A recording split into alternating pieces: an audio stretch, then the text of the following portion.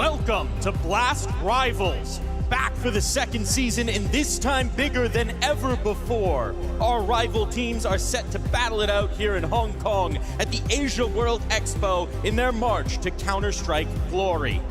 The fans are clamoring to fill this arena and witness greatness over the next 3 days of play.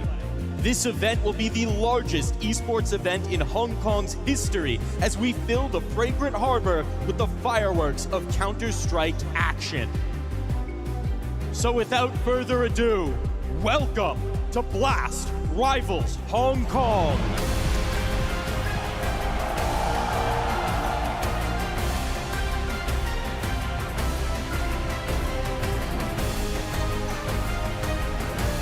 Please welcome to the stage your hosts, James Banks and Stella.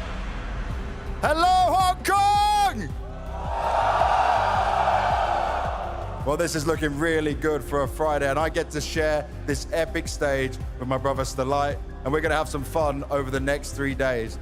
Now, some of you may not know, especially the fans from around the world, that Hong Kong has a rich history of Counter-Strike.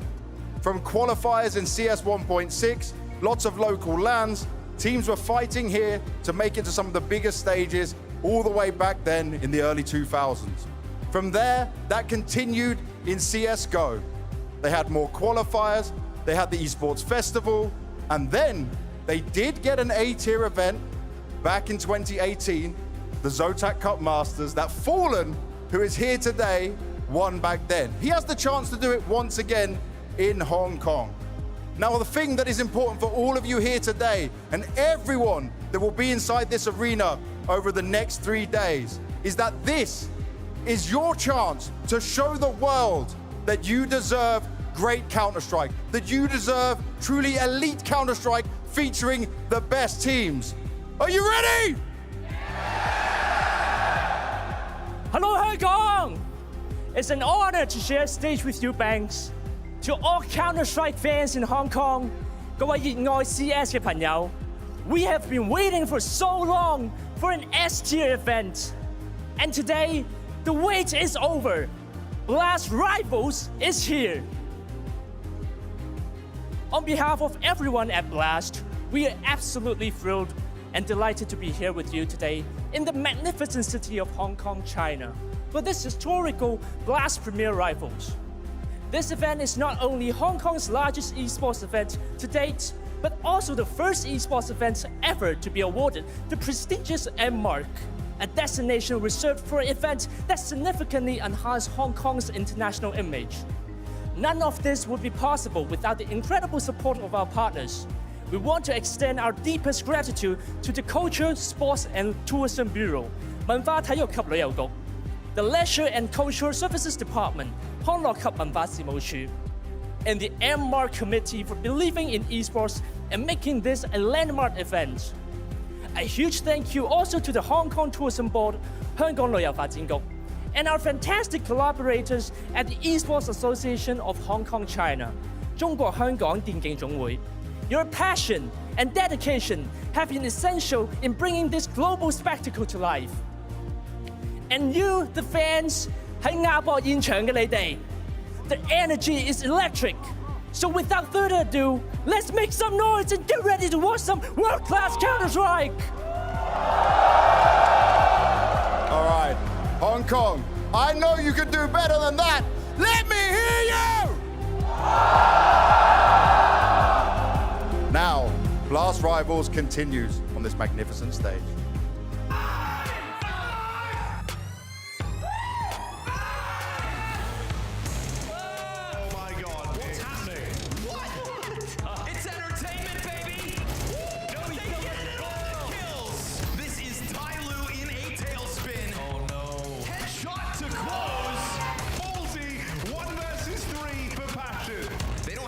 So he better hope that he made it on top with still 10 seconds. It's gonna be close.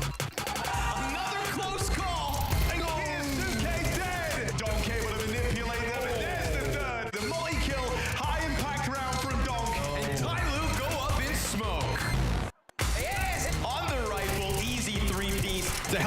challenge with Donk hitting as hard as he has been. Just crank the aggression on their terms, becoming all too common of a scene.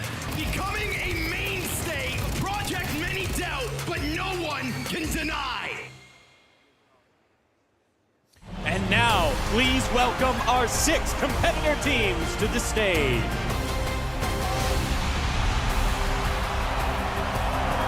Passion were gone from the spotlight, forgotten by many, but they never stopped believing. Their expectations never changed, they always knew they belonged here. From endless practice to be in front of thousands of fans here in this arena, Grim has led the way, but now it's about no fear, no mistakes, and only passion with the full team's performance. At the last major, paiN reached new heights until they met their greatest enemy yet, pressure. It halted their rise and forced a bold new direction. They made the call and Snow answered it, stepping up into the star role.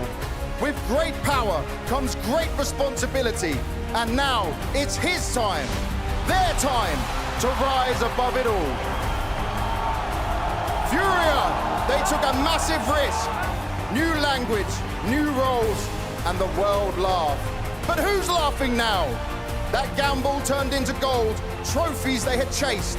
With rookie Molodoi shining bright, this team stands fearless and hungry for more. Their faith has paid off, and here in Hong Kong, they're ready to claim another one.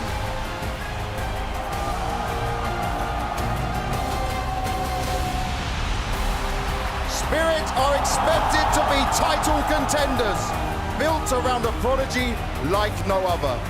Donk is a dominant, personified force, shattering records wherever he goes. But times have changed. New players, new chemistry. The spirit of old is gone. Can the new pieces learn the way of the dragon and bring their fire back to full strength? Tonight, the stage will decide. Vitality have been the best team of the year, and it's not even close. 8 trophies, total domination, but lately things have slowed. They've tasted defeat, they've shown they're human, yet when Zaibu hits his peak, he is unleashed and nothing can stop them. Vitality are here to remind everyone who they are. Falcons! They have found their rhythm, their form, their consistency. Now it's about one thing, putting ego aside and becoming one. Their talent, undeniable. Their hunger, real. And with Manasi on fire, the yellow flash burns brighter than ever. If they unite under pressure, this could finally be their moment to go for gold. Now it's time to begin the show. 6 teams enter the arena, but there is only one prize waiting on this stage. Who will step forward and lift this trophy? Who's gonna win? Vitality. Falcons. Vitality! Falcons. Let's go. Nico, let's go. Team Spirit. Easy for Spirit. Of course. Furia, let's go. Buhaga. Vitality! Vamos Furia! Of course, Vitality. Let's go, Zaiu. Team Vitality. Who's gonna win?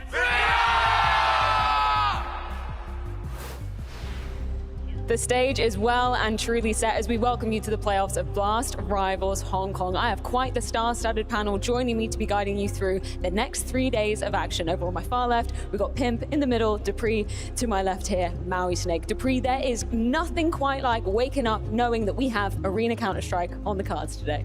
Playoffs just brings the best out of Counter-Strike, you know, the amount of emotions in there, and when we stand here, we can hear the players entering the stage, we can hear the crowd roar. We just get a feeling that this is just the best esports we ever could imagine to have. Do you ever miss it? We got to see a couple of the players ready for the walkouts. Do you Be miss honest. it, Dupree? I miss it a lot. I'm not gonna lie. I wish I could actually try and experience that one more. I mean, it's just a feeling that is hard to actually explain. And we have quite the crowd here as well, Maui. They have showed up on this Friday afternoon. Oh yeah, absolutely. I mean, when I think of Hong Kong, I think of cinema. I think of directors like John Woo, Wong Kar-wai. I think of action stars like Bruce Lee, Jackie Chan, and I hope we get some movie magic from the stars in the server today and for the rest of the playoffs. And we have so many stars ready to be gracing the stage today. In our first quarterfinal, first up arriving to the arena, that is indeed paiN Gaming. Now, it's been a little bit absent since the Austin Major, seeing them making it to these playoff stage, Jacob. Yeah, a team that really broke out during the Austin Major, a team that, remained competitive to a point where we thought they could potentially be part of the major final. They beat Furia in the quarterfinal. Ever since, though, it's been rocky for paiN Gaming. Haven't found their footing. Maybe tournament here in Hong Kong is them coming back into their glory. We'll have to wait and see. Maybe, just maybe. So let's check in with Snow. Snow, a very loud and warm welcome here in Hong Kong. Do you like this? Yeah, of course. I love to play in front of the crowd, and all the people here is amazing. And I love the guys. It's insane. It is insane, and you've been playing damn insane as well. You ready for a playoffs game today? You ready for that stage feeling? It's been a long time, right? Yeah, of course. We like to play in this playoffs stage, and will be fun. Will be fun play against paiN. It's a very hard game, and we will see. Very hard game. How confident are you? So comfortable because I'm playing good in the last events. I'm feeling comfortable playing these events, and let's see what I can do in the arena. Let's see, man. Good luck. Thank you very much. Grinning from ear to ear like the Cheshire Cat, and I don't blame Snow. But question is, Maui, can he withstand the pressure that Biguzera alluded to after the Austin Major that they faced? I say why not? Given that they were able to take down Furia in the quarterfinals, they've already got their feet wet in terms of this kind of environment. Having a roaring crowd in front of them is no stranger to the paiN Gaming side, and I feel like when you look at their opponents, they're the ones that are going to be out of place here. I mean, pressure, Dupree. What do you think they're experiencing right now, having just walked out in front of this crowd? I think it's time for paiN to now show that they can actually try and deal with this pressure. It's been a while where they've been talking about pressure has been that one thing that actually held them back from their success, well, when they got the success back in Austin. And ever since then, they haven't really made a result. And pressure is something that takes time to deal with. It's not something you will just fix at an instant, and it's something that you need to deal with and actually work with. I feel like pressure is a privilege, and paiN haven't been able to actually replicate performances that even put them in positions where they could feel said pressure. So for me, to be completely honest, yes, we've seen them handle pressure before at the major. That's not really a question for me. My question mark for paiN coming into this game, do they have the level to even at any point in this game feel that pressure mounting on them? And I feel like the question mark gets even bigger when we're looking at paiN on the other side of things, Maui, because we talk about, the absences from playoffs for paiN. Same story for these guys. It's been just shy of 2 years since this core, Grim, Halzerk, and JT, have even been in any kind of playoff situation like this. So for them to come back in this sort of environment, it's going to be tough to rally the troops. Grim, tell me about the feelings, the emotions right now, and also a bit of red carpet treatment for you. It's been a while. Yeah, it has been a while. I think the last time for me personally was the Austin Major show match. But yeah, I mean, we're all excited. I think it's my first actual big arena in a very long time, since 2023. So gonna do our best out there. Now, in terms of doing your best out there, you guys have been able to come up with some very good results. Okay, you didn't get the win against Falcons yesterday, but how much more confident did those games make you in order to be able to get the win today, especially on stage? It helped a lot because especially it was our first Mirage official in a while. We honestly should have beat them on that map, in my opinion. Honestly, we're doing pretty good right now. We just got to iron out some of the small mistakes, we lost a 1v4 and a 1v3. We just got to calm down a bit more in those situations. But overall, I mean, I think we're doing great, and we're going in feeling pretty good today. Well, let's see how it goes, mate. Thank you very much. Good luck. Can't believe you missed out on the Austin Major show match, Maui. How could you forget that? My bad, I forgot that one. Either way, it's been kind of criminal, right? Because we know the level that Grim can bring. I'm so happy that we get to see him gracing the stage here once again. Without a doubt. I mean, he has been, their name's paiN, but he's just been brimming with intensity. The way that Grim has blossomed into this player that is now, to me, the definitive star of paiN UA, where he's been touted to have so much talent for so long in the North American space. We saw his stint on Liquid, how unfortunately, he didn't really get the roles that he was used to. He couldn't be that star. Then on complexity, he starts to burgeon right there. But now on Passion UA, I think you've got a full-fledged Grim, consummate Tier 1 professional. It's a team that rides and dies with Grim right now. You know, he is the sole star within the team. You'd look towards your Halzerg to be that backup star, the secondary player within the lineup. But I feel as of late, a team that we haven't seen play too many officials, a team that we haven't seen play too many tournaments. And every time we do see them, and every time we do see them play here in the Mongols as well, it's been Grim who's been the spearhead of this lineup. So yes, I think it's fair to say that he's the catalyst behind the good results that they have. Can you give us just a little taster of what we saw from them in the group stage? Because Banks alluded to it, you know, they played Falcons yesterday, but it wasn't necessarily such a one-sided affair that you might expect it to be. No, not at all. I mean, first and foremost, they started off the tournament by beating the Mongols 2-1. I think that was the biggest surprise. And as you said, against the Falcons,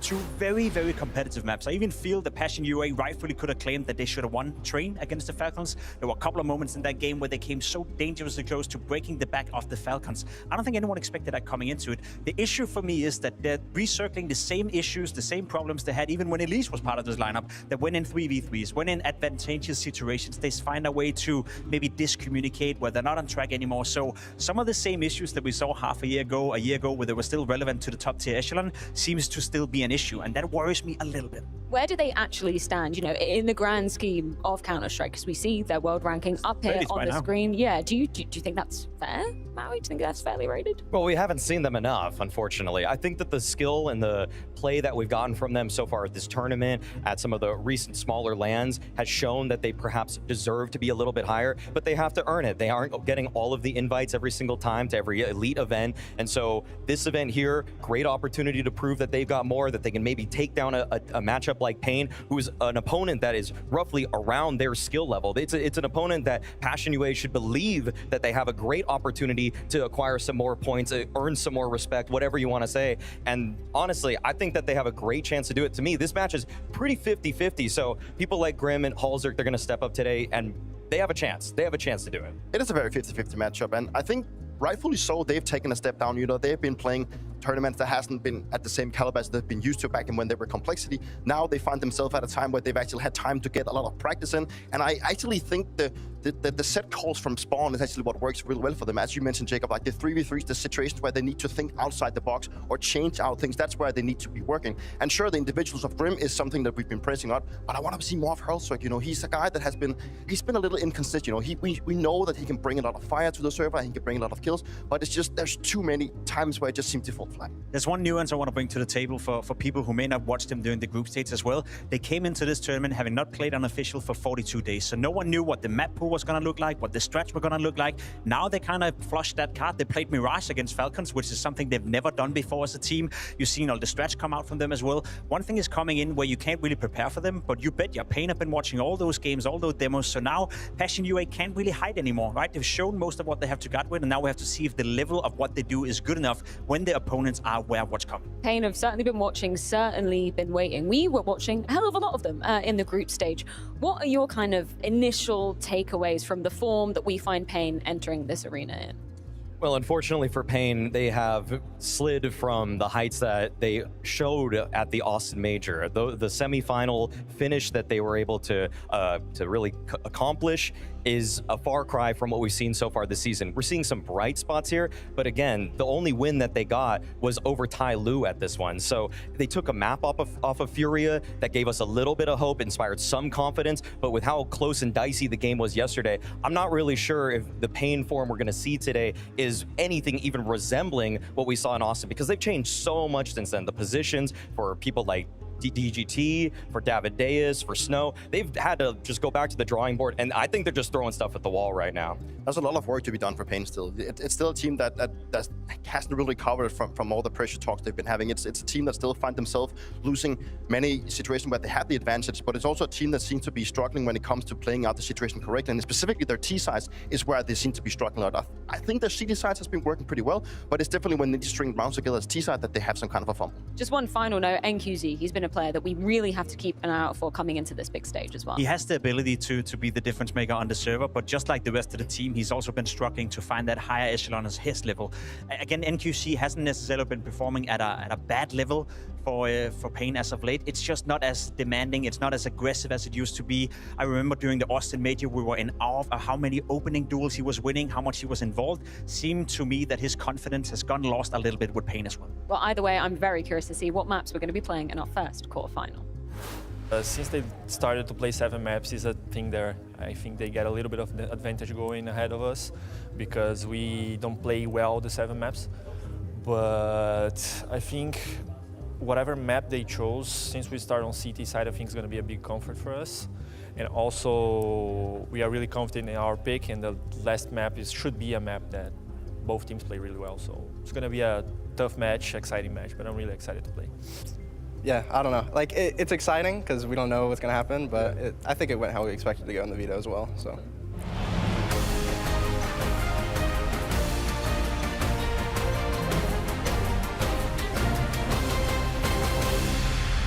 We're getting closer to the game, but now we've got to look at what maps we're going to see played.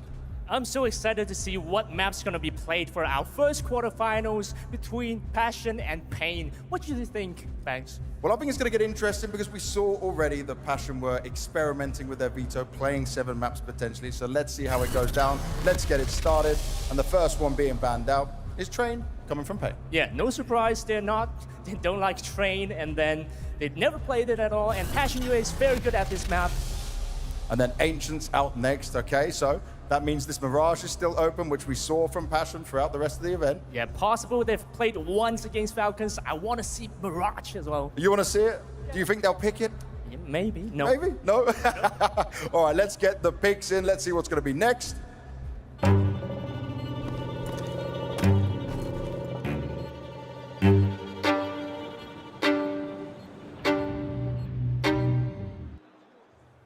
Let's see if some people here got the reference. We're getting a nuke from paiN. It's the one they always believe in. It's the one they always go for. Yeah, they always get nuke. They're very good at it, and we saw a lot of nuke from paiN, and that was very nice. Interesting pick, but no surprise. No surprise at all. What about paiN, though? Where are they going?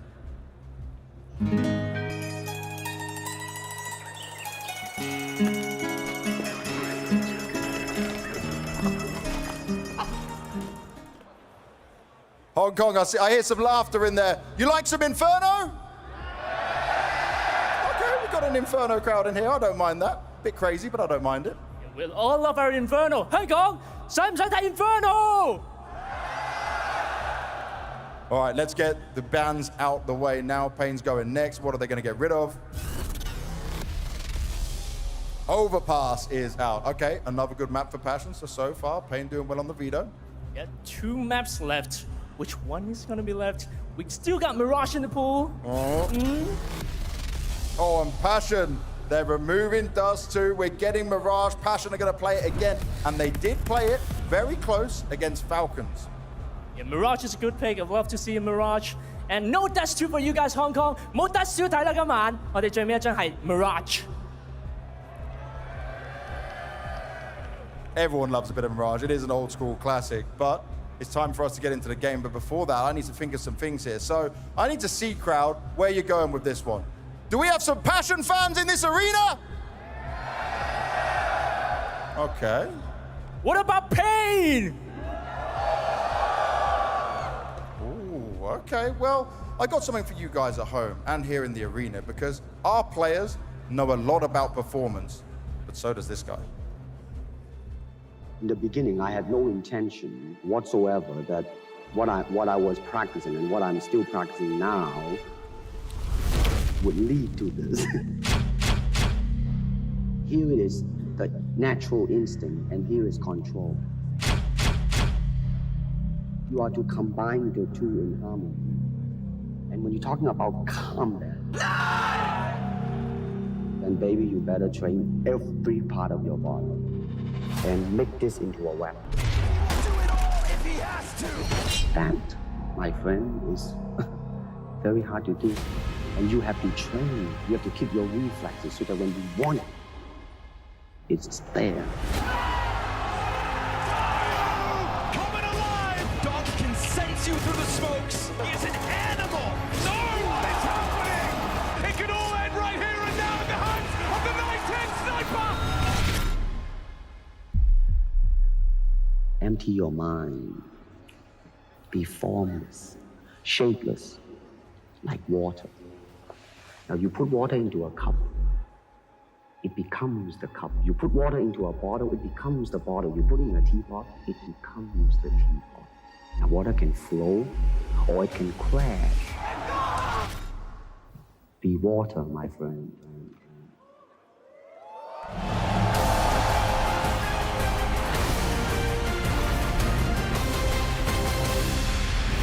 paiN. These Brazilians bested the hometown heroes in the groups, but many more challenges stand between them and their first S-tier trophy. paiN.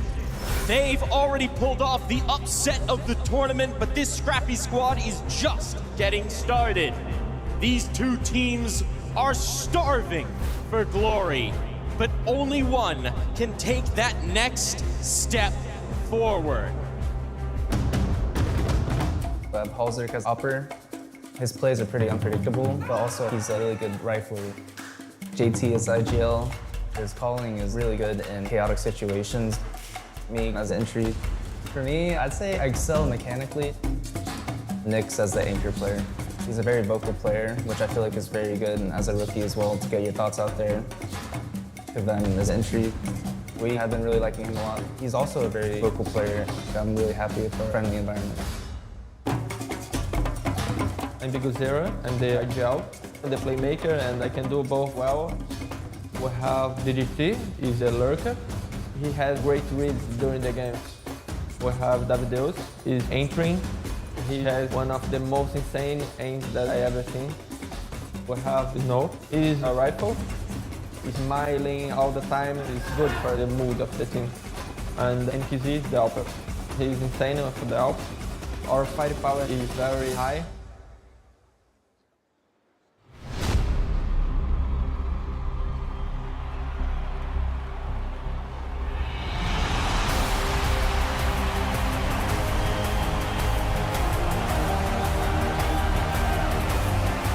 An Americans matchup to kick the quarters, with the Brazilians of paiN looking to secure the best result they've had since Austin.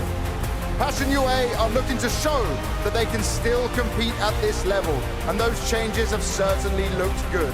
While for paiN, it's about getting closer and reaching glory and showing that they can come back to the pressure that they found themselves in. This is going to be an explosive matchup. This is a game where anything can happen.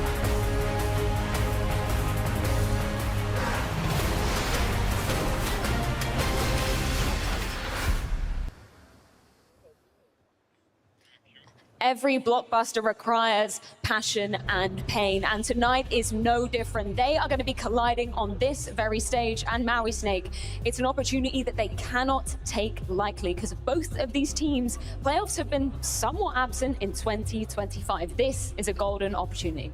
Obviously, we remember the fact that paiN got to the semifinals in Austin, but it would mean the world for them to do it once again here in Hong Kong. paiN UA, on the other hand, they are strangers to this stage. This core hasn't been to an S-tier playoffs for 2 years. Nyx hasn't even really graced these kinds of stages in the past. They have so much to prove for themselves, but that victory over Mongols, it gave me, and hopefully it gave everybody on that team, some belief. Taking the stage is something special. It's a different kind of game. It's a different kind of pressure, and it's an unfamiliar face for both teams. But I think it's about who can actually control the nerves the best. We do see on the paiN side, Twem playing probably his first stage game ever. Nyx having a limited time as well. So it's all up to the veterans to try and show these rookies how things are done. On the other side of paiN, also they're looking to find more success. They're looking to find experience to move into the major to actually have a better chance of making a good face. Let's talk about some of these crucial head-to-heads that we're going to see going down. It's always easy to start off with the AWPing side of the equation, but it's been a little hit and miss on one side of the equation when we look at paiN, because for Halzak, I don't know about you, Maui, but we need to see more coming out of him. Unfortunately, one of the best aspects of Halzerk lately for me has been his rifling. And so he's got to wield the sniper rifle. He's got to go toe-to-toe with NQZ, because earlier this year, NQZ was in my top 20 players of 2025. He's fallen from that mark. However, I'd still say that he has the potential to be the best player in the server today. paiN are definitely going to need him if the strats go awry. I think the inconsistency is what's haunting Halsey. You know, he showed throughout the group that he had a really good game against the Mongols. Then moving on to the Falcons, he did seem to find that struggle that sometimes seems to be haunting him. And it is a very instrumental part being an Opera of a very solid team. You need to be the one moving around. You need to find the openings. You need to be the one that actually sets the pace of the team. And that is where he sometimes seems to be lacking. So for paiN today to step into the server, to step into the stage and find success, we need to see Halsey step up to the shoes and go toe-to-toe with NQZ. Are we looking at them being very different stylistically, Maui? Like, how do they both approach this very server? I would say that NQZ lately has been imposing himself more than Halsey. I feel like Halsey has, due to the lack of ability necessarily, he has been reeling back a little bit more. I'd say the flashiness from mullet Halsey has sort of vanished. He's trying to play a little bit more in the system. Sometimes the riflers are the guys that are taking point, whereas NQZ, they're creating plays for him on paiN. They're boosting him, they're giving him run boosts, they're doing all of these different setups in order to get him activated. So all in all, I feel like even though at this tournament the ratings are rather similar, NQZ much more of a focal point for the offense of paiN. I don't want to see flashy things from Halsey. It would be nice to add on top of the tally, but I don't want to see him doing that. I just want the consistency to be there to support the likes of Grim, to support Krem inside the rifling duo of those guys. That's what's going to make the offense well. Getting openings is one thing. The other thing is supporting your team in the way you're supposed to be doing it. You mentioned it during the group stage and just in the pre-show there, Maui, the fact that there's been a couple of, position changes, responsibility changes on the side of paiN. Has that had any impact upon their AWPer in NQZ? I think NQZ has rolled with the punches just fine. Even though Snow is being a little bit more aggressive, Davideus is pulling it back a little bit more, I still see that the supportive elements are still there for NQZ to get him activated in the server. So I think that NQZ is going to do just fine, despite the fact that there seems to be chaos all around him. We've got to talk about the mind games as well. We've got JT, Biguzera going head-to-head, quite literally. What should we expect from how they're going to be approaching this from a tactical point of view? I mean, I think we're going to be looking at paiN's T side, obviously. It's where they've been struggling the most. Like, the overall trade percentage has been really bad from the flash assist, and the T side specifically has been very bad. And I guess that says something about how they approach things. They like to go for these type of dry duels. They don't necessarily always have a guy to trade out that to a frag. And it just shows that a team that is a little bit of a dysfunction, a little bit of discomfort, a team that needs to be working a little bit more in pairs. We did see throughout the group that there was occasion where they grouped up a little bit more, where they wanted to play the numbers when they didn't get the defaults working, because it is a kind of play style that requires a lot of faith in your players, a lot of decision making. And I just don't feel like paiN is in a place where right now where they're in a spot where they can actually pull out those type of plays. So playing the pack game that they did throughout the group stage is going to be very vital for paiN. One thing that surprised me is looking at the experience. I feel like we're so much more used to seeing Biguzera on bigger stages in the playoffs. But looking back at it, JT and Biguzera, they've been to the exact same amount of S-tier playoffs. So both of them have a wealth of experience to draw on. I think JT's aspects of the way that on round 24 versus Mongols, when things were getting tough, he just went for the set piece call. That's part of the strengths of the paiN UA squad, but they have rounded out their playbook tremendously. They do default a little bit more than they did when they were wearing the complexity colors. They now can rely on Kvem to make something happen in the mid-round. There's a lot more wild cards, a lot more jokers that go on in the sort of rounds that paiN UA concoct. And it's very clear that they have been doing their homework and to a very high level at that. The one thing was the Mongols, but going up against Falcons as well, making it a very competitive series despite coming away with a loss, right? And I feel like a lot of that comes down to the individuals. I mean, I feel like Grim is the guy that we highlighted already in the pre-show. I'm going to say his name once again. He's been, as B-Trams wrote on the ticker, Grimpressive. Grimpressive. It was a little bit corny then, it's cornier now, but the one thing that I've loved about him is that he's using the AUG and nobody else is using it. So he's doing it with a little bit of flair, he's wielding the scope rifle, he's making it look like a flamethrower in his hands. Well, the fist bumps have been thrown out, which means one thing and one thing only. It's time to kick off our first quarterfinal. What's up, Hong Kong? Happy Friday and happy quarterfinal. This city right now is feeling like underdog city. We've got two teams, two surprises on the stage. paiN UA, a team we haven't seen in 2 years this court enter an arena versus a paiN who've been downtrodden since Austin, falling out early, disappointing, looking to get back to top form. This will be a chance to do it. It sounds to me like what you're saying is they've been waiting to get back on the stage, Hugo. The folks here in Hong Kong, they've been waiting as well. But I think we've had enough waiting. Hong Kong, are you ready? Quarterfinal Friday, let's go! Nuke, Inferno, Mirage, and a lot to prove. A lot of uncertainty here on the stage today. paiN probably quaking in their boots. paiN trying to redeem themselves after a slow season. They ended on a high in Austin. Can they get back to a semi-final? It's never felt more open for the taking. Favorites in this game, but is that when the pressure hits? Well, and everyone's been talking about Grim and how he's been the danger man for Passion. He's in the position to do damage, and he's knocked down straight away. Halzer tries to explode onto the stage, but he can't control the nerves on the dualies, and so paiN break through. Fast topside play. And Passion left staggered in a 2v4. Pistol teed up for paiN to start this series strong. Yeah, Grim didn't move a muscle in his position. He knew it was coming, but paiN still flushed him out with ease. The firepower gets him through, and a simple pistol with nothing to do for Nyx. He's got a kit, he's got an upgrade, but he's probably got to save. paiN, put down that pistol round and take the start of their T side. I think early momentum in games like this is going to do you a world of favors. It can disappear so quick, right? It's not just MR12, it's your heart racing. It's the fact that you're playing your most important game of the year yet. And this is a team of Passion. We've just not even seen play officials. And so they can't afford to get swept under in this series. You come off of, what, 42 days of break, and your third match that you get to play is in a packed-out arena in a quarterfinal. It's a very unique string of circumstances. But hey, buy the ticket, take the ride. They beat Mongols for a reason, taking them down in a barn burner 3-mapper with overtimes and 24 rounds on every map. They earn their place here. How long can they hold on to it?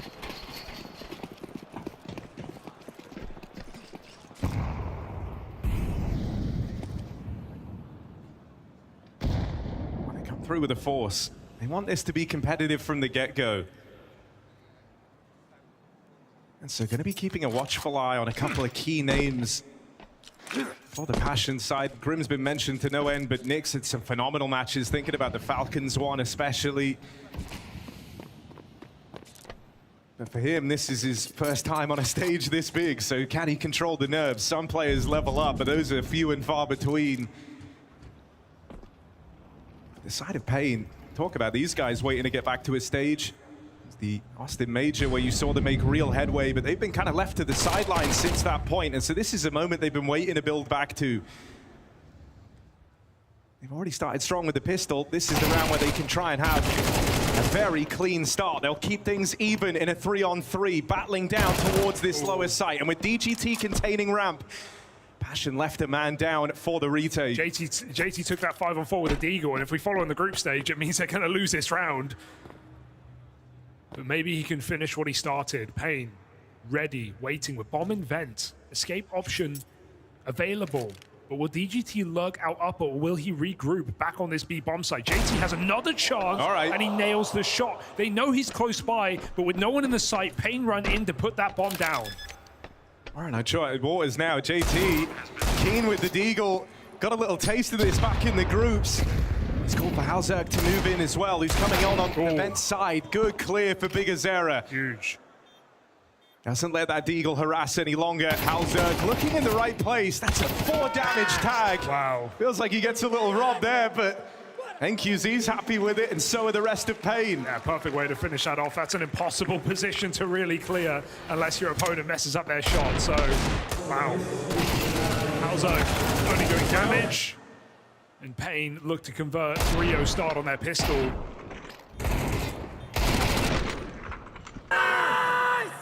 Snow's been a bit of a revelation as of late. Leveled up inside of this team.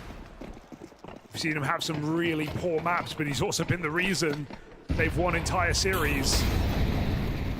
Can be hit and miss.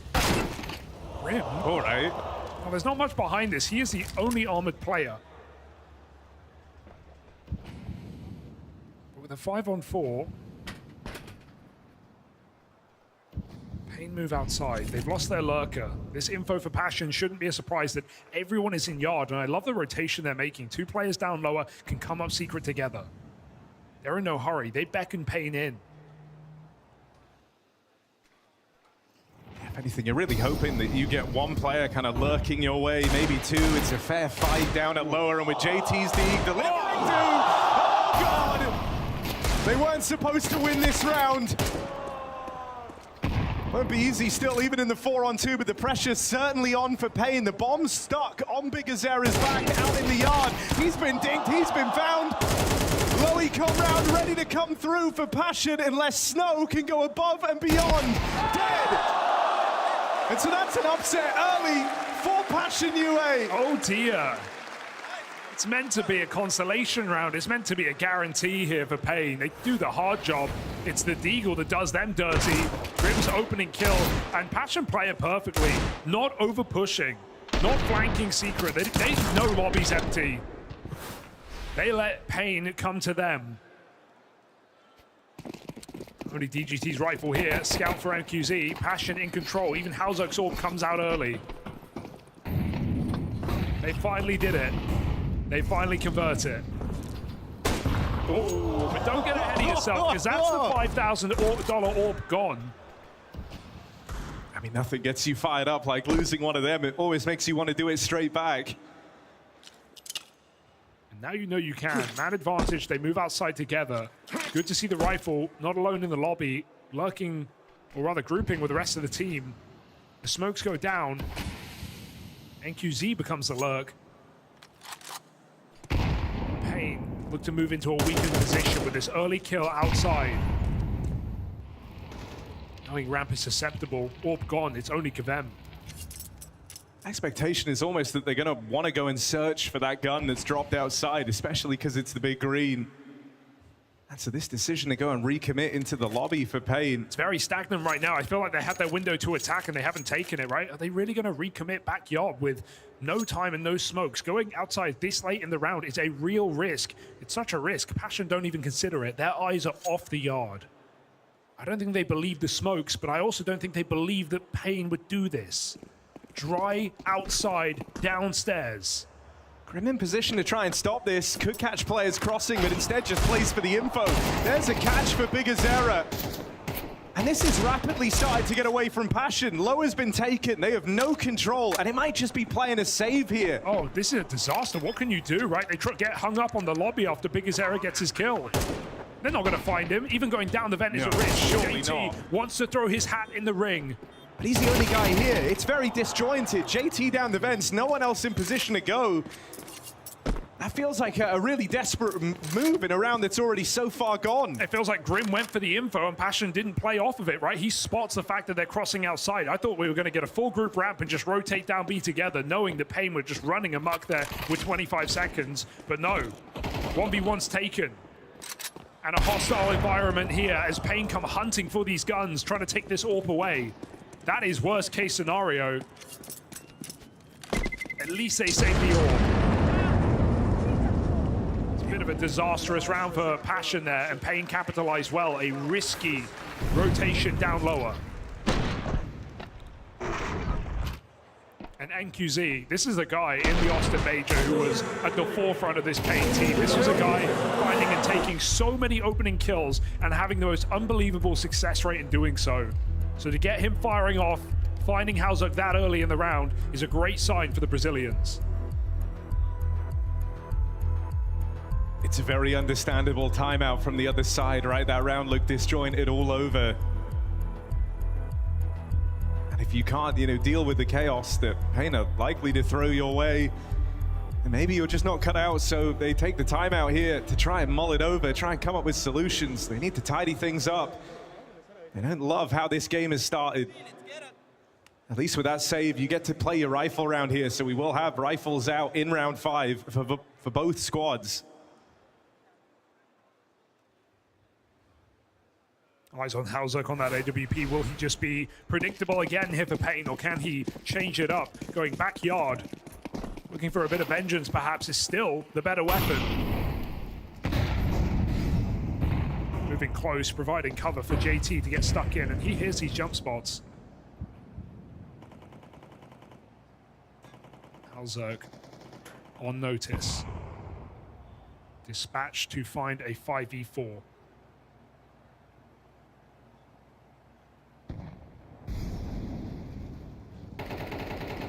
paiN very patient and full faith in the captain's calling as well. You really better believe in Bigazera after he pulls off that last round. They're ready for JT up close. There's the clear. Snow gets the info, but info's only half the battle. JT's the remaining half. He'll find a double. NQZ with this scout watches on. Halzerk has learned a thing or two about peeking into this fight, and so thinks better of it. Nyx is exploitable right now on low health. It's their best option. Try and force this into main. Big Azera leads the charge. Nyx just gets out of there. Good move. And so space taken over towards main, but getting into this A site could prove tricky. The rotate's already here for Passion. Grim up in heaven, but right now Nyx has a lot to worry about. That info is really important, and Grim supplements it with a kill. We got a low health player. Ooh. Grim's just gonna feast on this Org. Who needs the scope? One by one they trickle in, one by one they die. Passion UA put second on the board. This is a combat save for DGT. And JT, who found 2 kills close outside, also dinked this third player. So what value from your in-game leader? He's proven to be a bit of a threat individually in this tournament. We know he's clutch, but he doesn't mind going in first, getting stuck in on this CT side.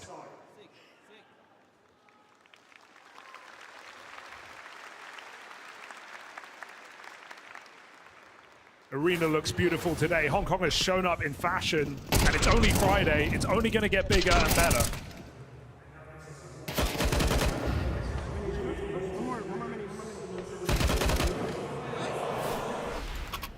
I might have to put the Org in my loadout. Yeah, Grim's making a real good case for it, isn't he? Been using it all across this event. It's the only guy I've seen. If ever, see it purchased up. Maybe a struggling IGL in a game decides, why not? I'll give it a go. But outside of that, you never see it used. Nice shot. Zerk in the feed to open up this round. And there is a good deal of potential here. You know, if you can get Halzerk kind of fired up, having farming around like this, where there's little to go against him. Grim's trying to do the same. Put to work. Never wants to be Orgless again. Grim with 3. And NQZ, in the blink of an eye, is left in a 1v5. I know, bag, save at red. What can you do here? Grim has unleashed the beast.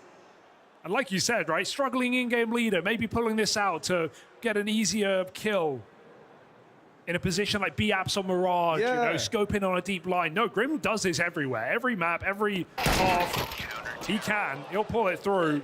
And Gavem to close, cleans up with a 5 alive round. Grim taking matters into his own hands. Just very interesting. Like, it's not often you can subscribe, especially not nowadays, one gun to one player like this. It's the consistency he brings it out. He feels very comfortable with it, and he makes it look really good. You'll note he, like, rarely scopes in either. I think we'll see some people following after this event. I think there'll be some more of that, as they say. And it's paiN who called the timeout this time because they've been punished indeed. May have won their force buy right back, but they've got nothing to show for it. 2K in the bank. TC gets a chance to get involved.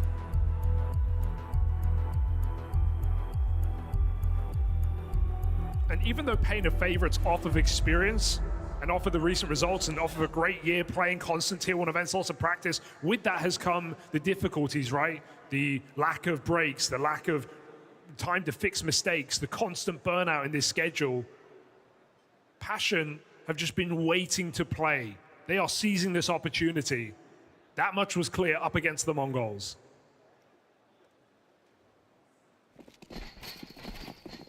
I mean, hell, even the game versus the Falcons, right, came down to the wire. And sure, there was some weirdness in there.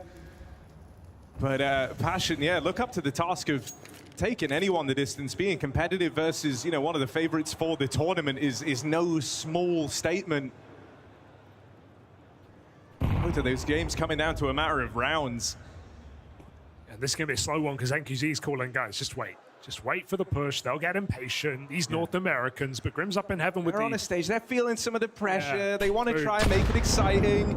And so that's when we get them. But they know what they're up against, I think. Passion realizing the money is busted. Grim's playing with the scope this time, far back. I think it's a good, like, nerve check for Passion UA around like this. Great awareness here. Double nades in hut.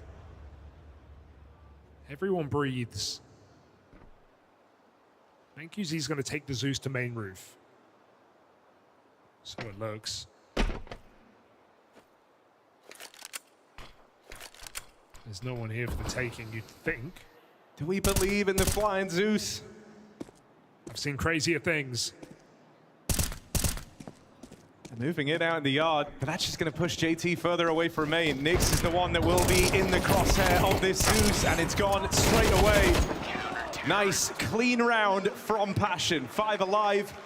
They've taken a couple clean now, building up some money, and considering how this game started, right, losing that awkward round to the Force after winning a low econ round of their own, this is a nice spot to find yourself in on Nuke. Yeah, paiN have had 1 kill in 3 rounds, so they're probably feeling a little bit cold right now. Need to get back to their winning ways. No AWP for NQZ. He will go with the AK. Saw that nice A execute in the pistol. This is paiN's pick. This is one that they've looked reliable on. So is it going to be something different? Or just back to outside smokes? Halzerk in with an aggressive move.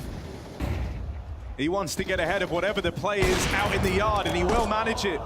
And now while we were watching Halzerk, EGT does secure 1, but there's aggression all across the board here from paiN. Nyx in with a chance. They're going to try and clear out the ramp room. EGT and co playing late. Amadeus lends a helping hand, and Halzerk's dead on the retreat. That early kill out in the yard proves not to matter, and now it's just Grim. His trusty Org by his side. He's been spotted there on the clear, and Big Azera makes quick work over him. Okay, paiN held it together on the anti-eco, but they definitely get ahead of themselves on this one. All making plays, Nyx pushing the door smoke, and I love what paiN do there on ramp. Once they get the control, they hide behind that big box. paiN swinging Hellside, they don't see anyone, they overcommit. That's when paiN strike. Hiding in plain sight.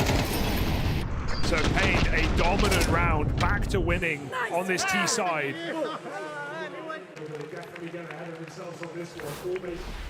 And a reality check for paiN that it was never going to be that easy. Orb goes ramp this time, and QZ blocked early. Halzerk new position, same objective, 5v4s here. Kevem is very alone on the ramp side. No one in a position to fast rotate. Thankfully, that's not really where paiN are looking too interested in. Instead, it's once again back to a yard focus here. Smokes down, and Halzerk, scope trained out through Secret. Gonna find a 5v4. This time, no antics from the likes of paiN to get kills elsewhere. They're gonna have to go and earn them out in the yard. Cheeky, and that nade keeps JT distracted. So Snow should have this in the back. He whiffs it. JT, a shocking kill to extend the advantage, but Big Azera answers. He's picked up Grim's Org, and he's thinking, damn, I could get used to this. It is a captain's gun after all. 2 kills, laser beams them back in a 3-on-5.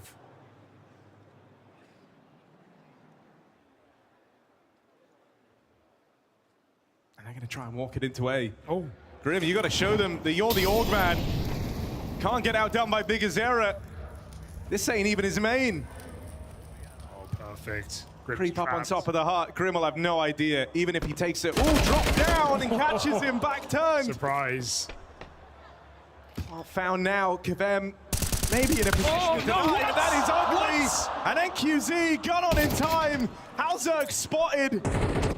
And paiN starts streaking them together. Problems emerging for paiN UA. Don't do this. This is one step too far. On top of the heart, Halzerk tries his luck, but they're even coming for him in secret. His only safe exit really is B to ramp. And even that has now been closed. There's no getting out of here. You have to fight for your life. Nice position for NQZ. Finds the kill. And lead taken back. Big Azera is buying in. Dude, look at the big smile on his face. He's thinking, like, I can't believe this is working. I can't believe this gun's so good. Grim, have you just messed up giving Big Azera a new favorite weapon, maybe? Might have to disconnect at halftime, change his loadout quickly, because it looks beautiful. 3 from Big Azera. And what a flick for NQZ, because if Kevem gets his kill, he can deny Plan. He's killed the AWPer. It's his round. But his first time called upon, whiffs. And now paiN have them right where they want them, susceptible. This is the last buy. Spotted. Oh no. JT, rough way to go. Davideus with the spot and an early 5v4 for paiN as they look to really clamp down on this half.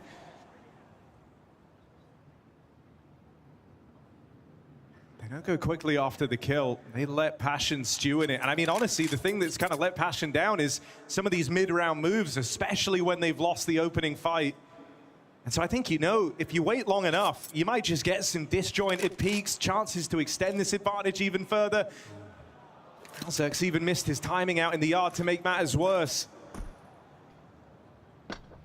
Okay, missed smoke. Will provide a fight here.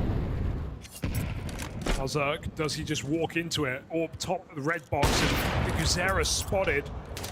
That bomb making it across the 40 seconds. Ultimately, the kills are available, but they need to take that bomb back down B. Snow will not make it to join Biguzera, who is alone in this lower position. Lobby taken back by paiN. They've missed timing, yes, but Biguzera cannot plant this bomb. He might have to come up vent. This is getting very scary right now. DGT provides a path out. Biguzera must take it. Ollie in the vent, he just flies up and past it. His teammates out through main. It's got to be Alzerk, a do or die round for paiN's AWPer. Util accomplishes nothing in terms of slowing this down, and a plant found with seconds remaining. 3v4, awkward spot to be in, and you're left wondering, do you even want to attempt this? It feels like the answer might be no for paiN UA. Yeah, Nyx has had two really awkward lobby aggressive plays, both of which have had resounding consequence on this half. It's round number 8 where he pushes through the door smoke, dies, and they take a clean round. And even here now, his death allows Biguzera to come back up top. He might have overcommitted into B, into the stack, if not for DGT onto Nyx. Couple of awkward fights, and paiN are paying for it. paiN building in on this T side. They've at least found 6.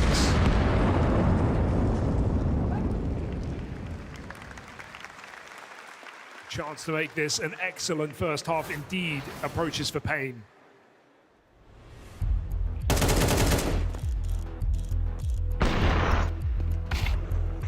On a map, they've got a 4-win streak on as well. Even a win over Furia here in Hong Kong.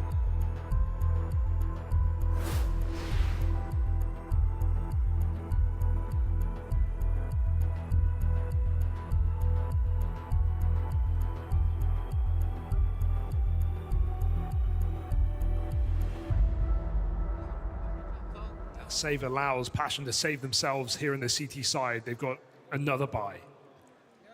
I think the goal right now for paiN is just try and whittle away at some of these nerves, right? It's the 3 players who have a bit more experience, a bit more tenure that are up towards the top of the board for paiN. The 2 where this is their first stage environment, it's been a little bit rougher, and they've been culprits at giving away some of these rounds, right? Think about the lobby aggressions from Nyx that you mentioned. Kvem also missed a couple of sitters in this game already, and he was, well, both of them were instrumental to the win over the Mongols and that great performance versus Falcons, so you're going to need them switched online. This was always going to be an uphill battle. Push in through main, kill like that, it comes along for free. Nyx gets it. Flash looked good, but Nyx either dodges it or it doesn't connect. That one certainly does. Dropping in through the main roof, there's a second layer to this split, and they've got Nyx boxed in. Nyx do big damage. Wow. Davideus just a spinning top out in the yard. Rips the head off of Kvem on that re-aggro. Nyx might have to get a lot done here. They're walking into each other. He's just blocked them in the door, but no realization. He didn't spot the player in lobby. And that's a disaster. Vent rotate opens up. And paiN say goodbye to this A play and drop down into the safety of B. If it's JT to meet the AWP first, that's rough, but Alzerk will have this, and that opens up a 2v2. Still a chance here for paiN. Yeah, they can drop Vent instantly. They're going to be a little bit worried, but Alzerk, he fears no one. He just storms in, down to the single door, hearing that bomb plant. Biguzera's position up for debate. He looks to take this fight head on. Alzerk's patience might just pay off, but Biguzera thinks better of it. Eyeing up one of these 1v1s, Biguzera's got to commit at a certain point, and so he will with the flash. Alzerk cut down. JT, Captain Clutch, he's got the kit smoke. Not to be. paiN. Excellent positions, excellent mid-round. They find a 7th on this T side. I mean, now you're just chuffed with yourself if you're paiN. You're in position to go on and have a very, very good T side, looking to be lucrative here on their map pick. A moment in there, that streak of 3 for paiN, where they finally took control over the money, but the victories were short-lived, and feeling like you only get by with 4 rounds on this CT side, it leaves a bad taste in your mouth, considering the strong start. The chance for more, the later half of this game has just belonged to paiN. When Bigazera talks, paiN listen. I love the decisiveness of some of these calls in the mid-round. Even that vent drop, perfect move. 5-on-4 responded by Hauser atop the roof, but can he survive? Yard has been paiN's territory. Snow again plays behind the smokes, and with JT making steps, he might be paying his price. Snow is in hot pursuit. He has very good timing, and look at JT, not aware of this in the slightest. Sneaky Snow behind the smoke, and 3v3 ensues. These lobby aggro rounds have so often been a problem, but here Halzerk able to lend a helping hand, and that will flip the script. paiN, a man advantage given away. The bomb is in spawn. Okay, that could be a big problem. It certainly might be, but not if they just fight their way through. That's what they want to do. NQZ looking into main, but the full reset paiN playing this group. They're going to re-clear back from Hellside. paiN won't find the fights they're looking for. It's the 2 more rattled and nervy-looking players left standing for paiN here. And in a long, drawn-out 2v2, that's kind of the worst possible outcome. You want some inclination, some idea as to where paiN have gotten to, but they're not going to get that for some time with paiN going back to get this bomb. And they're sneaking the whole way. The clock is going to be so low, you're forced either to just plant up or go down the vent at this point. I don't think you can go ramp unless you full sprint very soon. Time so low. paiN out of position. The top site is empty. They've read this as a B play. They're trying to get ahead of it. This big lull in the action has actually allowed an empty top site in the way of paiN. Perfect. paiN are thinking, who are these guys? What have they just done? But in reality, it's all this movement, the gap created, and that bomb that should have been a mistake dropped back in the spawn creates the perfect window for paiN to move in, and they can still finish this half in a really strong way. 2v2 in the post plot. No time to get super comfortable here. They're both grouped at the back of the site. And QZ trying to take first contact. So much time lost in this round, and now paiN, they've got to rush it and rush to their demise. paiN with a lot of success on their T side to open up this quarterfinal.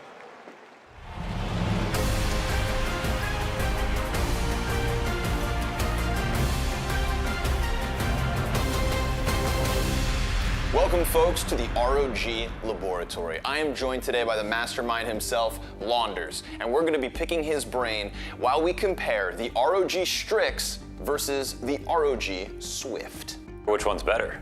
That's what we're going to find out. Science.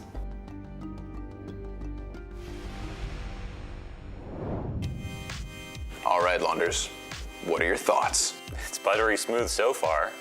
I have an Asus monitor at home, so I like this monitor because it feels like what I'm using, except clearly it's a bit better.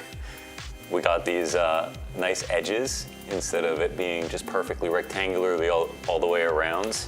All right, Mohan, when it comes to color calibrations, where do you think we should take this test? The darkest map. Let's go to Nighttime Ancient. Whoa. With the shadows on this map, it's really important at distance, especially when targets get smaller.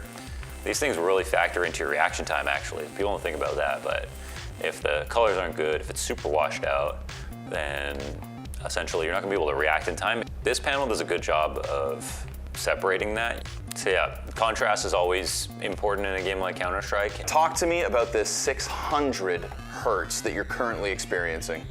They say that your eyes can't move that fast. Well, I'll tell you right now, mine are. I can really appreciate this 600 hertz monitor, especially for Counter-Strike on the Source engine, where frame rate is king. You can see how much better it is. Now you're sitting here, and in front of you is the beast itself. Yeah. The ROG Swift. Tell me your first impressions looking at this bad boy. OLED is the big difference. It looks like the glossiness looks so much nicer. I mean, the water effects. It's just nicer on the eyes, man. I mean, personally, as somebody who just fell in love with 1440p gaming, I think that's what goes beyond even Counter-Strike, right? Where Counter-Strike, lovers at heart, but if you are a gamer at heart, if you're playing anything single player, I think like even just browsing the internet, watching videos and stuff, that's where 2K resolution makes its money. Back in the day, you couldn't have OLED with this high of a refresh rate. No. Now that we've unlocked this, like, I'm not really sure how much better it can get. From top to bottom, I think that it's easy to say that the Swift is just kind of in a league of its own. All right, Launders, you've had your chance on the Strix and the Swift. I have to ask, which of the two? I am gonna go all chips in on OLED. I think it's the single best upgrade that you can put on a monitor.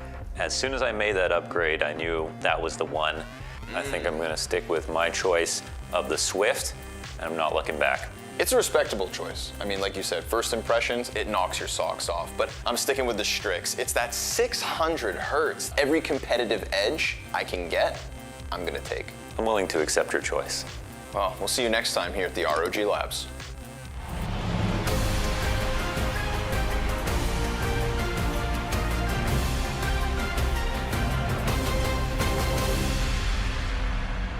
paiN are off to a flying start on their map pick to open up this quarterfinal, and there's nerves on the other side of the stage. paiN looking a little shaky, little disjointed in some of these moments. Meanwhile, paiN very composed and not afraid to use the full breadth of the clock. At least now, paiN get to be the ones setting the pace as they move over to the T side, but they've got a tricky task ahead of them if they want this comeback. At this point, if you win the pistol, it's just pure luck. Pistol's been anything but perfect for paiN. And this one feels like a requirement if they want to run away with Nuke. paiN, 8 rounds. Storming our paiN towards spawn. Look at the wraparound right now below heaven. They don't realize Snow is still finding high impact. 2 kills. He's figured it out. Grim up close does respond. But this is a 2v5.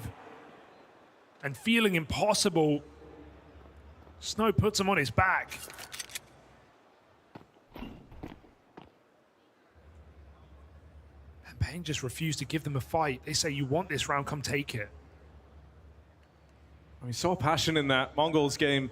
This was a position that Grim always looked to try and play for, loved to try and get this heaven spot for a post plant. And so he's at least got comfortable ground to stand on here. And this A site is actually somewhat takeable and could facilitate a plant. It just comes down to how much heavy lifting Grim could do. Halzerk would be in the site all on his lonesome if they want to keep Grim up here. And so first he's got to cover, allow that bomb plant to even come in. Then he's got to steal himself away and be prepared to clutch up should it come down to that. They will get the site control they're looking for. This one might not be entirely over yet. Halzerk with a bomb plant. Got to hit hard. Grim with the covering fire, and that plant found. Halzerk now goes searching. They say, you know what, you're the only guy down on the ground, play with a bit of freedom, try to take something with you on your way out. But it's just Grim left standing. Davideus goes for the throat, and that's a pistol round secured from paiN. They run away with it. Just simply done, and paiN's mid-round and continues to impress here, knowing exactly what to do, taking back the lobby after that aggressive outside round, allowing all the space, and heaven is only so valuable in a pistol round. Those are really hard shots to connect. paiN, better guns, more players, better positions. Making this game a wash right now. There was hope at the start of the map for paiN, winning those early rounds, getting that third on the eco. Right now, they are running into a brick wall, and it is not coming down. paiN 4 spy, 1 AK on Kvem.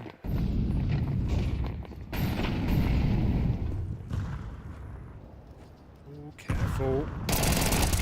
New setup. When you see DGT out in the open, I wonder if you're prepared for it. Oh, they're not. They're really not. And there's even a third and fourth rotate moving in. That is a convincing shutdown over this force. And I mean, now it's alarm bells ringing. This game might have felt over for a long while. This one could wrap up very, very quickly. It's an eco round now out of paiN. paiN gonna get up to 11 rounds with only 1 buy round left in this game for paiN UA. When you consider this is a team that has great, set plays on T side. JT calls some really nice XX, and their T sides are really, really good. This might not even matter. They might not even get rifle rounds to play with. 1 opportunity left in this game.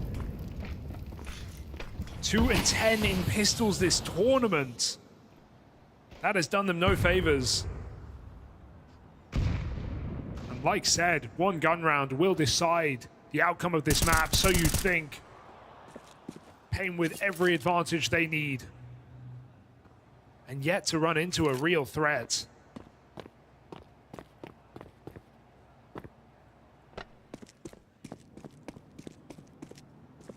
This is a team that's been looking to get back to stages. Looking to win games in playoffs. Their last two outings, their last two quarterfinals, lost immediately. Well, this is a far better look with Furia as well, waiting in the semi, a team they've already been in a major playoff as well. Albeit different form, yes. But paiN, this run speaks of potential.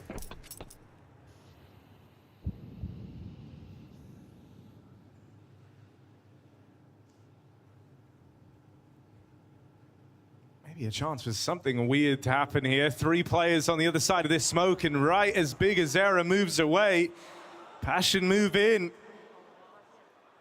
But who does this benefit? Up the ladder they try and go, and they're going to deliver kills on a conveyor belt to bigazera if they commit to this. 15 seconds to make this climb, you've got to run. Gotta get a move on, nearly catch him from the door. Grim gets away with his, Amadeus slows their roll, slows him down, and just want to go down here before that time expires. 11-4, here's the one rifle round that paiN might get to play. This first map has been paiN's story in this quarterfinal. And it has not been close, has it? Even then, paiN fighting to heaven, just not letting paiN get any room and get into a post-spawn position. Punishing indeed. It's one gun round. Has to hit hard. And you're yet to believe in it. paiN have not given you any reason to. Fast outside. Kavem leading the pack. He's got a Molotov. He's just going to go for the straight-up kill. Ooh, not a bad way to open. DGT dead out towards Secret and room taken. Oh, it's awkward. Snow got the spot, and Nick's dead on the drop down. Snow gives chase.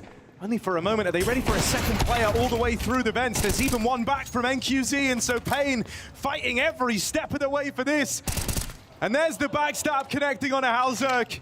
Whenever there's one, there's always more here with paiN. Finding every gap. JT now looks to try and give them a taste of their own medicine, but they're holding the vents. They're on his position.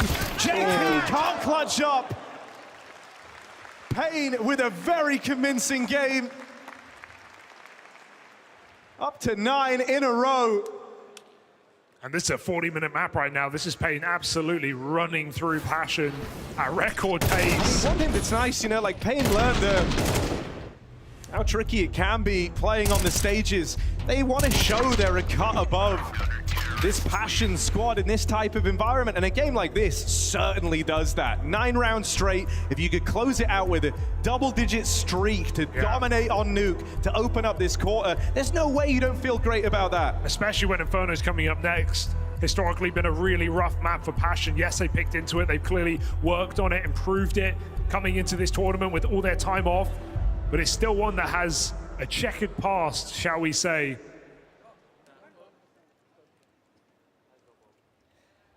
With the exception of their victory versus the Mongols, nothing to enjoy on Inferno, and paiN may make it worse. 12-4, looking for 10 in a row, and this is a broken bye to keep paiN in the map. What you don't want, paiN, is confident, and this run would certainly set them up for that. A team that said themselves, they know they can win any tournament they go to. They believe that. They have the players to. But the form has been the question. We're right now in it. I also just think, you know, after that major run, they put a lot of pressure on themselves. Suddenly they had all these expectations, and that was a humbling experience of their next few outings, right? Changes the way you view yourself in these tournaments, changes the way you view the game.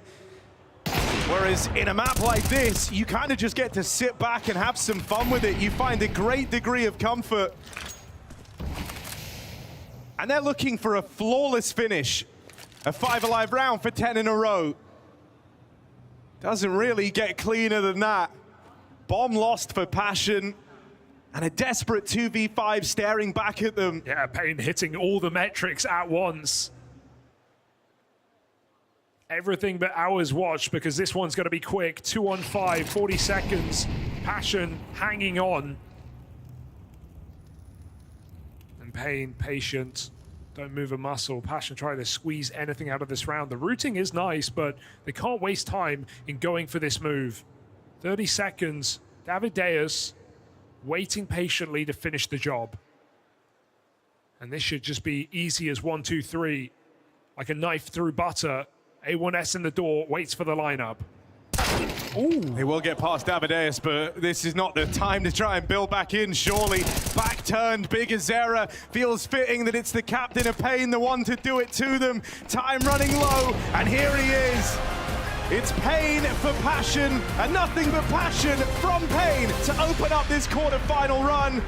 paiN have got to take themselves back to the drawing board, try and get switched online, because that was a non-starter of a map in this quarterfinal. Yeah, got to rely on their pick of Inferno. That's coming up next. It's, as I said, been troubled, but maybe the future is brighter. It can't get much worse after a 13-4. 10 straight rounds for paiN Gaming as they shut down this first map.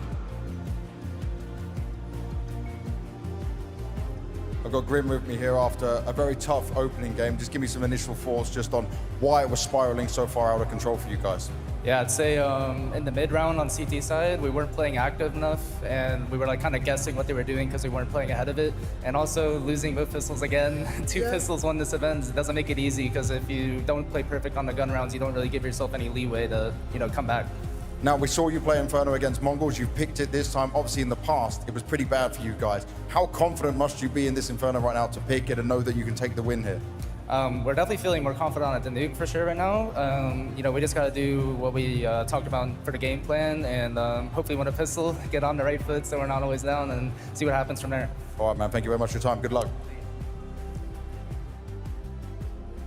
The South Americans, and this one has got a sting for paiN, because Maui, we were talking about it coming into this very head-to-head. This had the potential to be a very close affair. paiN said absolutely not happening on the first map of Nuke.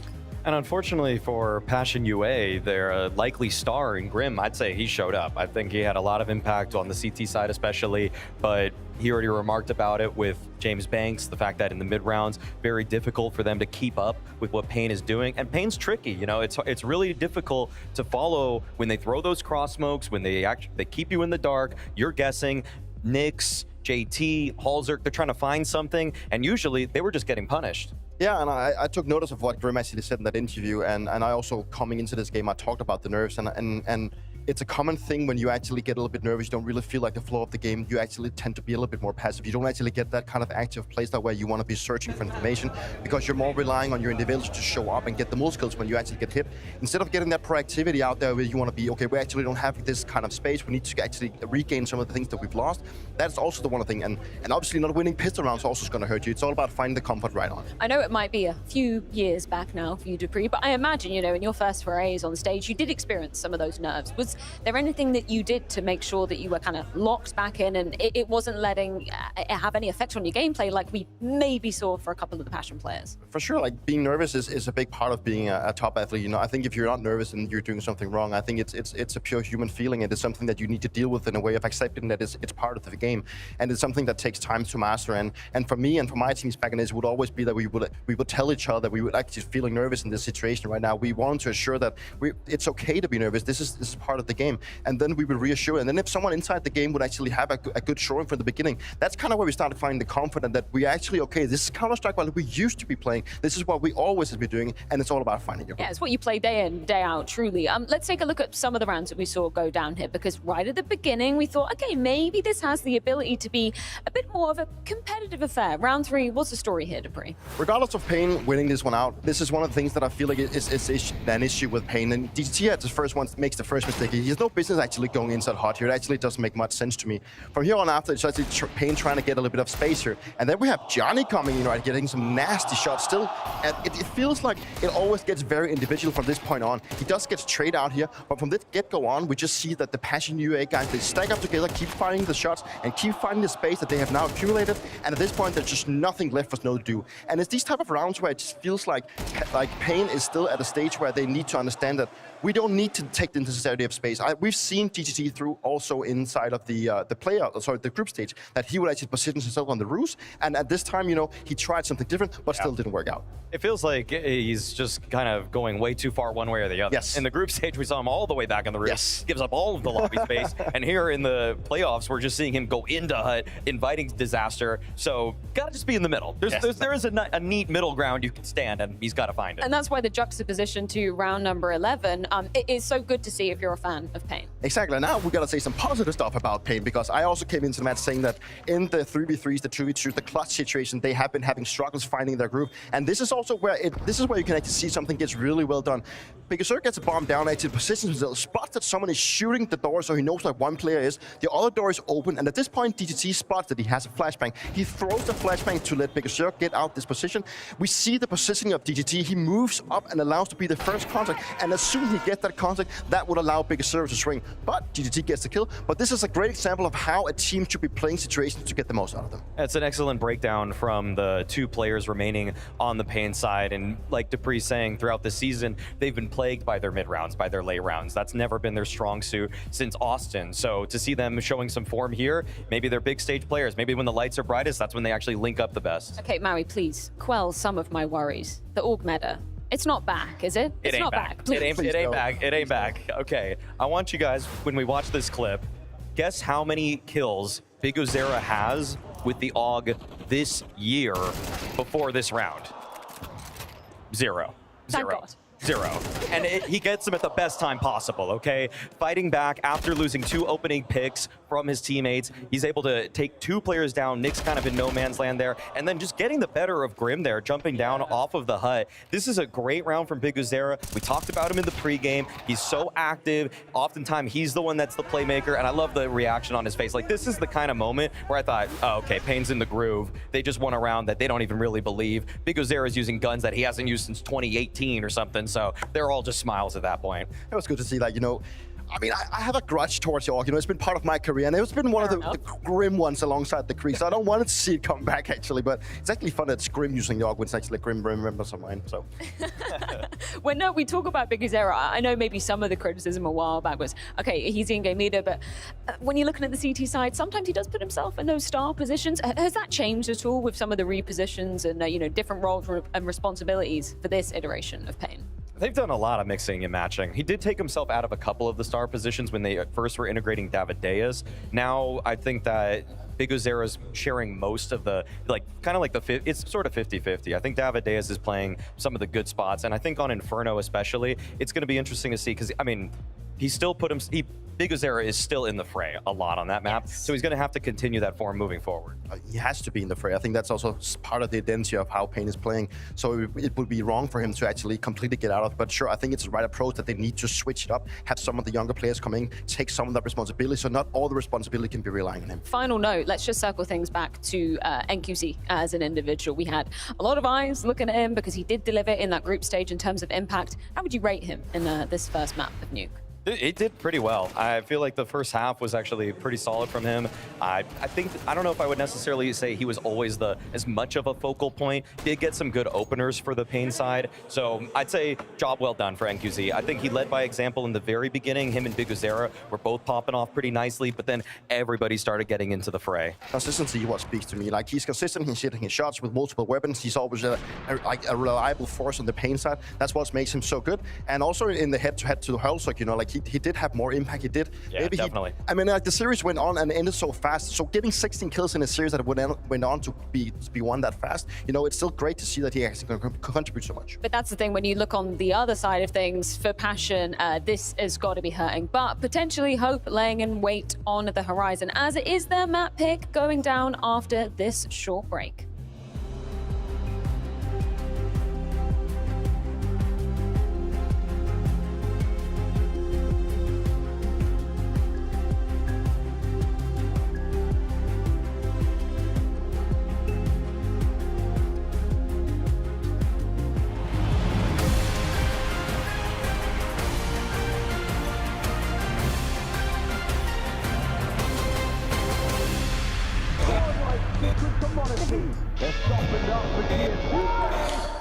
So tell me about the buff rules again. What do you wanna know?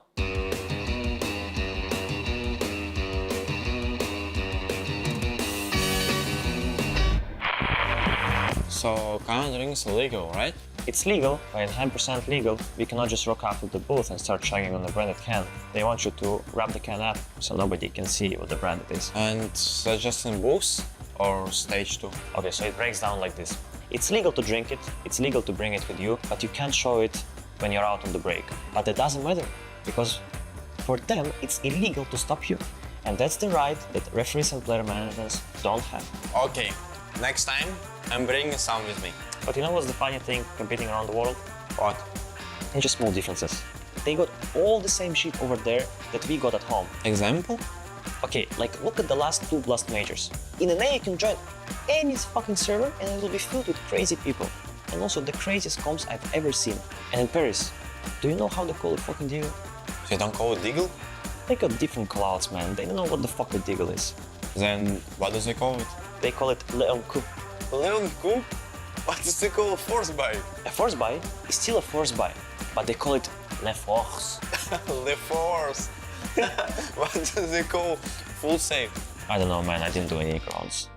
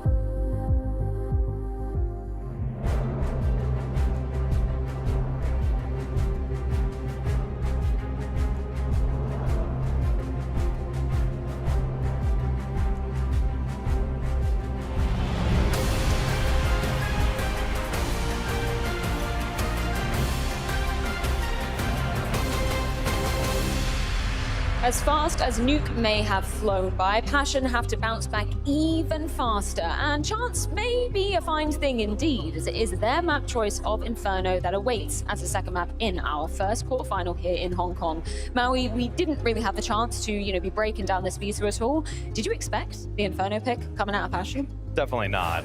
I felt like paiN was setting themselves up with their recent play to go for an overpass pick. Seriously, their Inferno has not looked the greatest in terms of results lately. They lost 5 in a row before they ended up beating the Mongols, which to me was already a big surprise. So for paiN UA going into this one, they're definitely more prepared for it. I'll give them that. They are the ones that are catching paiN by surprise by going for this veto. Surely the preparation has to be better, and by having that being their own map pick, then they can really also settle down and figure out what can we actually utilize, what can we actually do in this matchup.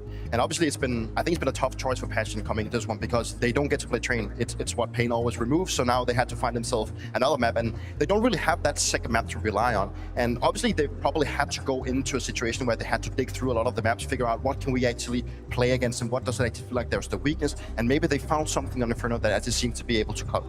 I think the one saving grace is that because they are starting on the T side here, that is how they mounted the comeback versus the Mongols. They won 9 T side rounds, so at this tournament they already have proof that if they start on the harder side on stage, sometimes it's just a little too difficult to go for that overpass pick and say to yourself, yeah, we need to just get 3 rounds, because you just put so much pressure on yourself. Yeah, and that's no small feat, even going up against the Mongols without Senzu in tow. What did you learn from looking at that T side then? Was it kind of a fast approach to things? Was it more, standard? What's JT going going to be calling in this one? This is a map where I feel like they're defaulting a little bit more than a map like Nuke. We didn't really get to see their T-side on that last map, which is usually full of poppy plays, but on Inferno, they trust their members in the default, whether that's Grim going up Banana, whether that's kavem and Nyx, who have somehow become flatmates in the apartments. They're just working that whole side of the map together. And kavem in the last one versus the Mongols was a standout player. He was actually just tearing the Mongols up when he was approaching through halls, taking bracket control. So he should be a focal point on this one, but I'm actually glad that they do go for it because it is a map where Grim has to activate, and he has already shown to be strong in this one, and I'm going to be really keeping my eye out for him going toe-to-toe with Big Uzera at the. And it's not very often that we get to have a head-to-head against the Indian leaders, and this time around, you know, JT starting on the C side, he has a lot to do. You know, he has to rally the troops. He's probably also been, well, hopefully been giving them an upswing outside, telling them that it's okay if we're nervous, like, but we need to communicate more. We need to be having that kind of active playstyle that Grim also was kind of relying on. I was saying in his interview that they were missing. And Inferno is one of those maps where you need to be aggressive. You need to go out and search for that information, specifically on the Banana side, where when you get pushed back or retake, you need to try and fight for that area once more. And it's a map that is so vital that you just constantly try to fight for pressure. And if they don't do that, fall back in the same kind of track they did inside Nuke, it's going to be this same kind of result. We didn't get to see too much of the Orping head-to-head go down, quite literally, on Nuke. Do you think it's going to be the same story on Inferno? How are they both going to approach this? Yeah, unfortunately, it's just not really the biggest op-centric map. It's more about the riflers. Instead of actually focusing on that head-to-head, I would think more about, can the A defenders for paiN stand up to those wrap strats that paiN UA love throwing out? Well, that is the question. It is time to get some answers on Inferno. Yes, it is, Freya. We got paiN taken to the stage once again, and hopefully a more competitive map this time around, because paiN walloped them, blew them out of the server. paiN, frankly, looks scared. Yeah, it wasn't even close. paiN showing up looking a little tame, a little flustered, and that's paiN delivering on their map pick. Now you've got him with Inferno. The desk were a little bit nervous about this pick as well, but for paiN it seems like it was worth the gamble, maybe emboldened by their win over the Mongols. Hong Kong, are you still with us? It's showtime here, paiN, Inferno, and risks taken all tournament long for paiN. It almost paid off. He Falcons in the veto. Let's see if they can do it again and do it one step further to survive in this quarterfinal. For paiN, it would be the first playoff win since Austin, going out first in 2 quarterfinals in Belgrade and Bucharest. Here on a stage, paiN finding comfort. B execute for paiN. Snow taps him back. He's got dualies in store. Yeah, seen paiN do this before, right? You drop a little spare pair of dualies over, and now he's that much more well-equipped for this retake. Fast flanking through Banana as well. That's the bomb away from paiN UA. And it's only Nyx left in the blink of an eye. Thinks he's pushing a USP. He's not. It's Snow waiting on those dual Berettas. The poor pistol stat for paiN keeps up as paiN win another. Does Halzak know he has the bomb there? He just gets shot in the back. Last guy into the bomb site. They take full control, and then he realizes they're right behind him. Can't survive to the flank. Everybody coming in for paiN, and I love that pistol. It also just shows the value of why you play that USP first. Catch that easy kill coming into the site, swap off to smoke spam. Snow is turning into quite the player, finding more and more form along the year. The guy is only 18 years of age, got a bright future indeed. I think as well, you know, when we spent a lot of time looking at paiN and how they're kind of crumbling under the pressure, but to big up paiN a little ahead of the major, this would be a real treat to finally get back in an arena, do it all over again. But hold on a second, breakthrough round here for paiN UA. They weren't meant to win this. They come through with a force. They get away with kills out in the apartments, and the round is robbed right before your very eyes. All right, some explosive CS. That's what we like to see here out of paiN, playing with some bravado, some confidence finally in this game, and winning yet another force buy. Hey, you can't pick up the pistols, but it doesn't matter if you take the second round, all redeemed. Now, they did win one of their forces back on Nuke, and that was where they tried to start their streak early. It got immediately returned on, though, from paiN. It took them a little while to find their footing in spite of that early success, so they don't want it to happen again. They're even trying to hunt here in at the close. I don't think it's worth it now. Don't go through these smokes. You got 2 M4s taken out of this eco round. You may as well be happy with that. You mentioned paiN and talk about them coming into the major as well. This is a stage 3 team, worth noting. So for a team that's talked about burnout and playing all these events and not having time to get things in order, not only are they looking at a playoff run here in Hong Kong, but then they get a break coming into stage 3. They get a few weeks off to assess the competition, to refix the playbook.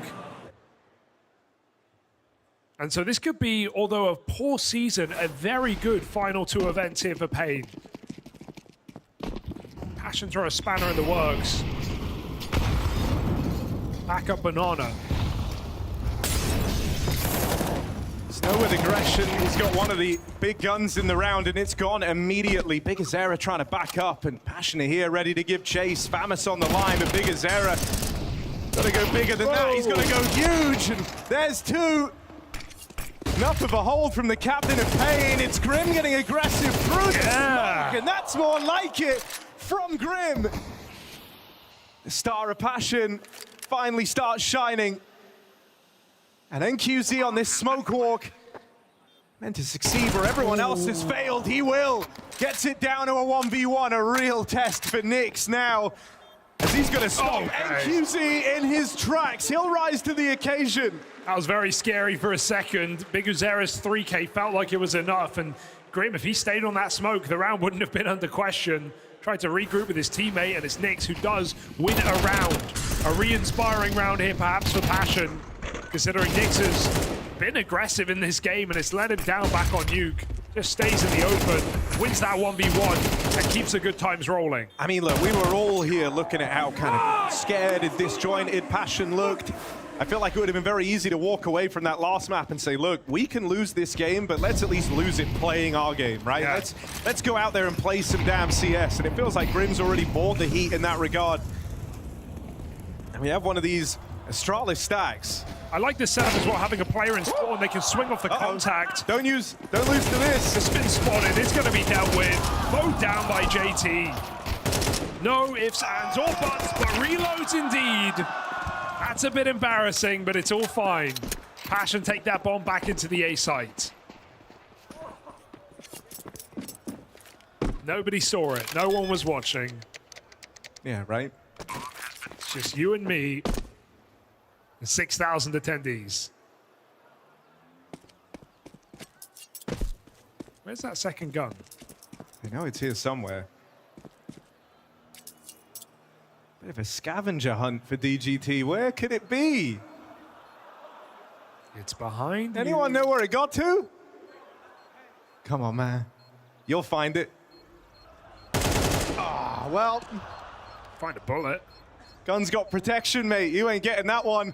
They still get out with an AK at least. Oh, it was right there. You joking? Hidden in plain sight, apparently. Part of the furniture. One rifle saved here for paiN as paiN build in, and damn, I respect it. Hard work paying off here. This was a big risk in the veto. This is a map paiN have not shown to be in their wheelhouse, but here in Hong Kong, looking to set a precedent on it. 3-1 start, NQZ, AWP coming in. I mean, it's clear that paiN have gone to work in this time off and looked to revamp their entire map pool, right? That's been demonstrated by the fact that they've been floating Mirage, their old perma. The fact that they were able to take the win on this map over the Mongols, it's clear they looked at their flaw, and those are the areas they've tried to improve on the most. So I think it's really hard to gauge, looking at the history, exactly where they're at on these maps, because there was such a long time between the last official and showing up to this tournament. And so maybe they've got more tricks up their sleeve. A little contact walk into the B site here. Wow. And Grim provides the opening. Second player spotted in the form of Snow as well. He goes for him, and there's Nyx with the trade. Look how aggressive Grim is playing right now. It's paying off. They're able to trade him out and keep the round in their hand there. But Grim is just sending it into CT Spawn in both these B hits. And as the desk was saying, even after that first map, it's not like Grim let them down. The score wasn't anything incredible, but he played his role well. He had moments of impact. It was some of the underlings who were struggling a little bit more here for Passion. But if you have them waking up and Grim can give us this aggression, we might be in for something in this quarterfinal. At least the AWP is saved. An attempt at a B pick denied. But paiN get another go.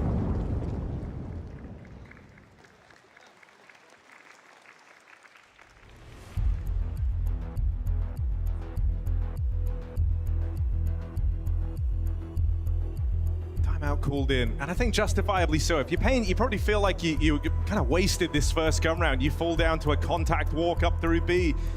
On one hand, though, I think it's given you a good sign of how this map is already feeling very, very different. It's less disjointed, it's more aggressive. And as we said, because it's been so revamped here for the side of Passion, there's not really a lot I think you could have taken away from any type of prep or research outside of that one Mongols game. So it's actually going to be a real test of Big Azera to piece together how his opponents like to play. They've got to trust his feel, his reads. You talked about back on Nuke how they have a lot of faith in their captain, right? They hinge on his every word. Well, this is a real eye test of Big Azera's on-the-fly problem solving, because you're seeing a real mixed bag of rounds out of Passion, and they're not playing scared anymore. Again, fast up through Banana. JT trying to keep the pressure on, but there's something different in this round. It was Nyx hoping to run amok up through long. Cut off from the rest of the pack, but they find success up in a B again. Big Azera dead. And a fast flank down through middle. DGT boxes them in. Yeah, he's not going to overcommit either. The smoke block comes in, or the Molotov instead. And there's a smoke to follow up. Passion can't get out. They are stuck in this Banana. Can they peel away? 3-on-2 into the bomb site. In they go, but the flashes do nothing. Snow able to peek after the fact. Put one more down. Will meet his limit. 2v1 here. Rotate comes in. The door is still closed. Passion push on. Sticking that bomb puts them maybe even favored. And QZ only has one shot left in this AWP. He tried to commit to the spam. And both Grim and Halzerk are looking to pressure him. They'll come through, but the timing's a little off. Halzerk won't get there in time to trade the AWP. And so now he's got to do it all alone. Davideus comes as a surprise. 2 players back in the ruins. And Halzerk wasn't ready for it. That's a second round collected for paiN. And then QZ's AWP, a big part of it. Shuts down that Nyx long wrap. He's also the first rotate over towards that B site. Great realization as well. When you see Nyx make that play, you know what Passion are doing. It's a 4-1. They're going straight up Banana to meet him with a mid to B play. And so immediately paiN shut that back door. They force them to commit into the bomb site. They say, we know what you're doing. And Passion just try and scramble kills back in that post spawn. They are not allowed to do so. Would have been able to set up and actually play a crossfire.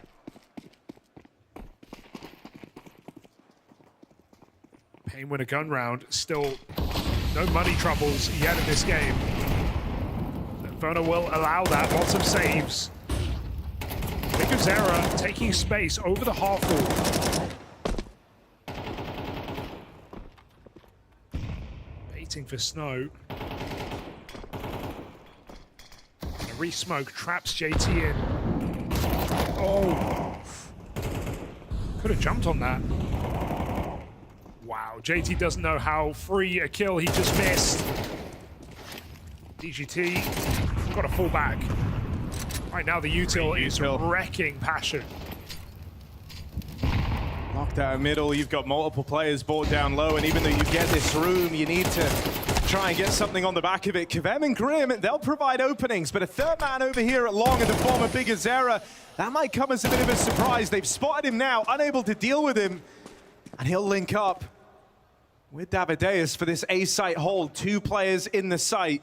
Snow left a long way from the action, just in case Passion try and get tricky with it in this 3-on-2. But their eyes are set on this A-play. They'll go right into this 2-man hold. Good job for Hauser, can't make it a double. And I really like what Big Azera does there. Doesn't get caught up, doesn't get tunnel visioned in fighting long, instead just barrels through, takes the space, links up with Davideus. lets them get into a crossfire. Yeah, not much of a sell on JT's position there, right? They're making no noise on short. They just walk out of apartments, and the trades are really weak for paiN. So JT on his flank doesn't really have any advantage. paiN consider all avenues and now look to draw this game back up.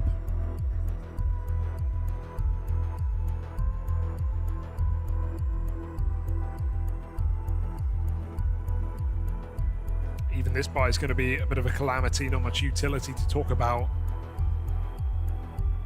for paiN.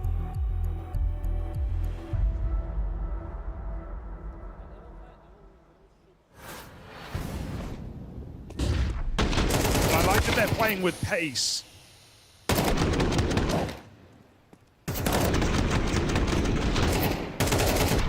But at least it feels like they can play their game, getting a chance on this T side, right? Never saw it on Nuke. It was over before it began.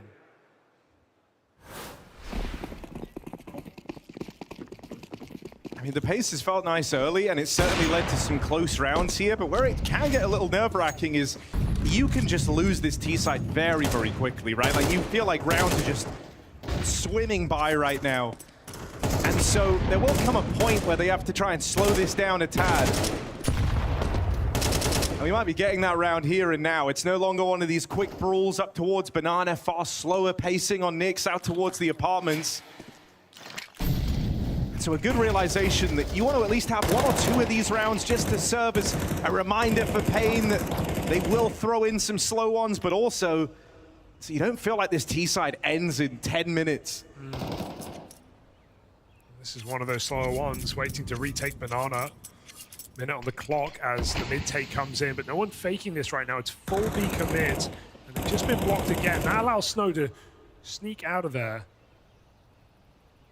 paiN still look like they want to expel Util to clear close positions though, so it's going to make this pretty clear to paiN what's going on. Going to see a swap of positions. Util being brought to this B bomb site, and it will be needed to stop paiN UA. Yeah, Big Azera's pieced this one together ahead of time. Knows that they're committed to this B player. Yeah. There's a lineup on the smoke. Trying to run through his Grim, but he's so blind. DGT handed a freebie. And the Banana play is getting denied left and right. DGT knows only unrelenting aggression as he pushes through for a fourth. Wide smiles on the faces of paiN. They tie this game up. And it's starting to feel a little similar to Nuke in that sense. Convincing couple of rounds in here right off the rip, but as Big Azera starts to figure out how they're playing, starts to figure out where their limits lie and some of the tells that they're getting in this one, paiN start to take control again. And now the lead is up for grabs. What they've not had since that opening round. Just Eagles here. And NQZ's been trying to take this pick every single round of play. He's just not been given it. paiN, rarely a threat in middle. Flash does go over, blind players, but DGT, they're all around this corner. You better be careful.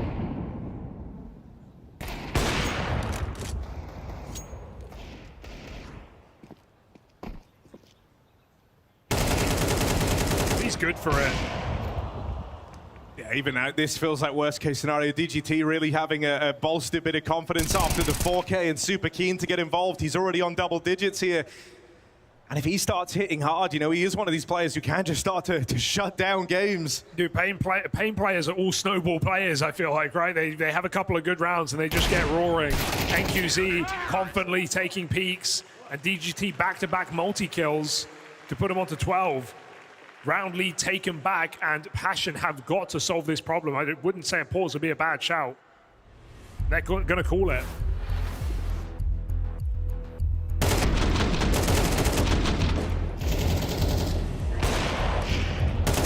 This is their chance to stop the rolling tide that is this paiN CT side. I think that's so problematic is, you know, we referenced that game versus the Mongols. We saw go down in the groups, and paiN were able to win here on this map, but that was on the back of a stellar T-side effort. 9 rounds found, only 4 on their CT venture. And so already feeling like you're in a bit of a rough spot here for paiN UA. Essentially, this round is for all the marbles in a way. They're going to just stay with their backs against the wall, getting beaten down on the T side unless they can win this one. So they try and prop it up with attack pause, time for TC to weigh in. Now you almost feel like you don't want to bring pace, because with that brings randomness, it brings chance that a couple of nades just end your round, an early orb shot. You want to be more calculated. You want to move away from these set plays. Luckily, paiN will bring the fight to them. It's Snow again, fearless through the Molotov. JT's left to his own devices here, and it could be a problem. That flash lands perfectly. Snow coming inside, finds it for free. 5v4, and that early gambit gone here for paiN. Can their rifles dig them out of this mess? Oh, backstab out through mid. It's only Grim getting kills right now for paiN UA. Creeping on to double digits while the rest of the gang sluggishly in behind him. Now Zerk has just not even gotten started here on this second map. Yeah, he's had chances as well, I feel like. Those B post plants. Good flash, sets him up for something. And QZ is low, he's gonna re-aggress. This guy's feeling fearless right now. But is it all the way back? I mean, paiN have always kind of tried to bear in mind the fact that it might be in paiN's best interest in these moments in the rounds to try and get tricky with it, right? To try and manipulate the CT setup somewhat and do the unexpected. And so Snow has never moved from this B site. He's had full faith in his teammates to hold down the other side. And during all this downtime, NQZ and DGT have just cleared out top mid. paiN now know what's happening. They know it's not the A play. They tell Snow to prepare for the battle ahead. They have this flank on the cards. Snow's just trying to buy some time, ideally, but he might look for even more than that. Here's them moving in, has DGT on a fast flank. He takes this fight early, and with so little time left, they've got to get the bomb planted. Nick's rushing to plug in those numbers, but DGT up close, gets him off the bomb. Felt like a lose-lose for Nyx, and so he doesn't even attempt it. Yeah, he wasn't even getting rushed, but he doesn't know that. Here's a step up close. There's nothing you can do. You just hope both players are on your screen. paiN not going to make that mistake. They throw one man in and one man out. 6th round found, and not even the bomb part to bolster money. This half, like you said, compared to Nuke, it's the same thing. It's slipping away right now. What could have been an even game, what could have been a strong showing here for paiN might just end 8-4 once more. Yeah, and you just feel hamstrung here. Like, the pressure's clearly getting to some of these guys who haven't been in this environment before. kemem was a driving force behind their Mongols win on this map. He's not got going throughout the entire series. Nyx has had some chances, but I mean, no one's showing up outside of Grim right now for paiN. Hey, welcome to the and you stage. can't be a one-man army, especially not against this paiN team. Like you say, all very snowbally, all down to fight, and every step of the way. Now it's Amadeus' time in the limelight. Chance. 2 quick kills. Still the pistols break through. This is how paiN won an unlikely round back in that first couple. Doing it with just pistols on an A play. They'll get themselves eased into a 3-on-3 post plant. We have pit mollies here, because double pit with the rifles makes this very interesting for paiN. Molly lands back sight. Forces Grim wide and into the open. Second molly, but it falls a little shy. Grim's still allowed to hide out here. Snow runs him down. No. Big Zero with Can't lose another. this. Nyx 1v2 being asked for. They're on the bomb. He's missing the lineup. Pressure's setting in. Nyx can't do it. Snow steals it right from under his nose. And such a nice try for Nyx. I mean, his bullets are right on the mark. They look perfect. Jumps out, kills the cover. 1 bullet more would have done it. But it might just be a what if today for paiN UA as paiN run away with this CT side. That is 7 rounds yet again. That is another huge streak of 6. And no matter what paiN do, they just can't close right now. Credit to the individuals on paiN, credit to Big Azera as well. It feels like once he kind of pieces together, gets in the head of his opponent, he becomes unstoppable. Okay. 1 kill for onto Snow. JT to open. Momentum or no, they're going to stop. Happy with their 5-on-4, causing a lot of panic at B. Nyx needs a kill in apartments. I think in a regular game, this would feel like the right call, but you've really struggled in some of these fights, and now you're leaving it into the mid-round with Players who feel a little dazed and confused. Oh, and Boiler as well, big problem. Amadeus goes unchecked, gets out with another, and this advantage, well, they're able to hold on to it. Killing the downtime out of Kavem helps open up this A play, and now 3-on-2 in the post plant. Kavem tries to extend that even further. paiN looking for a streak-breaking round in the final of the half here. As only NQZ remains, he's on the other side of the map. And he's lost his gun. He threw his ult back somewhere and he can't find the rifle, so this has gone a little bit awkward here. Shouldn't be his round regardless. It's paiN UA a bit of pace to push them over the line and find a 5, or am I wrong? NQZ moves in. Crossfire should make this impossible. There is no excuse for paiN to close this round and give us 5 on the half, and so they'll do that at least. Breaking this streak and breaking into the game, it's not too late for paiN UA.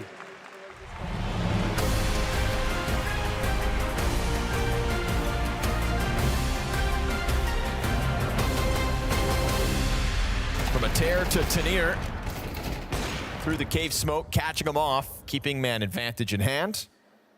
Bomb can take its sweet time working through the swamp. Oof, but there's a gap in that one, and Youngstar is going to find Grim's head, just the CT lane, to try to push up. Nyx double op in this retake. A double op 2v3, demanded of complexity, and Nyx gets one. It's going to earn him a weapon swap. Nilo, 14 kills to his name, 11 rounds into this map, peeks wide on default, and Nyx is gonna punish. Nice. Switching over to the AK, securing his 3rd kill in that round, and giving complexity a much-needed lifeline, at the very least. Feels like Cole are trying to keep things simple, right? We get that fast flood last round towards A. This time they're gonna try their hand at B, off of the flashbang. They'll make this site a little more uncomfortable for the defense. Kai awaits the pit play, does a good job of keeping himself into the cover. Now the opposite baton goes down, and the rotate finds one. Good smoke spam from Art. It is high pressure situations, but it is consistently Fluxo with the edge. Flash through, Art found out and dealt with. They sacked him, and now they lose the man advantage. They really wanted to kill off that, of course, or to stop the bomb. At least they got the ladder. It's gonna challenge. It's that back library play that all of a sudden puts bomb down. Grim's gonna scoop it up, and he spams him through it. To hell with the bomb, they'll go to the battle. Just waiting to pop that flash. JT. Great flashes, you said it. Best flashes in NA. You see it coming. Beretta's on the half wall. Easy for Grim. Quad kill for Grim. Ace on the cards, if not for JT, but with the flash assist. Bellissimo. Having your default work, especially at the start of a game and a half, it can be such a luxury. Ooh, timing is weird here for JT, but manages to hold on and decides to push in. He didn't even know. He did not know. That is just, you know, that's just a random bullet that flies through the smoke, just catching strays, as it were, on that second one. I'd love to see a slow replay of that. That's such a crazy round, JT.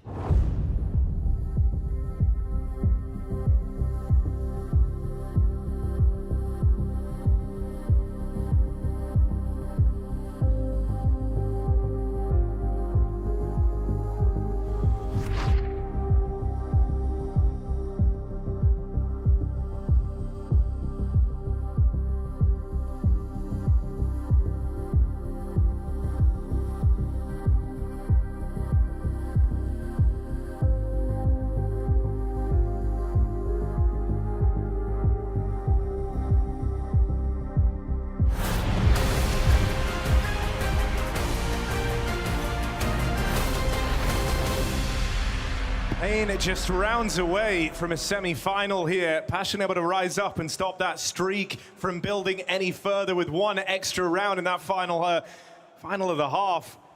Still no getting away from it. paiN have been hitting harder here. Now moving over to the T side, and it's paiN's CT sides that have been strugglesome on this map. They've got their work cut out for them. If they do want to survive the night, if they do want to get to Mirage, and they've had a really rough track record in these pistol rounds across this event. If paiN swing for the fences here, get away with a pistol win, they are on the fast track to the semis. Yeah, 2 and 11 here for paiN in these pistols, and so paiN will just jump at the opportunity to run away with the early half once more. 5v4 found by Snow yet again, and good kill to open, right? Now you just slow it right down. All right, Nyx. Stolen something. Ready for that. He's at least got a late trade on a Snow out in mid. A bit of info from it as well. He heard extra players fire off. He had multiple on his screen. But all that serve as misdirection. They're actually getting aggressive with it. This is the bomb here, trapped in mid, and they're trying to charge him down. Flush in for QZ, and there's the support from ult. They go right into the trap.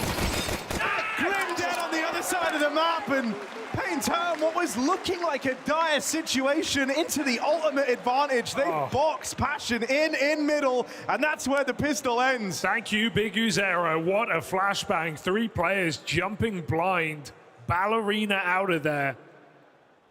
And shot from all sides. paiN full control now. Keeping up this strong pistol streak in this series. They have just had no problem.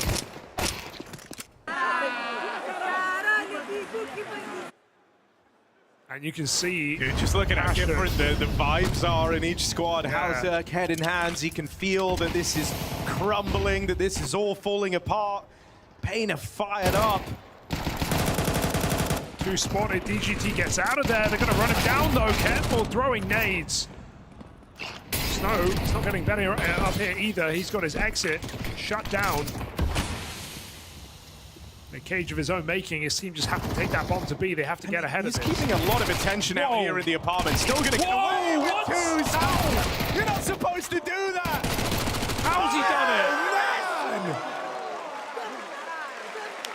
Snow is meant to be a dead man. He was meant to be a decoy, serving his purpose, just keeping bodies over towards A. Well, he sends those same bodies off in bags. Right-clicking a smoke below you is not a sign that you're about to pull off a 1v3 in the site. It's a sign you want to hide. Keep your head down. Snow throws himself back in that round, and paiN running away. Another eco to deal with, and double digits to decide it.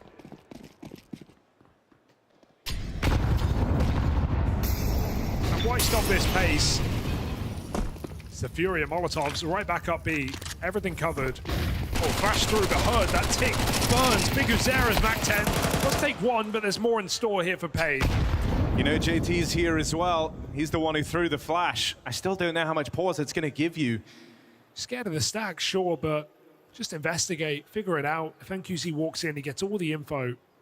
And it's not like JT can really stop this. How can he be expected with a USP? Fake damage. He pulls back, hoping they overcook, but paiN not looking to do so. 4 strong. More than favored, no matter what the odds.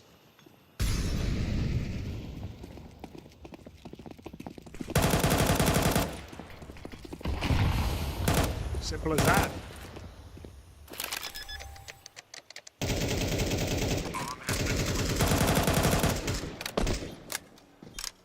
It's similar to Nuke. There's really not a lot of time for Passion. It's going to come down to this next rifle round. That's where they've got to hit hard. And with how things are looking, with how slowly but surely more and more players have come alive for paiN, there's just so many individuals to account for. Big Uzera's done a really good job at directing the troops, having them in the right place here. Snow getting fired up with that big 3K entrance into this half. Even then, in the first half of play, he felt like a rock over towards B. DGT's really found his form as well. Has had multiple multi-kill rounds where he just kind of gets it done on his own, starting with the pistol here.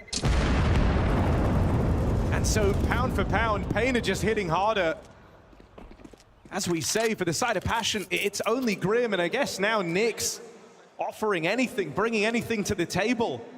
I think what's been most reassuring here for paiN is the fact that they look to get through this series without even breaking a sweat. If they were ever going to be a challenge in that semi-final to Furia, a rematch from the group stages, then they would have to be coming in confident with a clean victory in their pocket. No, you're dead on. I mean, big picture here, right? paiN are supposed to feel like they're a level above this team. And right now they are. Especially in this type of environment, right? That's what you tell yourself. Maybe on a good day, Passion Online can bring us a bit of challenge, but here in person in an arena, we have the edge. Yeah, and they're playing like it. And Kavem has definitely crumbled in this series, right? He's offered us nothing, was in difficult positions in that first map, but now dead again. Halzug traded after one, and they're just wrapping the site. Nyx has walked away. He's lost control completely. And while the bomb was there for all but a moment, there's nothing for Nyx to do. It's going to make it in. But that smoke down on short that kind of obscures Boiler, or at least it was earlier. I think there's a party that might have to be considering this. Turn around in the apartments. DGT at least gets the spot. Nyx not allowed to play Trigger Discipline and go on some crazy mowdown. We'll have flashes to try and set up his teammates on the Moto side, but Grim dead as he departs that smoke. It's Nyx. Oh, that's a nice sequence. AQZ run down, and paiN. All right, must-win rifle round. Well, they'll win it. Huge helping hand from Nyx, who felt like he missed the window. He prized one open on his lonesome. Yeah, smashes down the front door, really. Those are not easy kills, flicking back between site and pit. You feel like paiN is set up perfectly to finish the job there and make this a dominant map. But Nyx keeps him in it for at least one more round. Getting another 4x on this CT side. It's not the luxury they were afforded back on Nuke in that second half. So Halzug dons the AWP again. paiN get one more try. Triple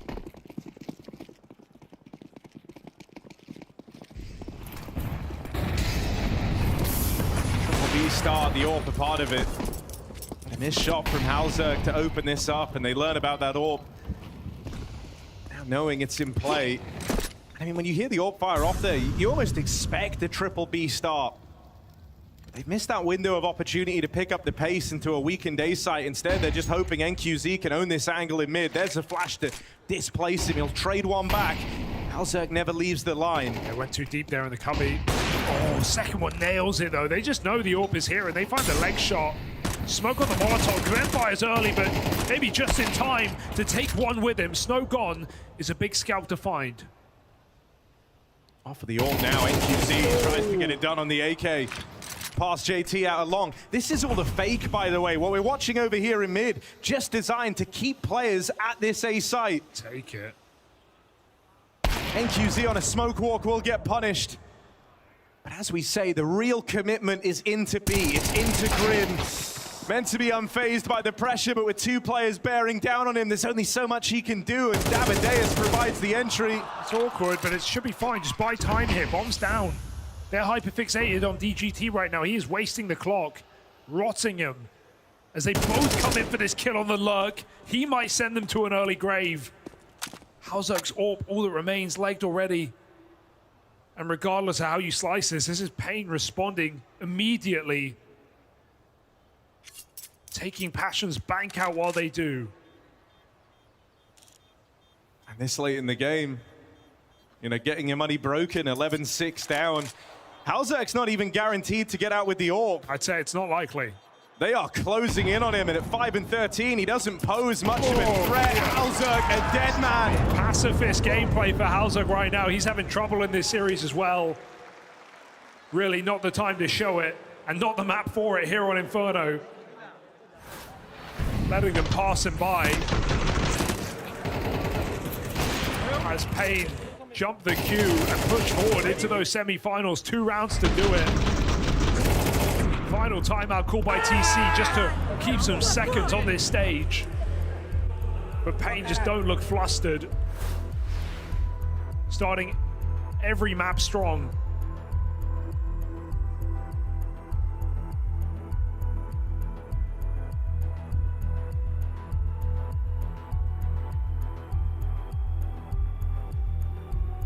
They said they've been burnt out. They said they've been playing too much. They also said coming into this tournament after an early elimination previously, that they were at full charge. Doesn't even feel like this game has depleted any battery.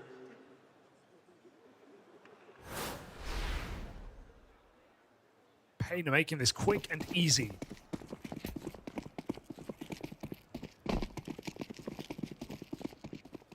It's a rare sight to get to run through a quarterfinal like this. It leaves you feeling very happy if you're paiN. As you say, you don't even feel like you've had to delve particularly far into the strat book. You haven't had to show too much here. Playing very default. Some pacey rounds at the start of this half. Now just sitting back and letting paiN stew in it. paiN feel like they have to make a play, take matters into their own hands. DGT is hoping they do. One of those games coming into it where you tell yourself, you know, we're just a better team, and now you've got to play like it. Okay. Good catch for 2 out here in mid. Nyx is doing all he can on the CT side. It was grim first half, now it's all Nyx. That leaves Snow out on short, and that catches Nyx by surprise. Red carpet rolled out for the A site. Everyone else far and away out of Banana. And so that's paiN moving on to match and series point. There's no world back into this for JT and Grim. Not with the AWP here. Even as they embark on this rotate, NQZ still bloodlusts in these mid fights. They've missed some timings here, so paiN will be right behind them, but the issue is guns. Couple of 5-7s to creep in on the back line, and at a certain point when paiN realizes sight is clear, they're going to watch. Going for these SMGs and apps. Snow patrols the hallways. Bomb put down. Puts paiN in position to find that magic number 12. Even throwing guns out the map, you're getting nothing out of this, but Grim looks for an upgrade. Will he use it or will he save it?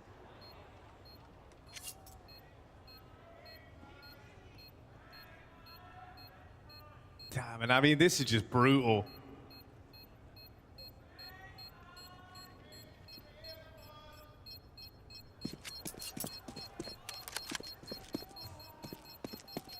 paiN have just faced no resistance here in this quarterfinal.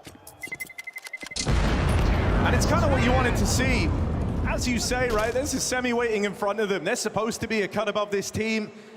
And if they want to feel up to the task of battling back against Furia, an in-form Furia as well, one that just come off of a win in Chengdu. A matchup that's been a lot of fun, right? It wasn't just the fact that they beat them twice over at the major. It's the fact that Furia have responded, right? Took them down in FPG, took them down in the group stages here, but even that was a 3-mapper. paiN caught them off guard on Nuke. So if you want to deliver there, you wanted this one to feel easy. Here it is, all in aggression in what might be your final round on the stage in Hong Kong. paiN battle in to alt mid. Snow can't do anything to contain it, and there's Nyx and Grim. 2-man tag team for paiN. They'll find a 5v2. Now, because no round has felt impossible, paiN still justify giving this one a bit of exploration. They'll go back and look into mid. Absolutely, give it a try, because even damage is going to matter in this follow-up round. Grim's so low down here. Easy dropping in, Big Azera with the check. Ready for a re-swing out from middle, and this feels like a pretty crazy gamble. Yeah, they were bringing a third player over to B. That left A only in the hands of one man, so they'll split the defense 2-2. Such a big gap in middle not being taken, at least. paiN are going to take some time to re-clear this entire map, because they've seen paiN push down alt mid. They could be in any corner.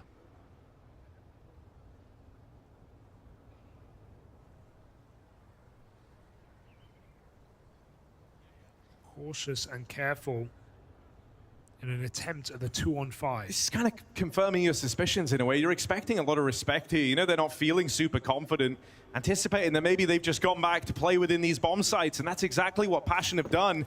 NQZ dropped down into the pit and play denied. So all right, a little bit more resistance from paiN before all is said and done, but I can't afford to just be a flash in the pan, right? How often is that aggro all the way down alt mid, the Hail Mary play gonna work? It's not something you can run back again.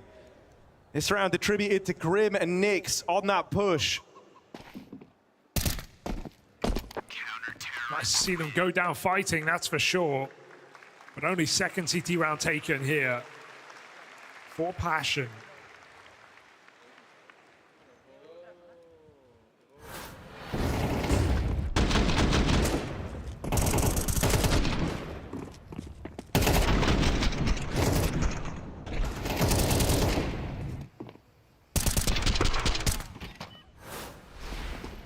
Minimum makes paiN a little more threatening. The idea they're like an animal backed into a corner, right? You got nothing left to lose at this point, so just go all out every round. That's how they're starting here. 4 players over towards Banana. Looked like they wanted to try and fight for it. That stack gets dismantled.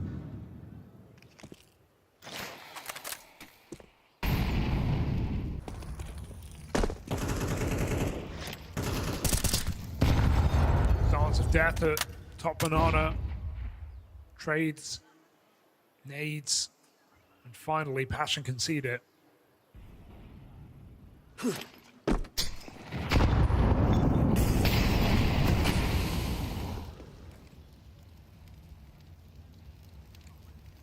Second attempt. It's an interesting call in this round from Bigazera. Him and Davideus left over here towards top B, but the rest of the team are all fanned out and looking for mid control. So at a moment's notice, paiN can change their mind in this round. They're neither here nor there, not committed to any one site more than the other. Bomb is on the back of the B players. They might just leave Bigazera here on his own. They've held on to this triple top mid setup for so long in the round, and now comes the time they want to do something with it. Only a 2-man hold here for paiN. And so here comes the hit. They hear the footsteps now. Nyx in a good spot to try and shut this down. Gets away with his one, but now he's got to do all the heavy lifting. Another back from Nyx. There's the long wrap to deny. Bigazera threads the needle on that smoke, dodging Halzerk. It's decided on a retake. paiN have got this bomb planted. They've got time to get comfortable, time to get set up. The only util possessed by paiN, this one flash on Grim. Tossed over to Halzerk. They're going to try and let the rifles lead the charge. But waiting for them, the NQZ AWP in a post plant. It's a dangerous thing indeed. NQZ in one bullet has put a stop to any chance of a comeback. Morale destroyed as that collateral rings out, and it's going to send paiN through into the semi-finals. Beautiful series from paiN. They make it quick, they make it easy, they certainly make it painful for paiN.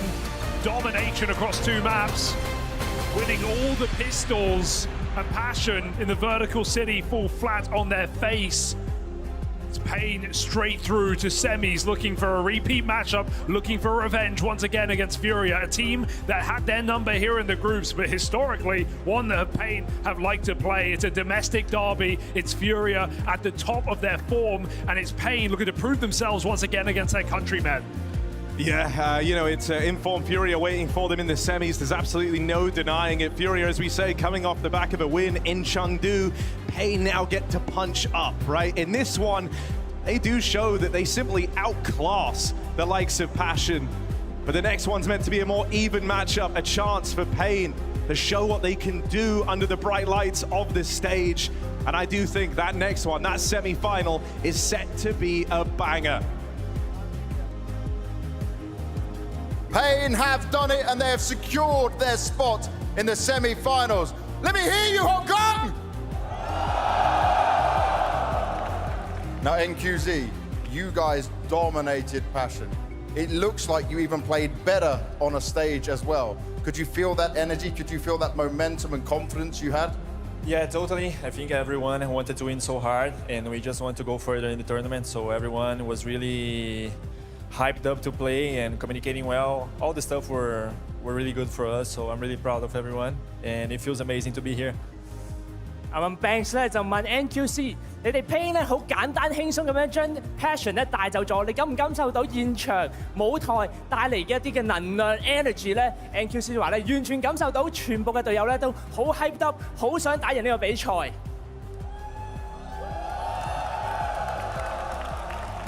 Now, for the changes you guys have made in the team, right, playing more together, we spoke about this right in the interview beforehand. Does it feel like now this is kind of happening at the right time? After this drop-off, that things are starting to go your way? Is it a sign of things are working out? Yeah, for sure it's a sign, but maybe it's too early to say that things are totally working out. We are growing each day and getting better each match. So I'm really happy that everyone is now on the same page and we are playing some good CS. Banks 啱啱就問咗咧 ，paiN 之前咧就變得唔係咁好，而家係咪開始慢慢咁樣進步，每一場咧都慢慢變得更好咧 ？NQC 就話啦，係啦，佢感受到其實隊伍咧都變得慢慢變得更好，但係而家咧太早講啦，但係咧佢希望咧每一場都會進步，打得更好。And is it here on the stage when you've got this crowd in front of you that we get the best version of you? Because it seems that I'm getting some old Austin Major vibes, mate. Yeah. Playing in front of a crowd is super, super nice. Hearing everyone scream after the rounds makes me really happy and really hyped up to play. And seeing all these people here just to watch our game, just to watch we play CS is amazing. So thank you all for being here. And it's a pleasure to be here. 咁啊 Banks 咧就問咗 NQC 會唔會特別中意咧喺我哋亞博現場底下喺觀眾面前咧打呢個比賽 ？NQC 話佢相當之享受我哋亞博嘅觀眾，亦都好想同大家講一聲多謝。And with that note, they've secured their spot in the semi-final. So Hong Kong, please put your hands together, raise the roof, make some noise for NQZ and paiN!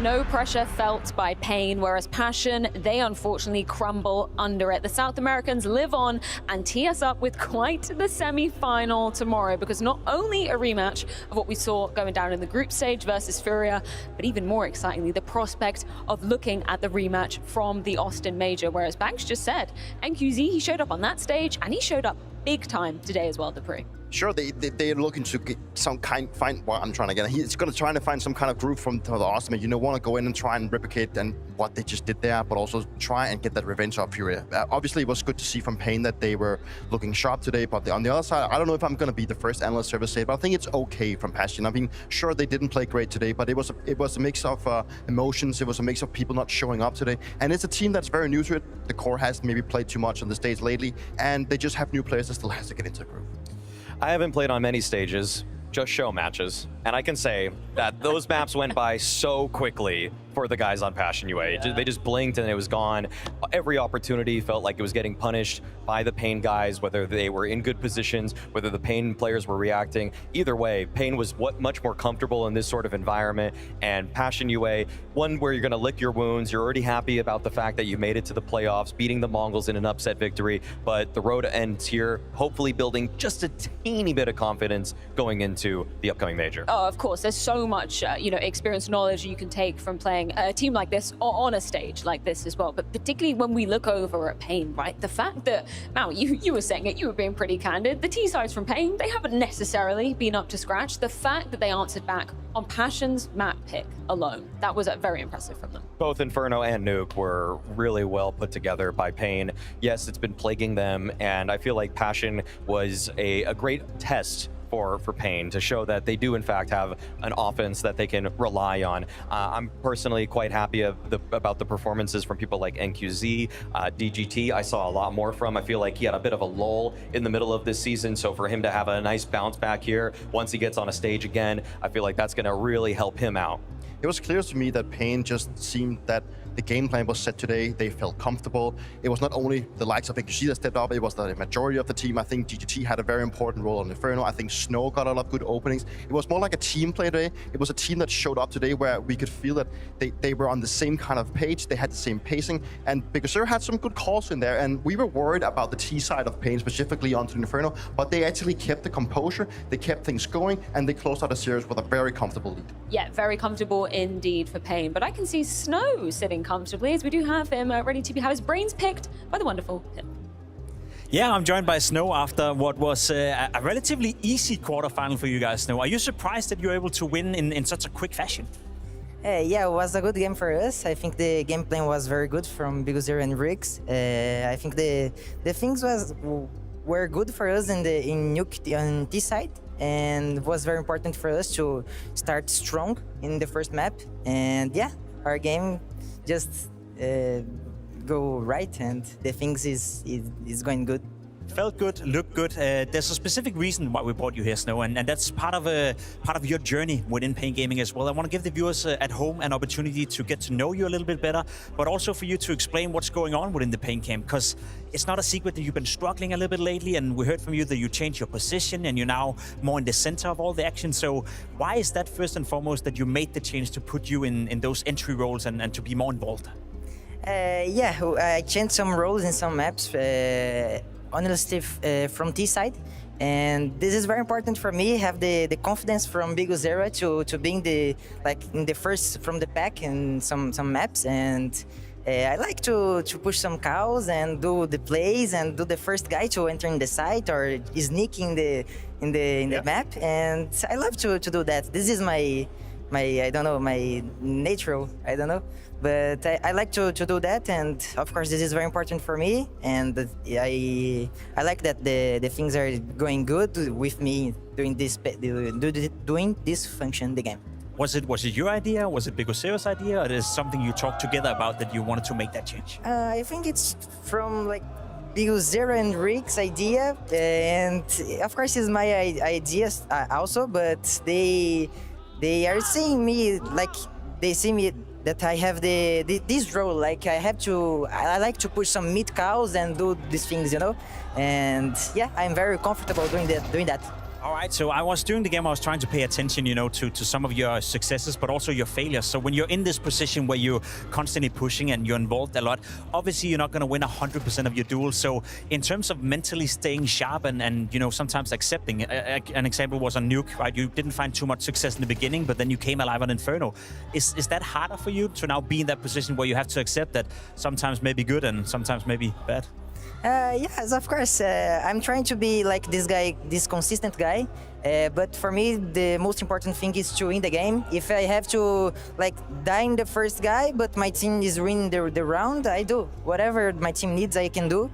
And yeah, for me, the most important thing is to win a round, not to just take kills and do that.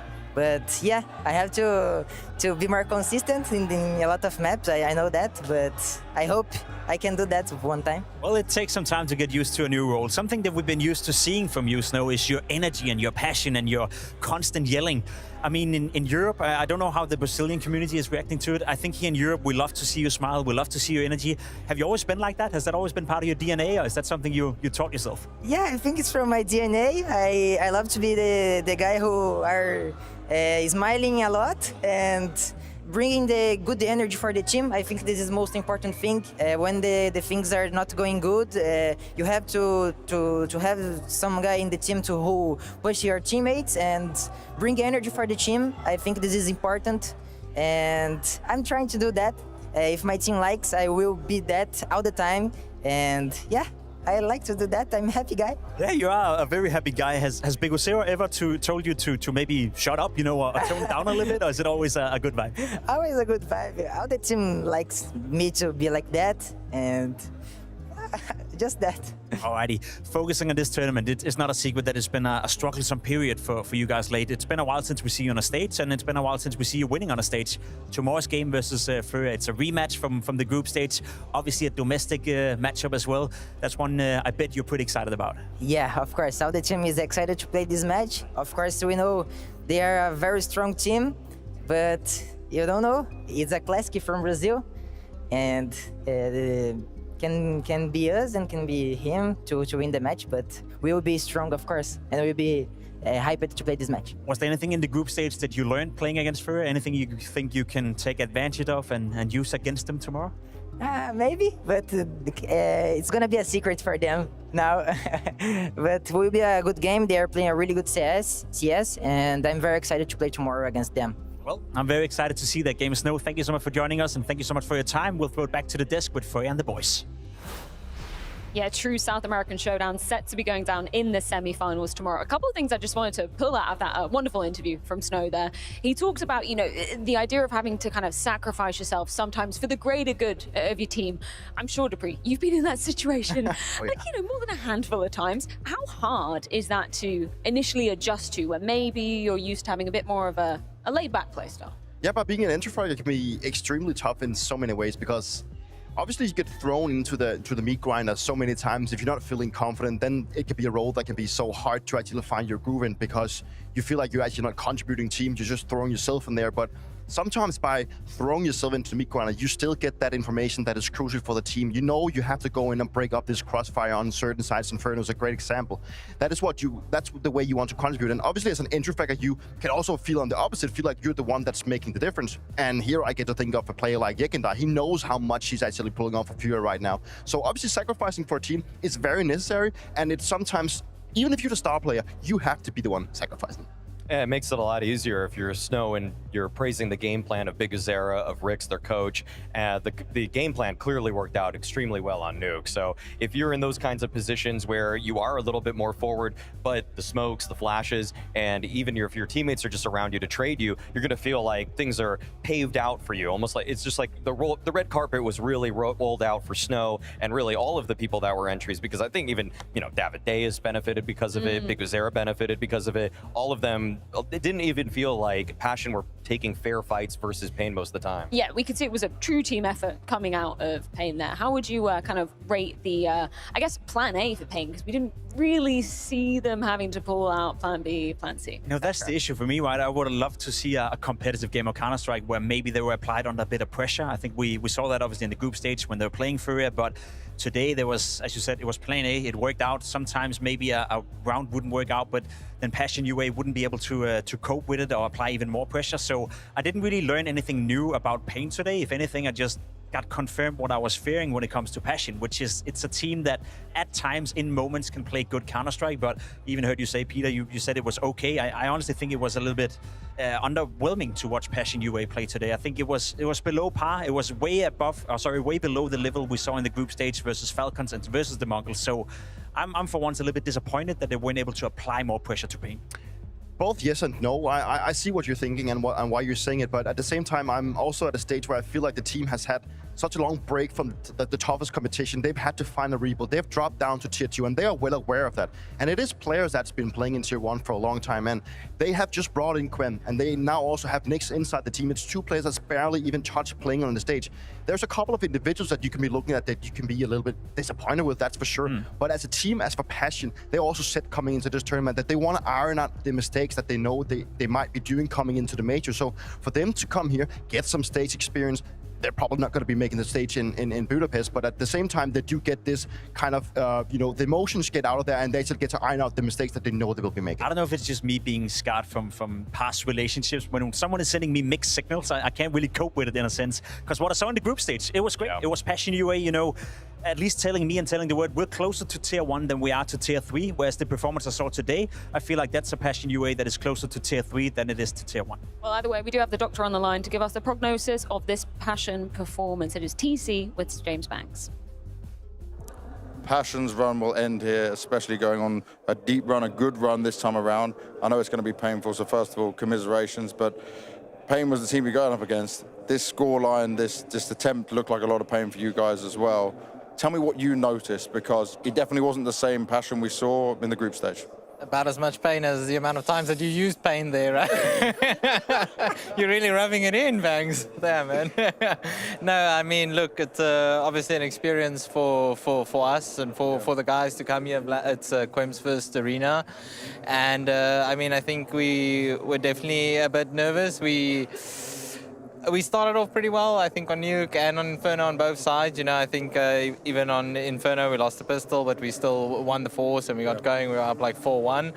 But I feel like we just, it never felt like we could get going. We could never keep the momentum up, and especially as soon as they won a round or two rounds in a row, it was really hard for us to break them. And I mean, credit to them, they played a really solid game. But I think, I think from our side, we didn't play the game that we expect from ourselves, and we weren't playing like the normal style. We weren't willing to take the risks that we normally take. And at the end of the day, that's what we have, the barrier that we have to get past, and we need to get to that point where we can play our style consistently, what works for us, and not be scared to go for the plays. We need to be going for them, on the big stages, right? For you though, right, you can make a timeout, you can try and tell them to do it, but were you just noticing that they weren't having that confidence to do it? Because my biggest thing is, like, when I was watching you make these moves in the group stage, it looked like a completely different Passion, but it felt like we kind of went backwards a bit within this game. Yeah, 100%. I mean, I think it's it's a process at the end of the day, and it's all about us having to get to that point where we can do these things consistently without me having to take a timeout for it. I mean, you could see some of the rounds where we went aggressively, we're winning those rounds a lot of the time, but it's more about being willing to go for these plays in the mid rounds, right? I think that's the point that we that's something that we lost a little bit. We're in a 4v2 and we're sitting 2-2 on the sides, and we're kind of letting them do what they need to do instead of us doing our thing, getting the info, getting a little bit ahead of it. And I think communication-wise also we we slipped up a little bit, and we weren't pre-planning for the next steps. And, you know, that's Counter-Strike at the end of the day. You have to be ahead of what they're doing and what they're planning to do, and we weren't doing that today. Well, I'll try not to cause you any more pain, so I'll just ask you an easy end of this one. Obviously, this was, from the community perspective, a very positive result for you guys, considering we hadn't seen you compete at this level for a while, right? So what does this mean of next steps for you going into the major? Are you going to have an even more of a grind? Is there a boot camp before the major? Just tell me your plans before we get to it. We won't have much time for a boot camp, really. I think we're flying to Romania, and I think 2 days after we land, we play Draculan, and I believe that's like a 3-day tournament. Okay. And then after that, we'll have about 3 days before we fly to Budapest, because luckily we're straight into stage 2. So, I mean, we'll have a few days to fix some things, but I mean, we're not going to have like a crazy intense boot camp. But I think it's good for us to get some matches under the belt, because at the end of the day, we have been practicing for like 4 weeks, and we need to get the game time in. We need to see what's working for us in the matches, what we need to fix, and, you know, it's all about fixing those little things, and I think we have enough time to do that. So it's all in our hands, and hopefully we can show an even better face at the major. You know, we've come here now, we've shown, I think everyone wrote us off before we even came here. I mean, like all the tops were like, oh, the 5 best teams in paiN, you know, it's that's playing this tournament. So I think hopefully we've proved everyone a little bit wrong. I mean, we got a nice win over Mongols. We were really tight with Falcons, and unfortunately today we got smashed out a little bit, but that happens. You know, it can happen to anyone. Today we didn't show our best face, and yeah, hopefully, like I said, it's all about just fixing the little things heading into the major. Thank you for all the insight, mate. Good luck at the major. Thank you very much.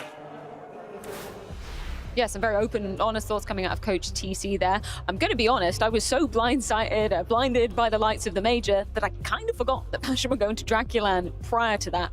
What do you make of that in terms of, you know, maybe trying to power up into the major, or maybe try to give yourself some rest? I think most people at home would think, you know, why on earth are you doing that? Why don't you just fully focus on the major? But I think the context of it is that they haven't played an official game in 42 days coming into this tournament. And JT even told us during the group stage as well that he feels they need desperately to play more official games, that's the best way of practicing. So yes, in 9 out of 10 occasions, I'd say please don't play Draculan, please don't go into a tournament just before the major. But I guess for paiN UA, it's a pretty good idea to get some more reps in. I just looked at the team list. I don't think there are any other teams that are playing Draculan or playing the major. They're the only ones. So that's kind of a desperate way. But I feel like once you don the paiN UA jersey, you're just becoming a match grinder. That was the story of them before at other tournaments. So I guess that's what their MO is going in here. Yeah, there's quite a difference of playing practice games and getting experience in that sense than actually playing the official games. And sure, the teams at Draculan will probably not be able to, you know, compete with the likes of paiN, but at the same time, they will maybe build some fake confidence. It's something that we've done in the past as well. Sometimes it pays off, but obviously you don't have to make a good result to not make it be an opposite. But that's also the risk, right? Imagine if they go into Draculan and they lose a couple of games to teams that is not basement boys. Right? No. Exactly. Yeah. So instead of farming confidence, all of a sudden you're losing confidence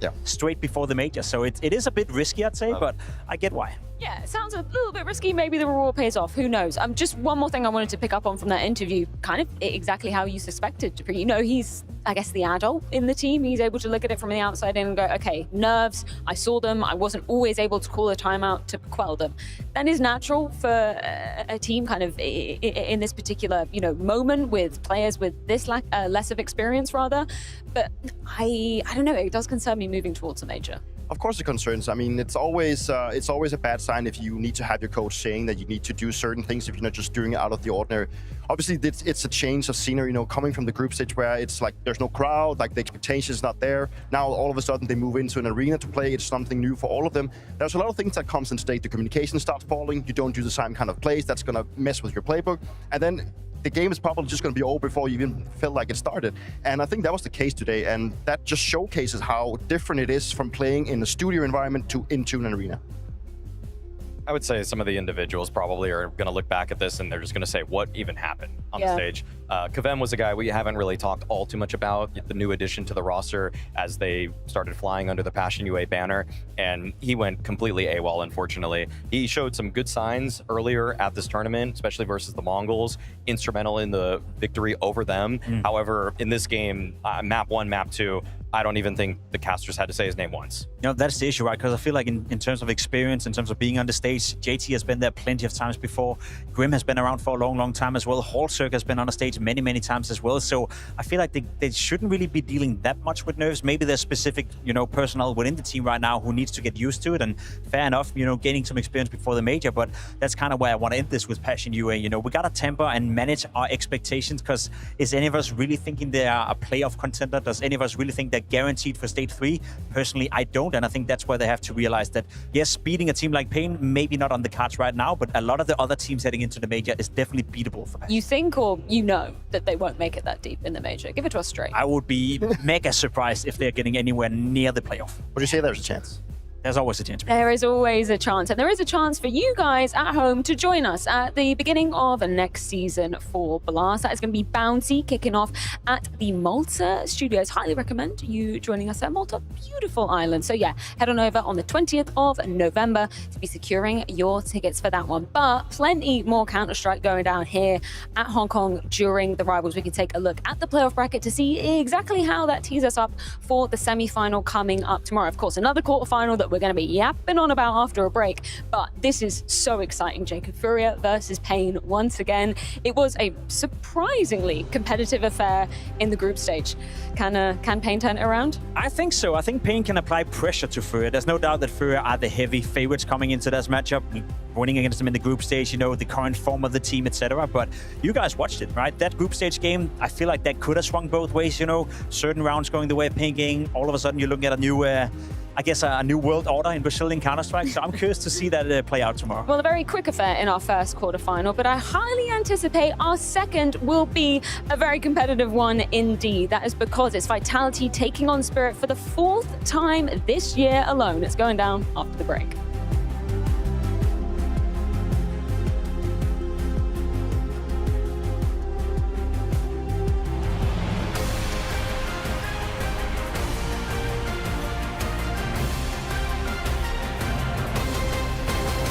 Welcome, folks, to the ROG Laboratory. I am joined today by the mastermind himself, Launders, and we're going to be picking his brain while we compare the ROG Strix versus the ROG Swift. Which one's better? That's what we're going to find out. Science.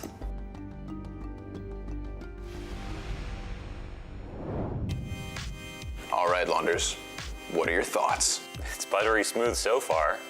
I have an Asus monitor at home, so I like this monitor because it feels like what I'm using, except clearly it's a bit better. We got these nice edges instead of it being just perfectly rectangularly all the way around. All right, Mohan, when it comes to color calibrations, where do you think we should take this test? The darkest map.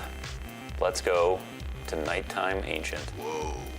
With the shadows on this map, it's really important at distance, especially when targets get smaller.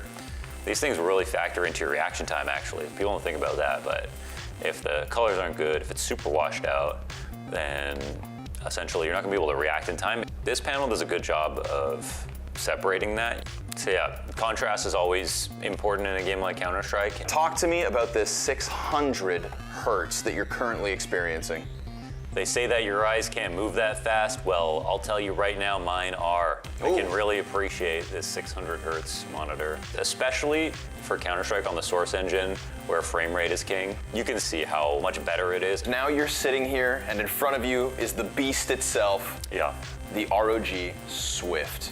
Tell me your first impressions looking at this bad boy. OLED is the big difference.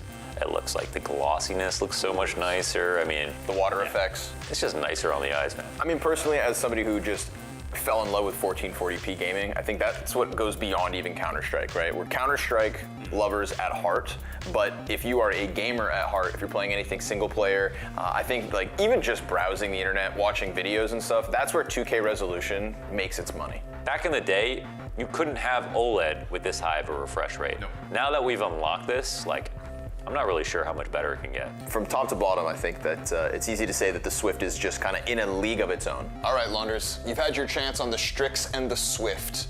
I have to ask, which of the two? I am gonna go all chips in on OLED. I think it's the single best upgrade that you can put on a monitor. As soon as I made that upgrade, I knew that was the one. I think I'm gonna stick with my choice of the Swift, and I'm not looking back. It's a respectable choice. I mean, like you said, first impressions, it knocks your socks off. But I'm sticking with the Strix. It's that 600 hertz. Every competitive edge I can get, I'm gonna take. I'm willing to accept your choice. Well, we'll see you next time here at the ROG Labs.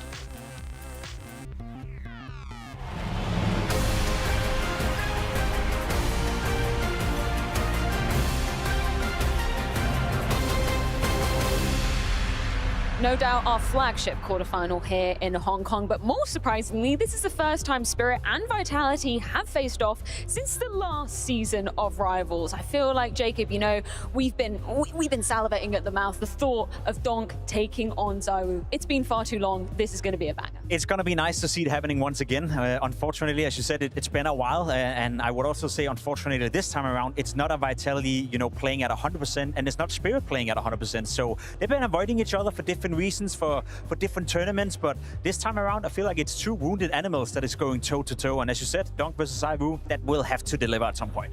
And that can be when they're most dangerous, when they're looking for an answer, where both of these teams, it feels like there's a map, there is an X on it, but they have no idea how to get there. Hallie is desperate, Xtaz is desperate.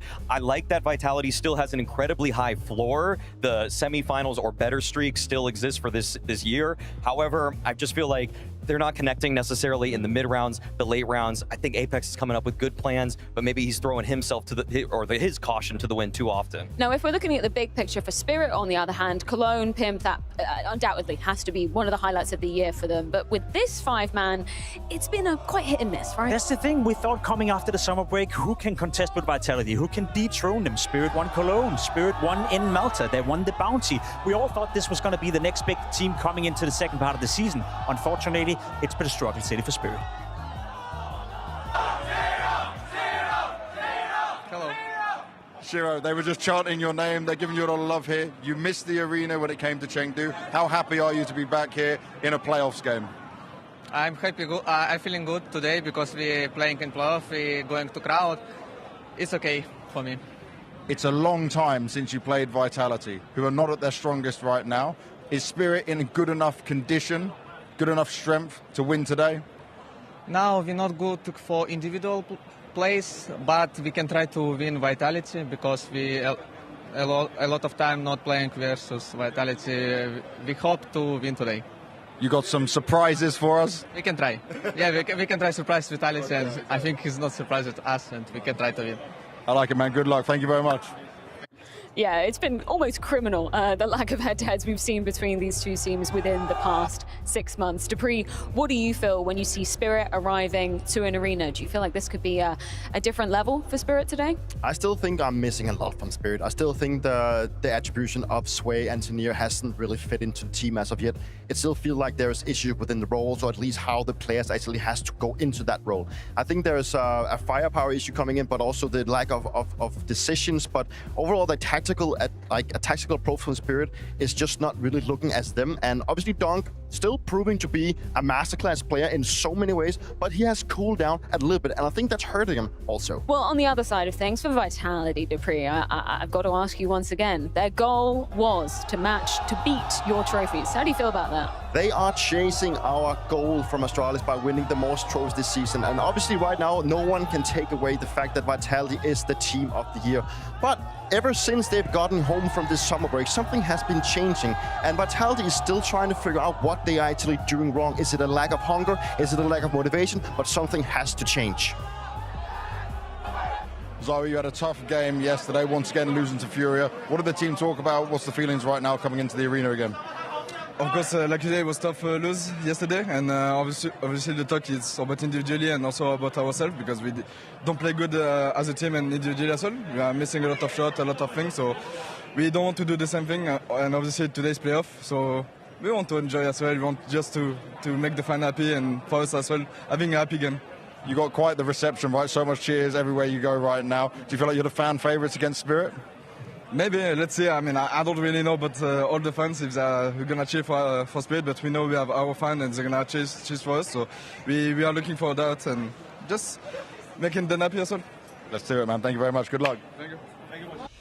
yeah, it's good to see Zywoo being, somewhat open about the struggles they're experiencing, but maybe we should contextualize this a little bit, Maui, because 8 trophies this year alone, and it's not like they've been missing out on pretty much any playoffs. They've still been making deep runs, so it's not looking too shabby from Vitality. I think we're just a little bit greedy, right?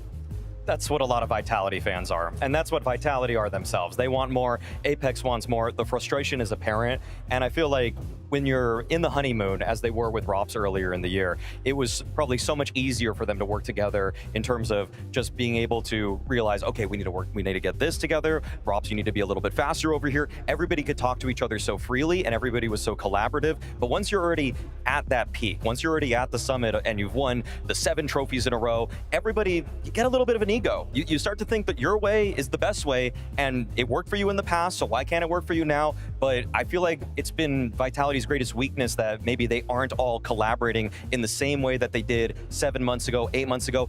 Just watching them in the server, it doesn't feel like they're on the same page where they were playing that perfect off of each other, almost just textbook Counter-Strike that really got them to the position where they were in their era. We've been hearing a lot of that from the comms of Vitality as well, so let's put a few words to that courtesy of Apex. Now we hear some voice comms clips that come out from you guys, right? You often say like sometimes the team's not been listening. I've even heard you call them naive. So I just want to ask you, like, does this hurt you as a captain? What does this affect? What does this change for you? Like, how does this affect the whole team and the performance? Well, what happened, I think, against Tyloo is we destroy them on the first map, and then we take maybe things easy. They come back, and then it gets really tough for us. A game that we should have lost, to be honest. And I think that's something we are a bit less good than before. Is I feel in a way we are less of a team. We're more like sometimes 5 individuals, and that's something I really want us to get better. You can have like the best stars in the world. If we don't play together, teams that play together will beat us. Because for me, playing together wins against talents, raw talent. So yeah, it's for me. So that's the talk we've been doing. It's trying to do that as much as we can. We were sad to not win in Chengdu, but now we want to prove that we can go far and win it. So it starts by today, but yeah, we need to get better at that. Why is this stuff happening now for Vitality that didn't happen last season? Do you understand it? No, I think it's a human reaction in a way that. Yeah, last first part of the season we all had so much. We wanted so much revenge from the first part, from the 2024. We all wanted so bad to win everything. I mean, the way we were acting, the way we were hungry, the way we were everything was like crazy. I never had that in my whole career with any players. And in a way, we do maybe everything a bit less good right now, and then that creates this stuff. And I think that's, yeah, kind of because of that. A real quick thought on this, just because we have the pleasure of having you up here, Dupree, and obviously you played under Apex's leadership. Did you ever experience moments in the comms like that? And if so, what did you do to make sure it didn't have too much of an effect? Way too many times. That's just the honest answer. All the time. It's happened way too many times, specifically in the beginning when we joined Vital, because that's where we had the biggest struggles. But Apex coming out with this saying that they're naive, not listening to each other, and not like paying attention to what's really happened, and the communication that they relay to their teammates, that just indicates to me that it's a team that is playing too much as individuals. Like it's like 5 individuals looking on the server, like they all want to be doing their one thing instead of chiming things together, catching and picking up whatever your teammate has just told you or whatever it could be. It's like it's something that's extremely hard to fix because it actually puts a lot of responsibility on the individuals. They're the ones to make the change. It's not like Apex can magically say a word that will just make them all listen and actually start paying attention. It's all of them that need to start picking up, listening twice as much as they're talking, because communication in Counter-Strike is not only about moving your mouth, it is just as much listening. If you ask me, he needs to lead by example, though. The way that Apex has been playing as an individual at this tournament and in the last couple months, it is a far cry from what he had in the first half of the year. I even was thinking of putting him on my own top 20 list for how well he was calling and playing for the first half of the year. Yes. But this event has just been horrendous for him. And I feel like what I remember from Apex when they were at their worst in 2023 or 2022, before they won that major in Paris, was that Apex never cared about his life. He would just die in the dumbest ways over and over again, where that entry fragger brain kind of got in the way of him being a good IGL, a good leader. And I feel like that's kind of rearing its ugly head up again. Yeah, the individuals over on the side of Spirit, however, I think we were all maybe a little bit taken aback to see not one but two roster changes coming into this year in the later part of the season as well. What has been the temperature check so far in terms of these changes? That's the thing, right? Because we were being gaslighted a little bit about the fact that Sway came in and instantly won Cologne with the team, despite Sway perhaps never playing well. You know, he was not necessarily a hindrance for the team. He wasn't a liability for the likes of Donk, Shiro, Chopper, etc. I feel like as of late, we've seen, as you said, Freya, two changes with two relatively inexperienced players coming in instead of two very established players has been a little bit too much to handle. You look at the results right here, from winning Cologne, from winning Blast Bounty in Malta, to then exiting EWC, you know, being eliminated in the first game, not making playoff in Chengdu, not making playoff in Pro League, you know, at least not doing well in the playoff.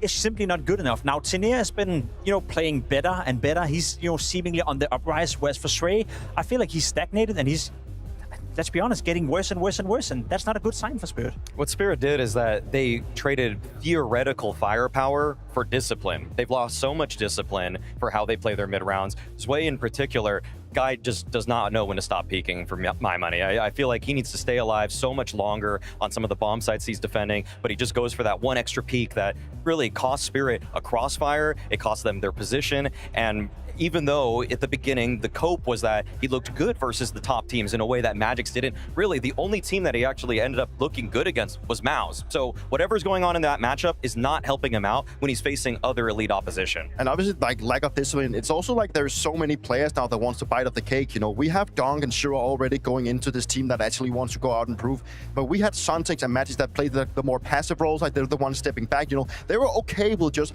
playing the bad weapons, they were okay with playing the passive situation. Now you have a guy like Tenir, you know, he likes to go for the aggressiveness as well, but he wants to have more action. And Sway, as you mentioned, he's a peeker. Like, he just wants to peek. Maybe it is his strength, but sometimes it's also about looking what is actually the beneficial of what I'm doing and what do I have to do to help the team. At the end of the day, it all circles back to Donk, because Donk, as you said, has been playing a little bit under par, a little bit under his level. So if you bring in two players who's going to make him perform worse, then it doesn't matter if they're upgrades. It doesn't matter if you get more firepower. It doesn't matter if you get less tactical knowledge. You need to make sure Donk is feeling comfortable. And that hasn't really been the case the last couple of events. He's not playing bad. He's just not playing as Donk-esque as he used to. Well, considering it's been a minute since these two teams have clashed, I'm very curious to see what maps we're going to be playing.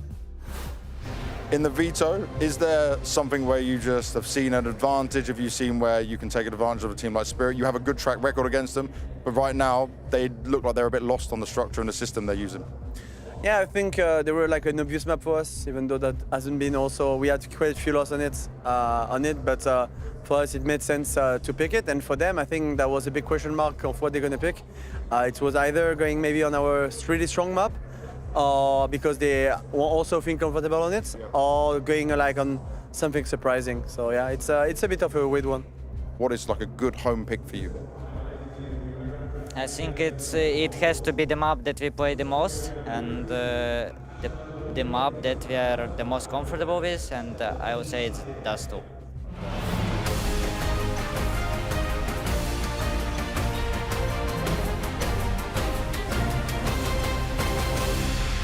It's time for the pick and bans. Hong Kong, you ready for this matchup?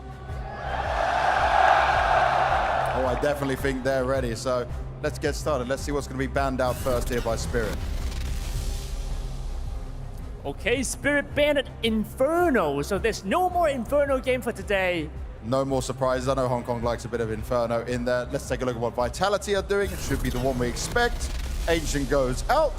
No surprises. Okay, we expected this. Completely no surprise. Vitality probably don't want to touch Ancient again.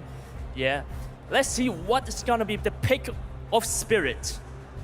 We're on the real man.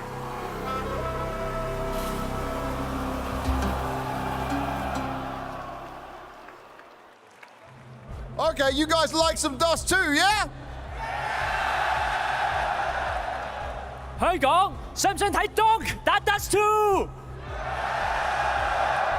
All right, let's see where Vitality are going to take us.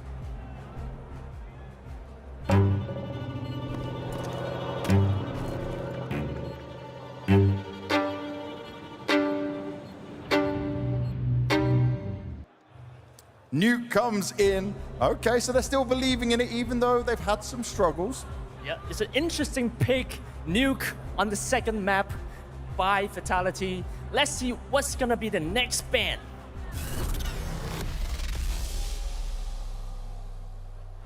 Train has gone. Okay, Spirit don't want to play that. I can understand why. Vitality have been strong on that for a very long time. Yeah, they probably don't want to touch that. Let's see the last ban of this matchup. No overpass, but that does give us a decider of Mirage with ZywOo versus Donkey Mirage. That gets exciting. 香港，我哋最後一張地圖係 Mirage。 Oh.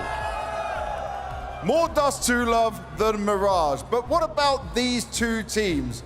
We got Vitality taking on Spirit. ZywOo taking on Dong. So Hong Kong, are you cheering for Vitality?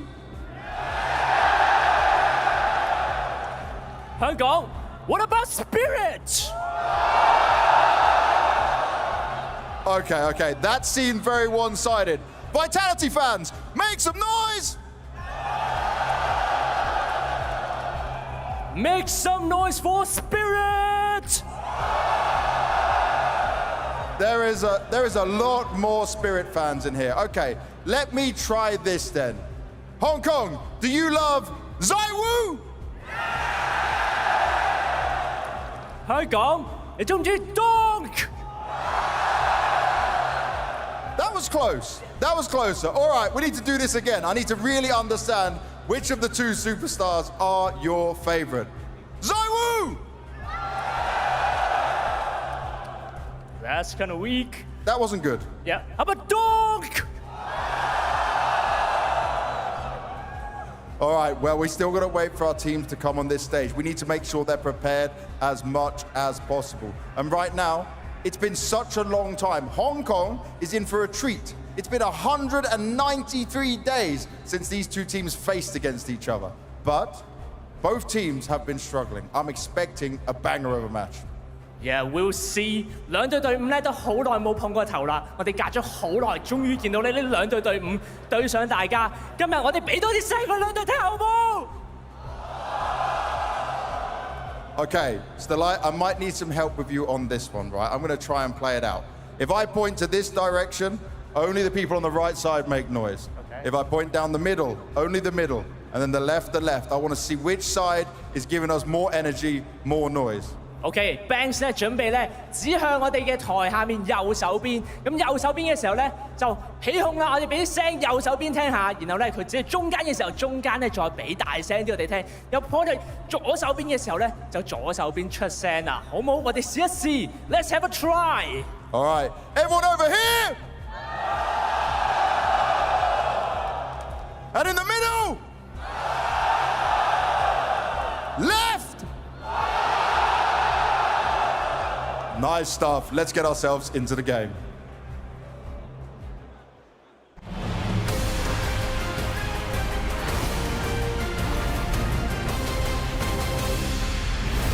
Team Spirit.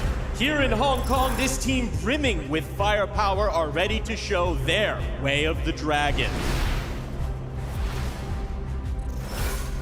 Vitality.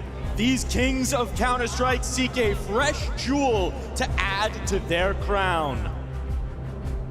Vitality have bested Spirit every time they have faced this year. Is it time for Spirit to rewrite that story? Hello, I'm Zway from Team Spirit. I'm playing a lot of deathmatch. I'm both faced, so I have pretty good aim. Zway's confidence is through the roof. Chira's our AWPer. He's about killing plus calling a lot.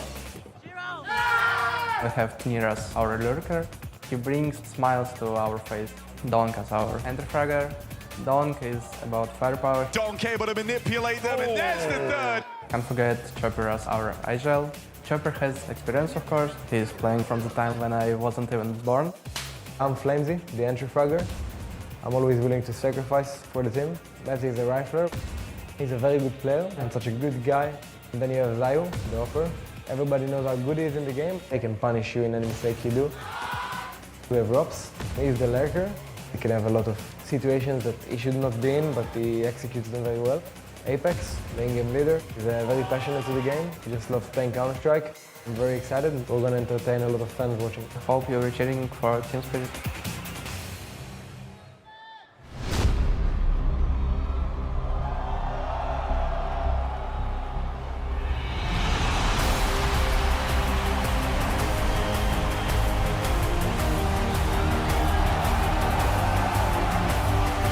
long-awaited battle between Spirit and Vitality.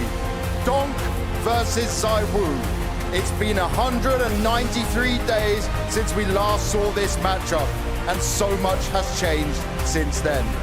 Now we get to find out if it will live up to our expectations. Expectations that come from everyone in the community. Two titans of the game clashing once again. Both of them not at their best, but both of them with a point to prove.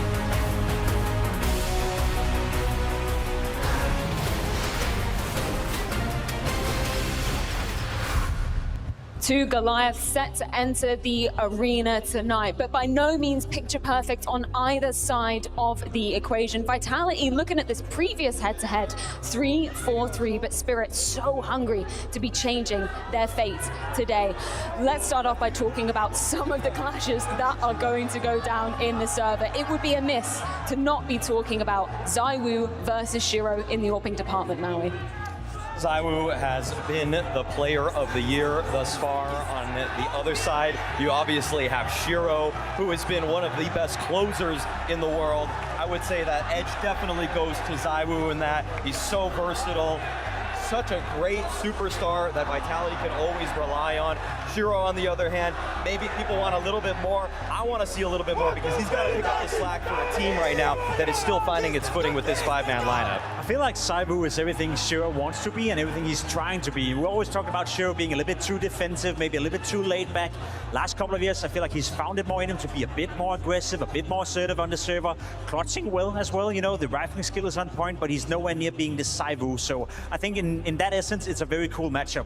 Another point I want to bring out here for ZywOo is that he's been struggling against some of the competitors of Vitality as of late. His performances against Falcons haven't been great. His performances against Furia has been troublesome. However, against Spirit in those three matchups, ZywOo is averaging 1.47 rating against specifically Spirit throughout the year. So if there's a team he likes playing against, it is Spirit. The numbers, they definitely don't lie. And we don't lie when we say ZywOo is one of the best players to ever be touching this game, because it's not just Shiro we can compare him to. There's also the ever so highly touted race for #1 of the year when we're looking at Donk also on the other side of things.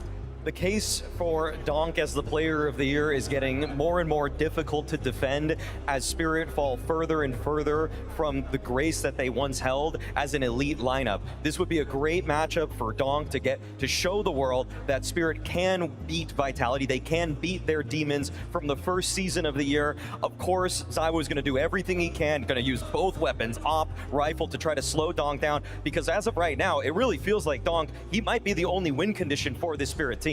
That's the thing, right? I feel like part of the conversation when you've been evaluating Spirit throughout the year is how many of the mistakes within Team Spirit have Donk been able to mask, you know, with his excellent performances, with the fact that he's at a 1.38 rating for the entirety of the year. I think a lot throughout the year, Spirit have maybe had issues, Spirit have maybe had certain calling issues as well with Chopper, you know, certain ways of not necessarily utilizing the full potential to the lineup, but whenever needed, Donk would just step up a little bit extra and mask for the fact that Spirit wasn't perfect. Now we see a Donk that's a little bit more human. He's at a 1.20 rating for this tournament, and all of a sudden the conversation is Spirit are not really finding that groove. Is Chopper good enough as a caller? Is Tenier doing enough, etc., etc.? Donk on a good day, he will mask all the issues Spirit have. Right, what was really exciting about the 10 of last year and the race for #1 was so close. It was literally the major deciding it. How close is it right here, right now, for your money, Maui? It's still extremely close. I know that Vitality have that win streak, but ZywOo was the man that was winning the MVPs. Donk, on the other hand, he's done incredibly well as an individual, but without the deep tournament performances, it's very difficult to try to justify it. If they are able to get a victory here, if they're able to get a victory at Budapest, the conversation is open. And the thing is, Donk's numbers do eclipse ZywOo, so we'll see in the head-to-head, though, if ZywOo can win a 4th time. Hong Kong, you are in for a treat. Some absolute cinema on stage tonight. It's Vitality versus Spirit. In yet another year with a whole lot of Counter-Strike, we've waited some time for this one.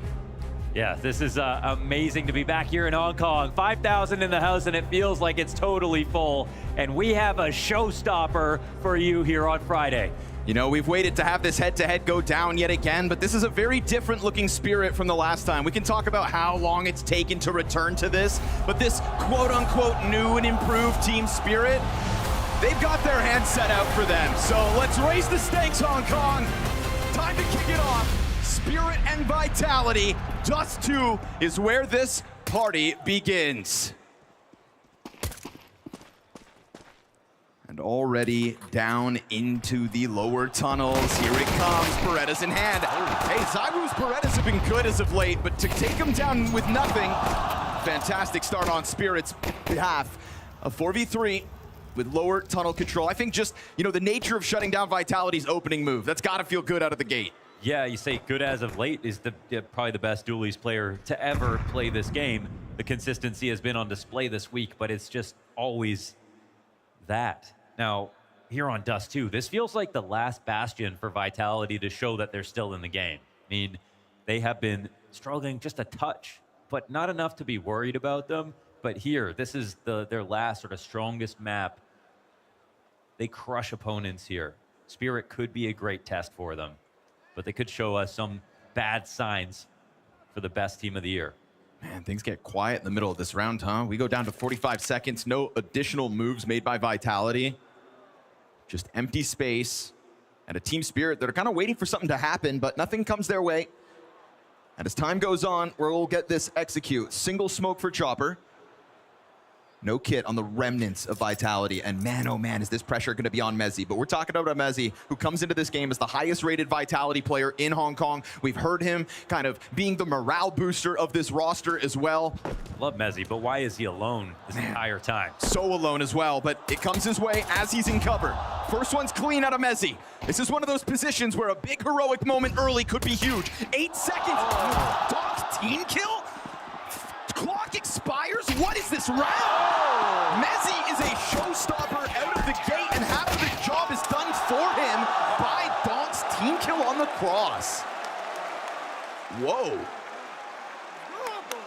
You could call it unlucky if you want to. We gotta see this shot though from Donk. There was obviously no one in his view. Oh, he literally just saw him slightly.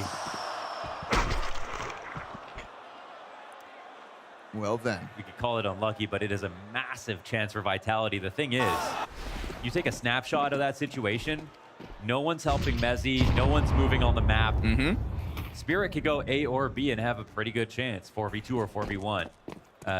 That's a moment where Vitality, I think, they get lucky there, now they can wake up. That's already a weird moment, I want to say. Yeah, good things come in small packages. What a gift for Mezzi. Shout out Mezzi though as well, right? Clinical on the 2 USP kills that he does end up getting. Time had already expired for the closer, but just to kind of fire up his engine. Yikes. Just the scary nature of a round for Team Spirit coming out of the gate in a head-to-head that's been going Vitality's way, and a head-to-head that we haven't had in the second season of 2025. So you've kind of been waiting to get a chance to take a swing at this, and you have that awkward kickoff. This round's going to have absolutely nothing for Team Spirit. Little late tunnel peek. Isn't going to get Rops off his angle. ZywOo makes more money with that MP9. Triple MP9 farm. That's going to be cash in the back pockets of Vitality.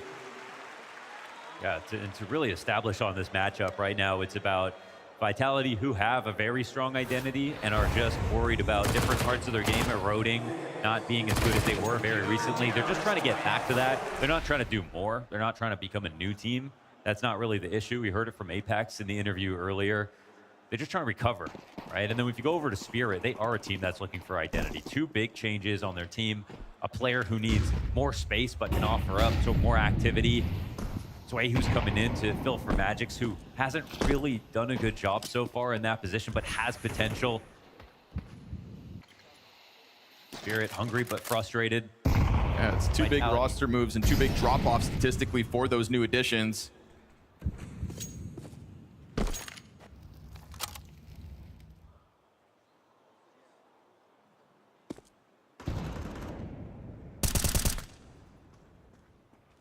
As he freed up to crossover, still no pressure offered up here for Spirit in round 3.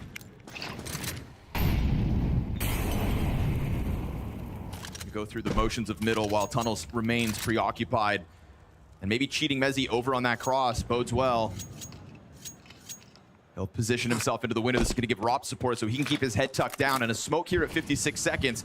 But that's as the utility is also trickling out of Team Spirit. And it's not like they have a ton more to go for. Chopper still holds on to that one single set.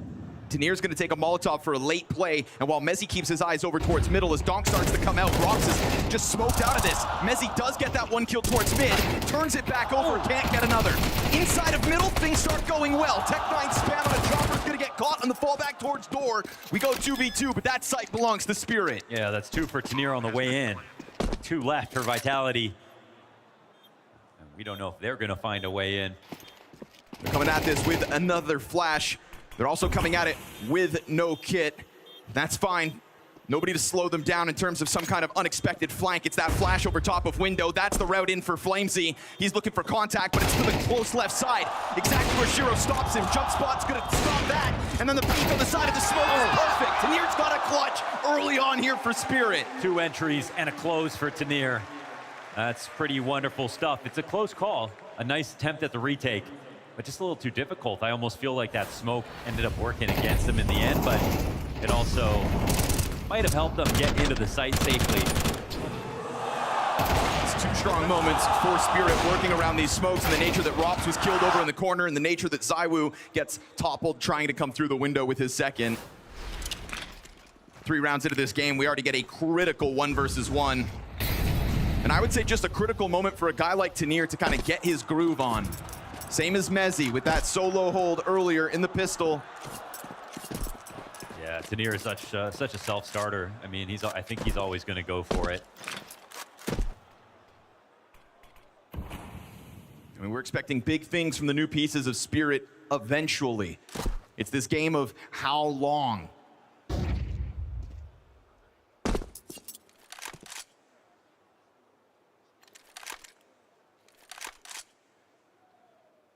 He's just kind of he's a gas guzzler, right? He's a powerhouse, but he needs a little bit more fuel, a little bit more space.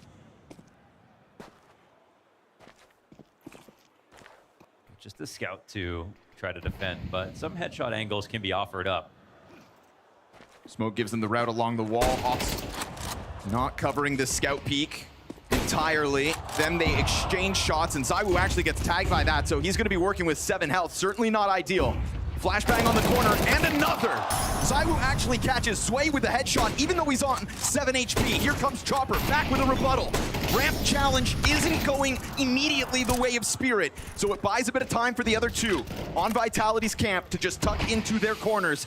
And another moment where a smoke could make things weird, but at 25 seconds, Apex decides to go for that peak. Still has not allowed for a cross to come over. We are talking about another late burn on this clock. And Robs is getting dangerously close to all this. Over towards the top of ramp. It's a kill ill for Mezzi.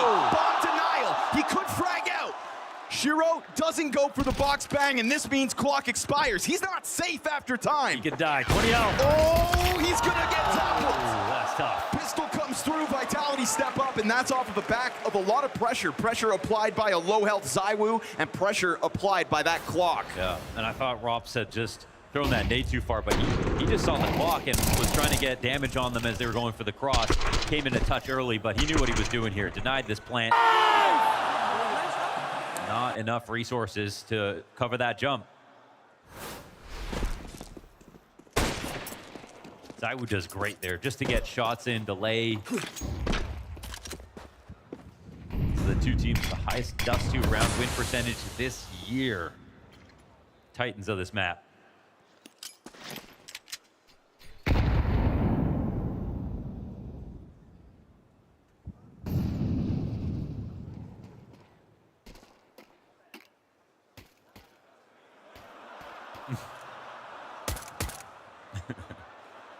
You can death match with anything. Come on. Just nudge it over. It's not, you can't even go get it. It's not safe. just a little more. One more. He can't get that smoke. He's going to need it. You know, ZywOo can get it for him. Okay, there we go. Yeah, little golf clap in the house. It's the little battles. All the while set up onto the catwalk here for Spirit, trying to burst Vitality give them a lot of mid, a lot of cat, a lot of time gets burned off the clock with Spirit just looking around. Nice drop. Ooh, this'll work. Challenge down into CT spawn. Ooh, Mezzi. He goes down with nothing. Luckily, Robson's got a couple. Shiro's gonna show us a little scout prowess as well. Dangerous game for ZywOo to try to challenge up close like that. Oh, he finds it. Yeah, right. With a USP, he finds that. You gotta be paranoid. You gotta be suspicious. All the while, though, bomb goes down as it exits out through tunnels. It's gonna be man advantage for the retake. Shiro's thinking late smoke on the door, but they're coming tunnels mainly. He's not going to be able to hold back two with his scout, surely, right? He has hit some nice shots. Apex, the only kid on the play. He's going to be looking to trade out Flamesy as that MP9 starts to make this retake happen. Charging over towards Car. First victim is indeed Flamesy. ZywOo's got out with another one, down to 3 health yet again. Ooh. And they've got that pinch on it. Vitality coming through real smooth. Oof. Sketchy, but ZywOo picking up a kit as the retake's on also helps out, doesn't cause anybody jumbling up, because in a week where we've seen Vitality make these kinds of weird moments, right? Yeah. Those small, minute mistakes, it's in those situations where things have been scary. I mean, we've seen retakes on Inferno versus previous opponents where 3 Vitality players come in and the wrong guy starts a defuse for them to lose.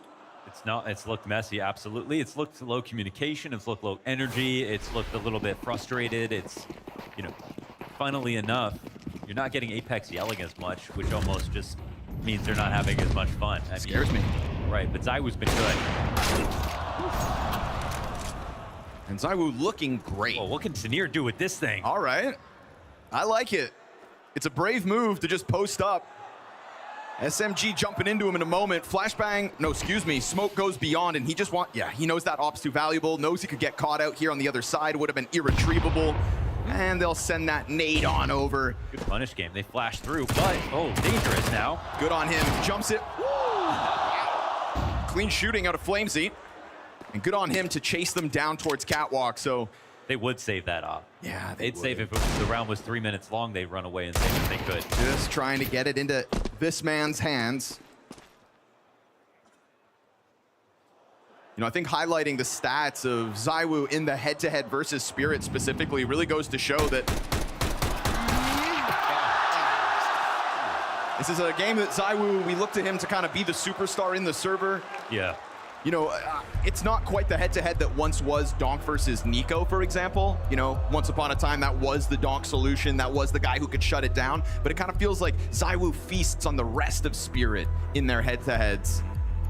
And we'll be looking for that again tonight. And so far, early on here, map 1 of this, we've got it. Yeah. Yeah, Helly got pressed a lot in an interview recently. I mean, just questioned a lot about some of the criticism recently, the recent form. Referenced the 2 big changes coming into the team and entertain the idea that, yeah, we are trying to be less legible, trying to keep it different, evolve our game plan, but also respect the fact that we've made major changes to the team. Thing with major changes is you also have to justify them, and so we're still waiting for that spirit to come together. Yeah. You can give me all the reasons in the world why it's not working yet, but I really just want it to work again. That's what you have to get to. Oh wow. Yeah, he had the best sort of Dust 2 rating ever. It was inhuman. Yeah, it was 6 months of that. I think with that 1.77. It's the most inhuman thing on Dust 2 since Hiko. Down to a 1.32. God, washed. 1.32 rating still on this map. We'll see if he can tap into it as the game goes on. This 2-6 score for Donk certainly won't help. Yeah, he's sub 1 right now. It'll come back. Always seems to. It's just scary knowing that you're giving more runway for ZywOo to continue this early tear. You know, you've got ZywOo and Robs performing as well as they are. Oh, Chopper's just getting bullied by those nades. You do have to love how Vitality are moving right now. Good on Donk to come zone it, make sure it doesn't go down for free. It's going to cause ZywOo to also peel back, be that secondary force within this A site still at 50 seconds. Tactics are flowing. The op is feeling, I feel the op just feels well supported, comfortable to move around. ZywOo knows he can take liberties. His team still putting a lot of pressure on the map. And they forget about Long for a second. Little fixation here on the cat play instead. Oof. Good trade out from Sway at least. Zyro now gonna feel the pinch of both sides. Oh, Tanir just wraps that bullet around the corner of the wall, takes man advantage into Spirit's hands. That fight was beyond difficult. Now we hit 20 seconds. Shiro gonna get softened up, and so be it. This is a nice showcase of the two pieces we put under the microscope right now for Team Spirit. You get a headshot on Zywoo from Tanir, you get another one out of Zway. Instant kills with those rifles. You know, of the 3 rifle moments we see in this round, it's actually Donk who looks the sloppiest between between Zway and Tanir as well. That's a welcome sign. It's showing that there's a little bit of depth here for Spirit as they secure that second round win. Yeah, even missing half a spray on a map like Dust 2, where he's averaging a 1.7. Yeah, that's also a very rare sight. So, especially on a clear like that, he comes in, sees one in the back, comes in hard clear on the left side, and still doesn't lock it down. But winning the rounds, nice here for Spirit, gets him back into this half. But I like the way that Vitality are playing on more levels. I mean, I think the fact that they've sacrificed a lot of early round map control, they don't care about it too much, and Spirit really haven't been using it against them, shows that that's exactly what they should be doing. In these late round situations, they're looking pretty comfortable.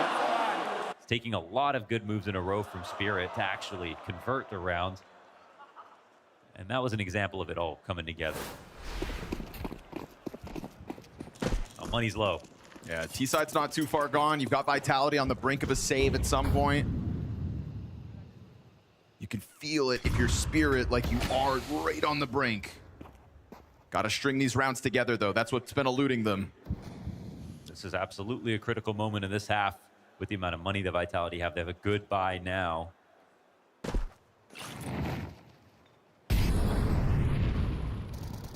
I'm not entirely certain what's going down in lower tunnels. Molly into it. I like that Spirit actually skipping some nades now, because the space has been given up for free very often by Vitality. This is what I was talking about. We're trying to make him pay.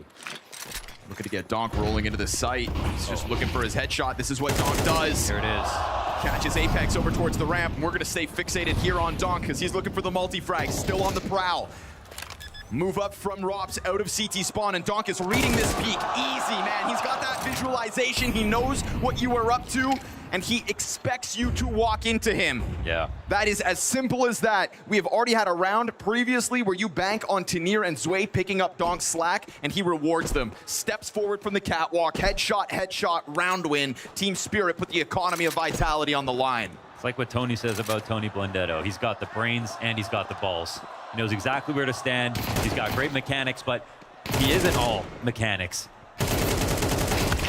And also, as a team here, I like this move from Spirit. It looks so simple, but it actually preys on the game plan that Vitality have been trying to employ this half. Terrorists win. And that's sit back, very far back, and let the clock work for them. So we still do manage a save there at the tail end of it. That's 3 up Vitality. The only 2 casualties are these insta headshots coming out of Donk. Now we've got to keep an eye on Apex as this game goes on. Not only has he kind of looked like a shell of himself in terms of his personality and his presence, you know, not cheering and making fun of people as things go well for Vitality, he actually enters this quarterfinal as the lowest rated player at the event. And we have talked about his individual level at times. Doesn't need to be a total A game, but there was a moment where we were discussing maybe his stats getting him into top 20 this year. Very, very much at that brink. But it was a topic because things were going so well for Vitality. Now he was riding that momentum. The comparison was to Astralis with all 5 yes, sir. top 20 in 2018.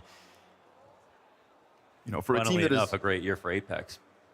Won so much for themselves in 2025. That's all you can do now is compare yourself to the Astralis. I like that he set that goal because I was wondering what else is left. And he was thinking big. So this is kind of interesting because we see what's going on in the middle of the map. CTs know a lot. But are they calcified in the spots? Are they just going to peel back eventually? Does it actually matter? Timing. Oh, yeah. How does he react with so much conviction to that moment? Just way too ready. So One of the 3 rifles held onto by Vitality from the round prior. Okay, see, now we're starting to piece all of those rifle abilities together. This is not the first nor the second instant headshot out of Zwei. taiN showed us that he's got it going tonight. Donk is the obvious one. And now even Chopper catching Apex on that walk forward. So there is still ZywOo here in the pocket.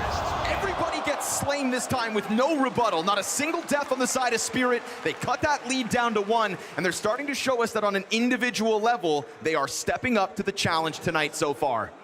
Yeah, the question is, when does Spirit come together, you know, all at once? They are going to have a breakout game. They have too many strong players. Even if, let's say, there's no long-term success or just because the chemistry doesn't work out, there will be games where they are overwhelming in terms of their individual skill because of the players that we see.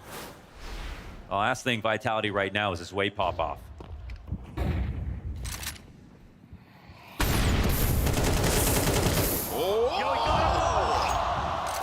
Trailing with that spray. Flamesy goes down, just trying to make do, get out of there. Damn. Oh, there is a sudden shift in the air here. Last round was where the money was gone. They come back into this, low grenades, all the guns they want, lose 2 instantly. Can they find a 3v5, man? They might need it. But there's no sense sitting in sights. Go look for kills, safe together, but don't be too split up. This B hit is looking fantastic. Low friction. Donk here to lurk in the middle. Apex trying to secure an exit route, trying to keep majority alive again. If they somehow catch Donk, I mean, suddenly it's a weird round, but Shiro, excuse me, has that off frag. Rops sticking around on this smoke with Donk nearby. They know it now. Oof, Rops wasn't feeling comfortable, and eventually Zwei will move down to make sure that one gets traded. At best, 1 player survives here for Vitality, but tell me this isn't starting to feel like an electric team spirit. We're talking 4 rounds in a row, the lead is gone, the money is in shambles for Vitality. Yeah, I'm seeing some first frame headshots, that's for sure.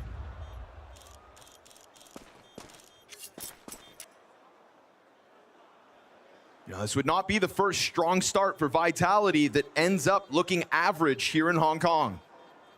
To be honest, yeah, if you want to really break it down, I mean, you could go for some of the more intangible things like communication and emotion and energy and stuff that's struggling for Vitality. But what it translates to the server is they're just not hitting shots sometimes. They're letting too many multi-kills happen where they normally would be the ones to get them. And their individuals are not playing like top 20 players, obviously, in some moments.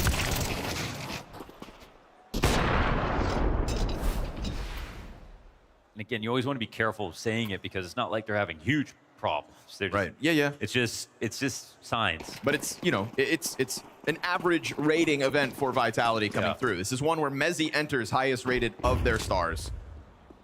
I don't know if that's a win condition for a team like Vitality. Also another cool stat. All-time head-to-head, ZywOo over Donk.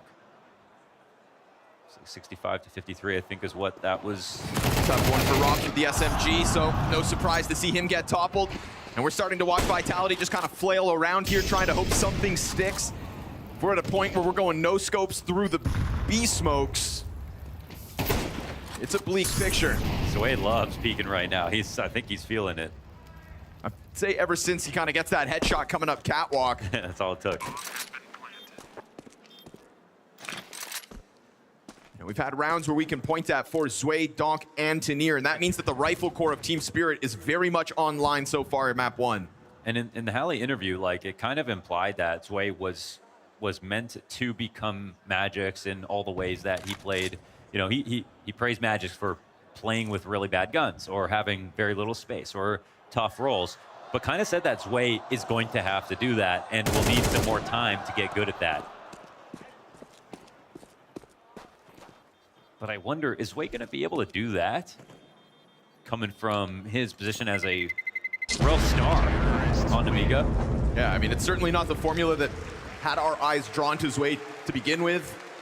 Doesn't mean he can't evolve. Wouldn't be the first player to do it. Yeah. Just obviously a massive ask when you're talking about a Team Spirit that was contending for titles, which was winning events. But you see him trying to catch fire in a game like this. Sure. Yeah.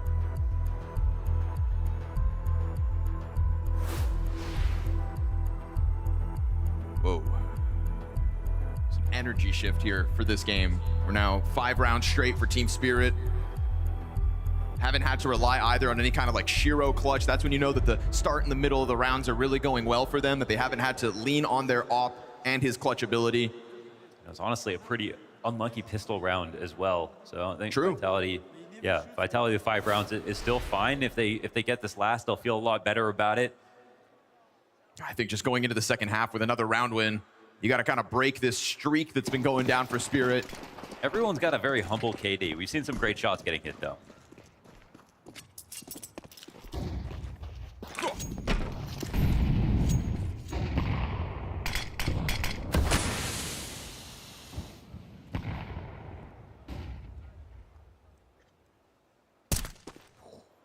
Just one bullet, huh?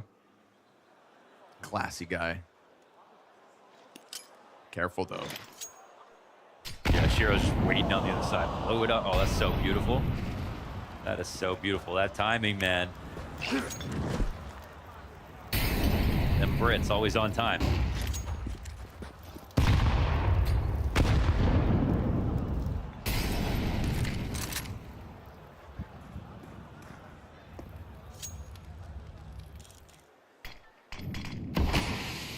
That one's going to start to be a head scratcher. What exactly is behind that smoke? Wonders, Rops towards B.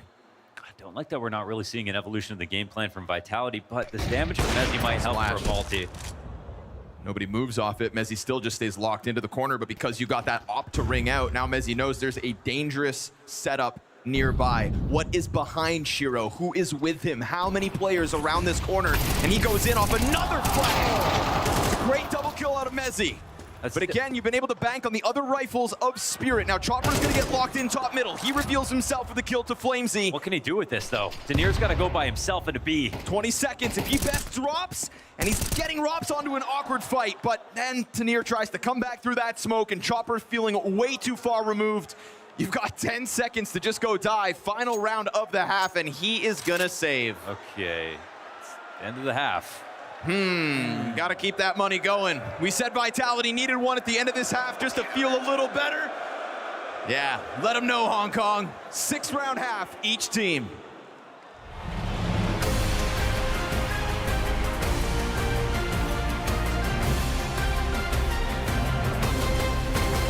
Hey guys, this is Mahone, and I'm gonna break down how the pros hold long A on Dust 2, so you can do it just like them too.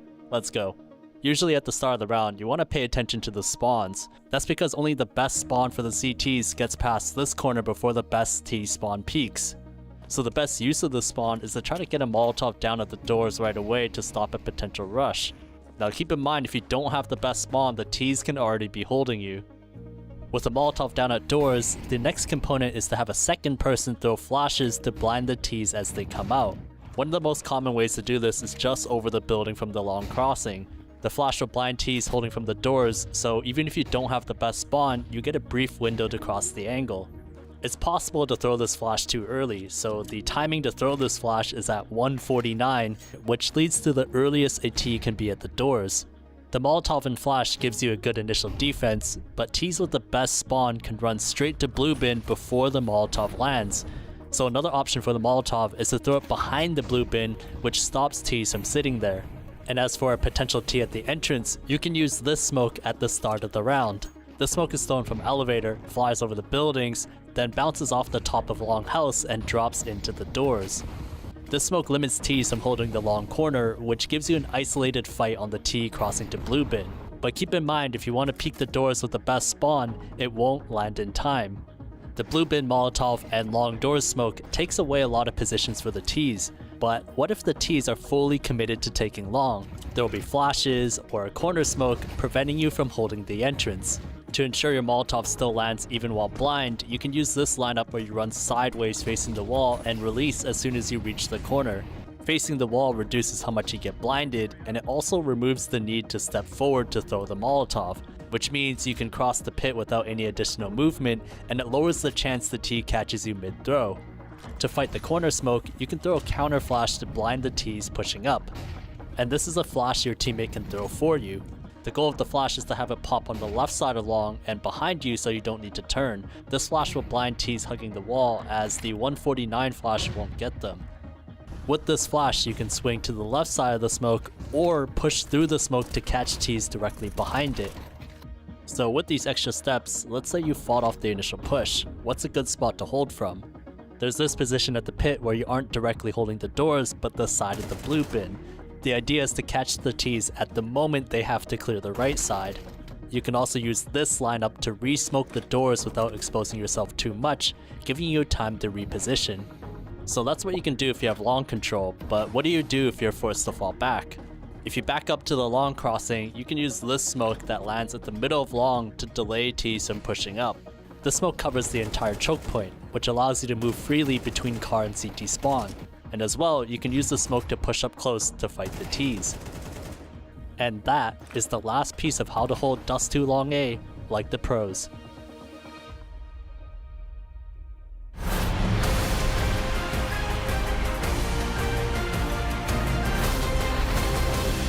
One clutch per team, and as things were feeling bleak, Team Spirit ended up stringing some rounds together, and it's not a Team Spirit that we all know. It wasn't the solo donk show. It was promising rifle work out of the likes of Zwei and Tenier to prop him up in the process. Yeah, I mean, what we're seeing right now is two teams that are just like not in their total form. But by the end of the series, you could definitely see it happening, especially in front of a crowd like this. Dust 2 is where it starts, and this will be very telling for the rest of the series. But I don't know if this ends up 2-1 Spirit or 2-1 Vitality. I just hope it's close. You go double Molotov, double smoke here for the buy on Vitality's side of things. No kit either for Team Spirit. Just thinking about dropping this in front of any kind of commitment. Here comes that support as well for the B site. Yeah, but they got two in tandem, searching, patrolling, stacking. Spirit trying to get more bodies over here just before Vitality commit to it. But again, two sets of utility, right? So Vitality can still sit behind this. Oh, so they decide to actually keep the pressure up. They're going to throw those Molotovs into the flat, but it looks like the player's able to hold on. We've got Berettas in the corner. This is getting awkward. Shiro still finds his headshot. Nice. Tenier and Zwei come out with everything. Happening. And that rotate over from middle ends up paying off perfectly. That's the activity you want to see in a moment like that in a 5v5 setup. They had a couple players on A and started with 4, but they had a smoke over on B. It felt like something of like an overpass setup. And here they have, they're trying to catch timings too. They're not just sitting, waiting, and gambling very hard on just one site. They're keeping it moving, man. That's awesome. Also, Molotovs out of Vitality didn't upset Tenier's position. He's able to just sit behind the box on plat like there's nothing wrong. Tap the heads of the players that emerge. Vitality felt very adamant about having to go then and there. Well, you pay the price. One round for the road is all Vitality had in that 12th of their CT side. And a pistol in Spirit's back pocket.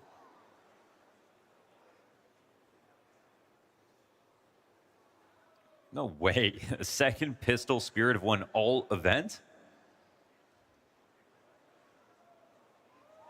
Stonk getting a team kill every time?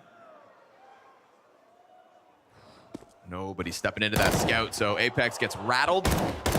Tenier's gonna go farming as he just peppers away at the catwalk.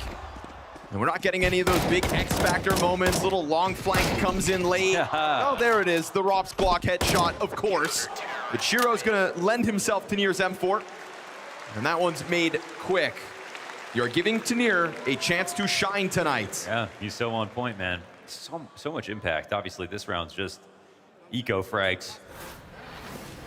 But he deserves some. He's been putting on work on the rifles and pistols alike.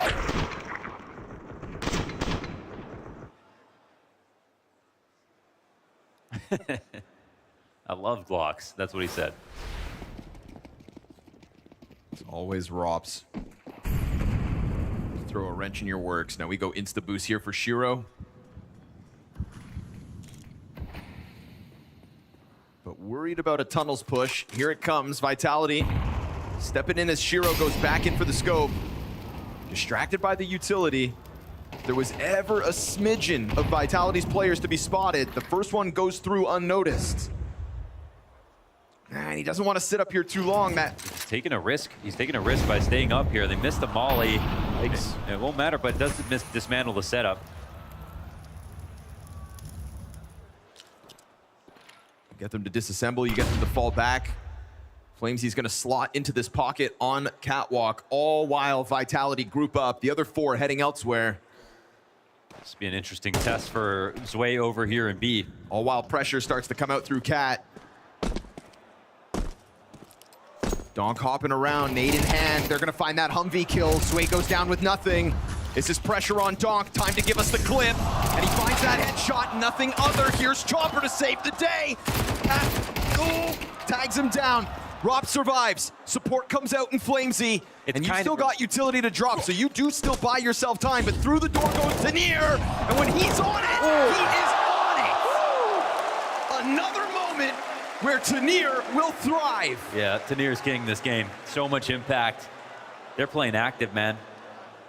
They didn't want to let that go to a post plant. Right when Vitality were thinking about how do we get this bomb down. Oh, he hit off his head.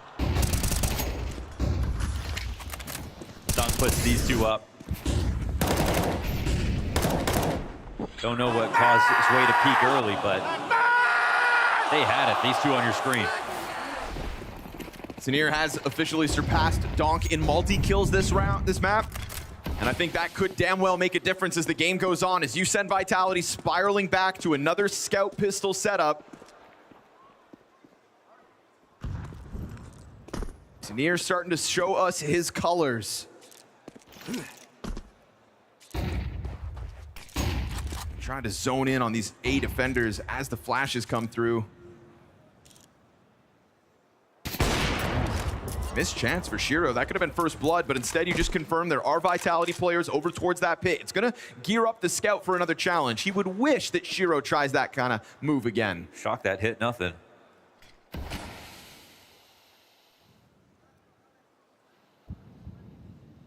Six Dust 2s in a row. And again, I want to say Vitality's last bastion of proving their strength so far. Ooh, damn, that's a ton of utility damage. Shiro just burns Flamesy to a crisp. Yeah, they don't have a ton to work with right now. Get a little footing on the bomb site, that's one thing. Maybe just going for the plant at this point. Wallbang's coming through. Shiro tearing it up. Shiro on for the ace at this point. Oh, it's stonked through the window to steal it. But another just good test for Team Spirit. You hear that scout rattle off. You don't end up taking damage. You forfeit the bomb site, and it felt like, you know, you give a little, but then you take back more. That's really Spirit on this one. This defuse is going to give them double digits. A 10-6 lead on Dust 2, and a T-side that's never really given us faith in Vitality's play just yet. No, definitely, and great shots. Shiro's kind of been on it this whole game, too, in terms of key important shots.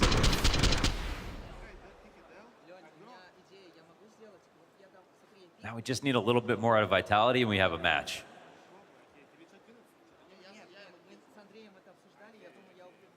Ali pensively listening over his team chatting, and they're putting in a lot of communication. Ideas are flowing, and things seem to be working.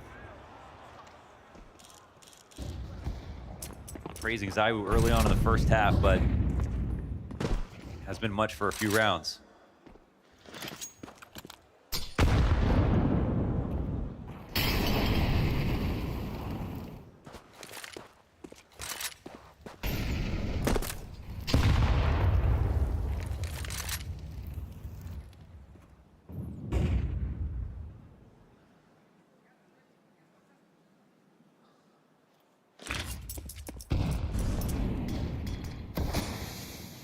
Try to bait a push here. As he's wiggling. But it's Zaiwu with the first one. You've got Donk down towards middle. Mezzi just patient, right? You said they tried to bait them in. Mezzi didn't bite, and then you get that Donk frag that kind of forces Tanier to make his move. He thought maybe that space would still catch them off. Absolutely not the case. You know, Vitality kind of had a more passive mindset when it came to their CT side. And you said that we didn't really get an evolution of that.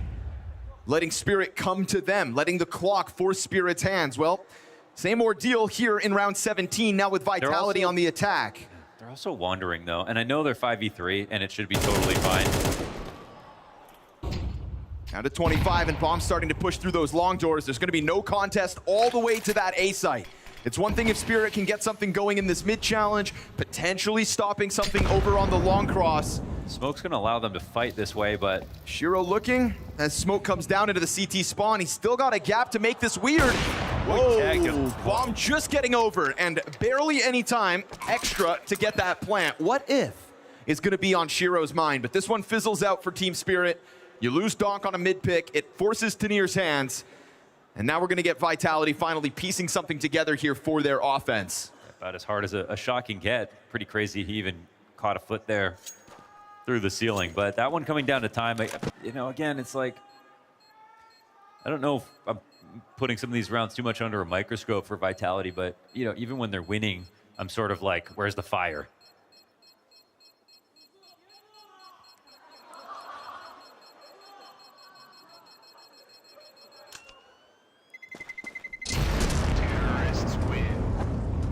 Almost feels like Vitality are kind of happy to just have embers at the moment, you know? Not stoking the flames of this game just yet. Yeah, I'm not sure if they are happy, though. Well, they're certainly happy with the last round. First one on the T side, 5 rounds into play.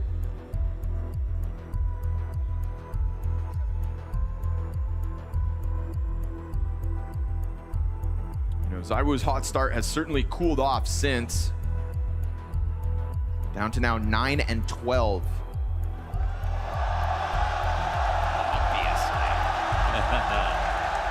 Oh, yeah, right.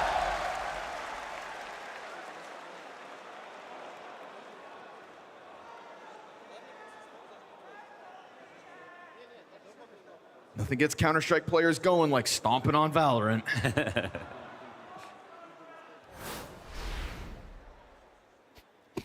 All right, so it's a 3-round game.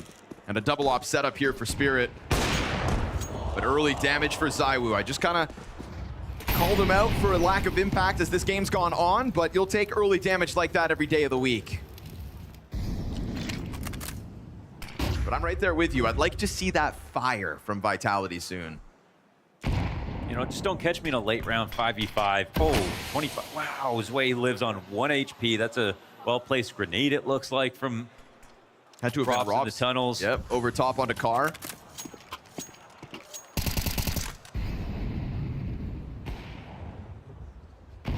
Damn, not many people have plot armor to survive nades from Rops like that, but 1 health makes the difference. This is something I like to see because Zwei was just really struggling over in this position for so long. Yeah, let Tanir take it, especially with the form he is in right now. Minute to the clock. He's gonna find it. First frag of the round. Good trade out of Flamesy. While Chopper remains smoked off, spamming that smoke's gonna welcome Apex to kind of take a look at it, but they open it themselves, right? That was Flamesy chucking a frag grenade out, and Apex getting exposed to an AWP on the other side. Battle of the AWPers, missed shot from ZywOo, and Shiro's got a real chance to make a difference in round 18. I think you saw that one. Slink into pit. Flamesy gets out. Definitely sees him depart with the bomb at 30 seconds. Can there be a bit of a push-pull? Rops has to find a way to make a lurk work. However, here is Chopper on top of him.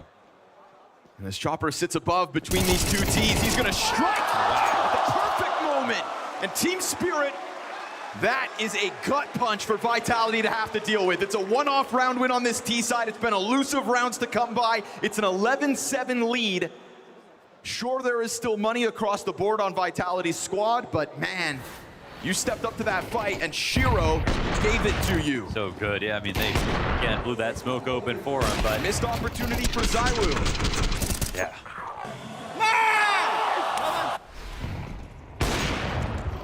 And again, this wallbang damage just keeps on coming. Here's a bit of fight for Vitality, trying to take to the corner of Long. Tanir's going through it. The Rops able to react. Oh, Chopper's nade just at the edge of that. Just enough to end it. Remember, Donk is low from the get-go. Flamesy, this is a huge duel. And he almost missed that timing. That's great spray, We go back over to Shiro. He's got his shot out on Long. We've got Donk swapping over to an AWP. So 2 snipers here for Spirit, and Chopper slides onto sight. And here's a real test of their mettle. Spirit are in a tough spot. Surely Vitality can put this one together. They're scaling on Long, but it's Apex by himself right now. Don't give this kill back. Wait, why give that kill back? He's got 2 teammates back on the at Long waiting with the bomb. If that lurk came to fruition, why wouldn't you also scale with it? What's happened there? Just kind of crawls into his death, especially with his face pushed into the ramp like that. His head comes up every day of the week.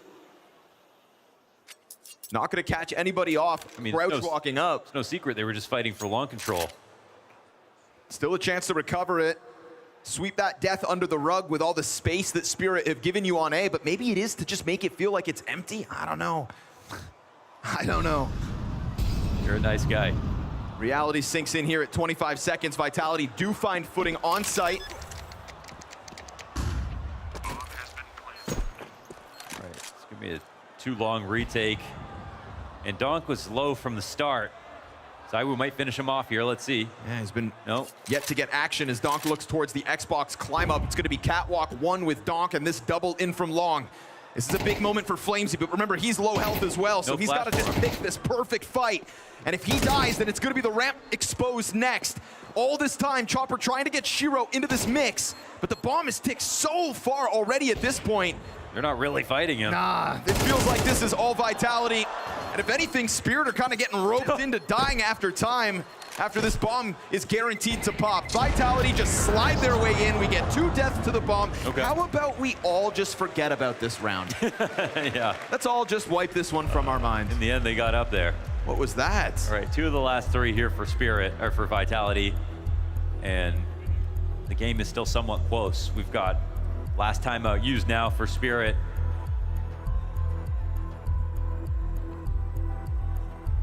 They've got money to spend.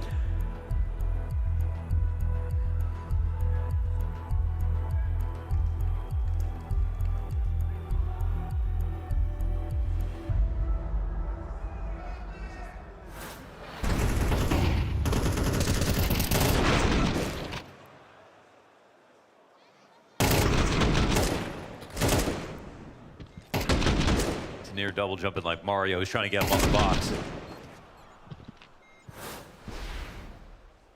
Some real critical timings in that one for Vitality. Notably, the Flamesy frag. There we go. That's what I'm talking about. The ZywOo fall off is in full effect. And we talk about just kind of the record in the head-to-head and how he's got Donk's number. He's got to get back into the way he started this first map of the series.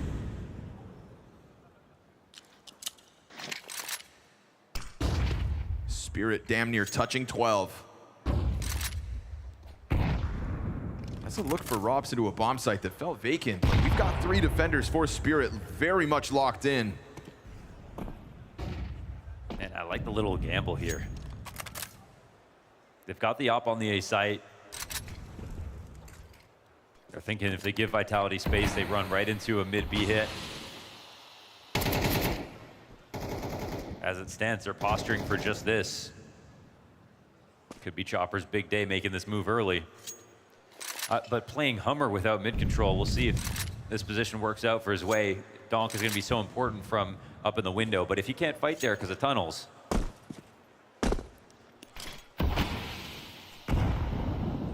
Again, Spirit are right about this, but do they have the right setup?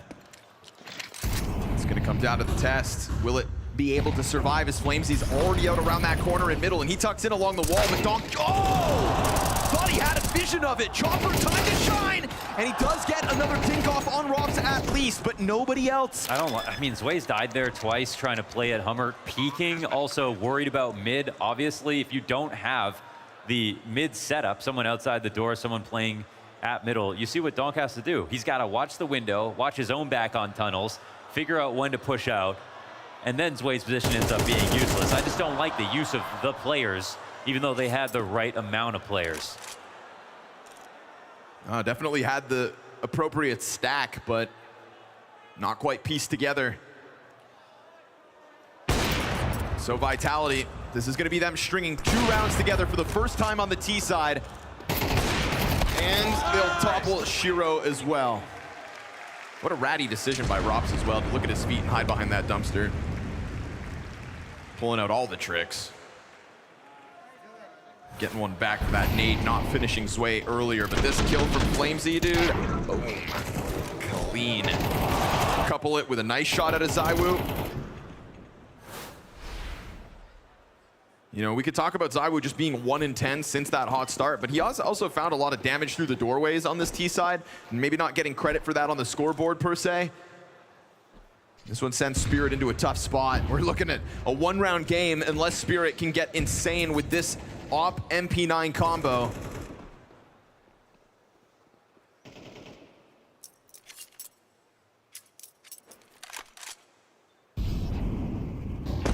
Bare bones situation for Spirit.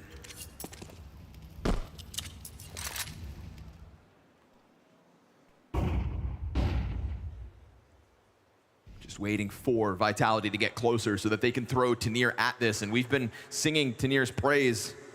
And he's not working alone either. It's him and Zway on this cat corner, ready to go off this flash. This is the one play Chopper's brought to the table. It's all about the timing. And they do find the blind. They go before the fire fades. ZywOo gets his, and Mezzi's also got that other answer. But the one move they could make just worked. Does it give Shiro enough to do in this still op position over on B? Donk in between him and the others of Vitality who are going to follow suit where the 2 deaths went down. He's just hoping that they change their mind, but they're not going to. It doesn't look like. Upcat, they walk. Bomb still lagging behind, but ultimately this should be a free plant. No sense even risking Shiro for a retake.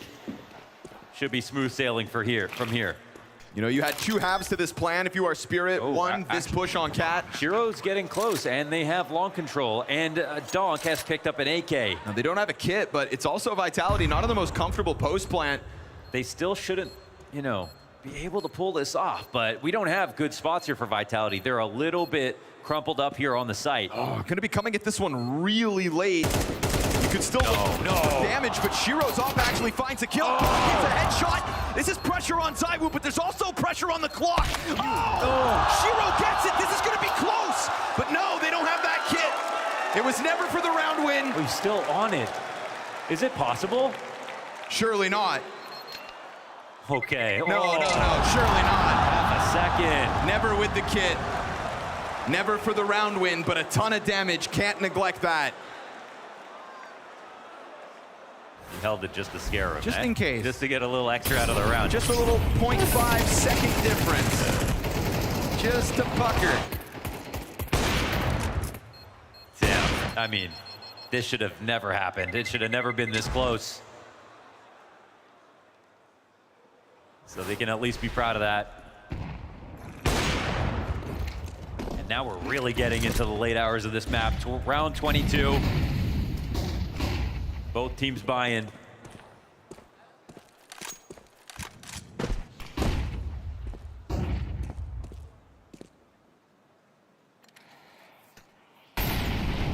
Donk's negative, ZywOo's negative. Yeah, we're in the mud when it comes to these setups. We're in the unknown entities of the rest of Vitality. But it's first blood for Spirit just as Vitality come in. There's going to be an op diff, though. You got Shiro. Absolutely handsome scoreline there on the CT side right now. He's been waiting for his moments to shine. Didn't have to do a lot of the work on the first half. You had that rifle core moving things forward for Team Spirit. Ever since he swapped over, it's been the Shiro show. Total contrast to ZywOo, whose fall off needs to stop now. And I mean, he hit his critical shot in the last round. Still died as the last member alive, but burned off enough of the clock in order for that round win. It's double digits either side, but we've got this player up on scaffold. This is a better setup. This is better use of the players that they've got, plus they've got a player up. Frees up Donk as well, still just jumping around that window. Could take a look towards mid if he chooses. Oh, Chopper's gonna catch them from the corner. Apex just walking into yet another death. And this is Vitality who have to make a difficult choice because he walked up that ramp alone with the bomb. Yeah, that's kind of wild, actually. Trying to get it going. Tanir's now flanking long. There's no guarantee that these guns get out of here for Vitality. There's 15 seconds, actually. This round's basically over. They can't get back into the site. You got to go playground and save. You better run for the hills, and you better hope that Donk doesn't come hunting. Oops. Vitality. Tell me something's not wrong, Let Connor. 12 go. I mean, I'm right there with you. I don't know what it is, but it is wrong. You can see it, you can feel it. I'd say in the server and sometimes on their faces. Is something being called that people are not on the same page? I have a hard time believing that if Apex says something, they don't want to do it. I can't believe that. So what's the deal? Why is it the other round he's scaling towards the A site by himself and then dying and nothing's there? That's like what IGLs were doing in 2020, right?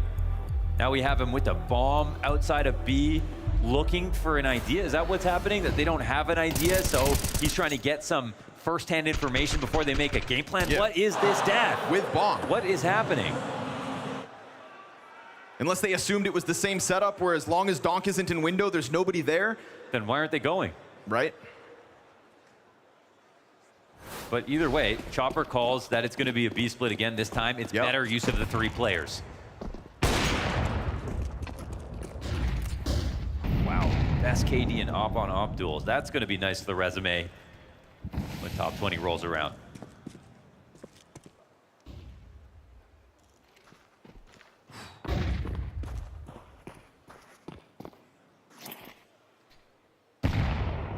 You know, we've seen it times throughout this year as Vitality took over, them have to dig deep in order to pull off wins.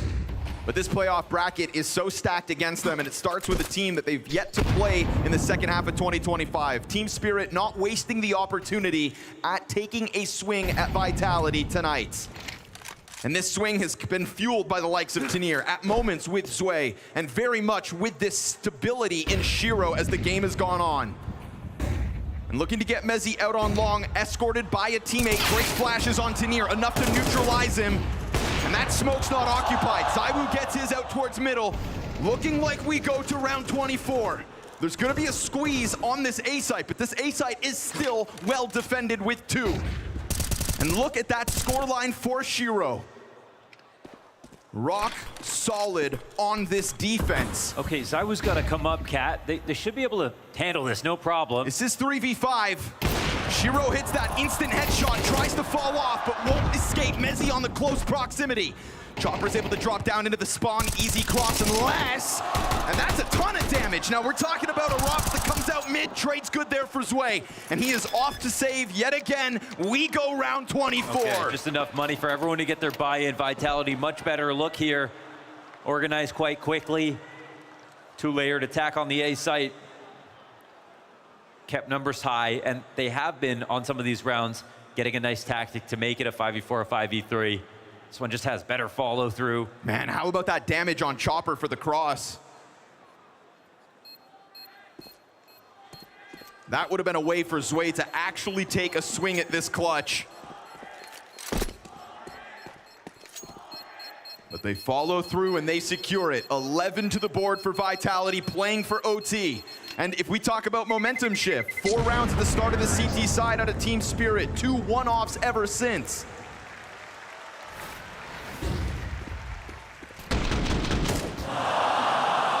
And great effectiveness on those flashbangs. Tanir was so blind in that corner. Yeah. And he's had a couple of moments, but it's mostly like 1Ks actually. Tanir also struggling to put up multis, defending long, even though he's had a great game overall. Yeah, his multi-frags came earlier. He still has the most for Spirit, but it was in that early game.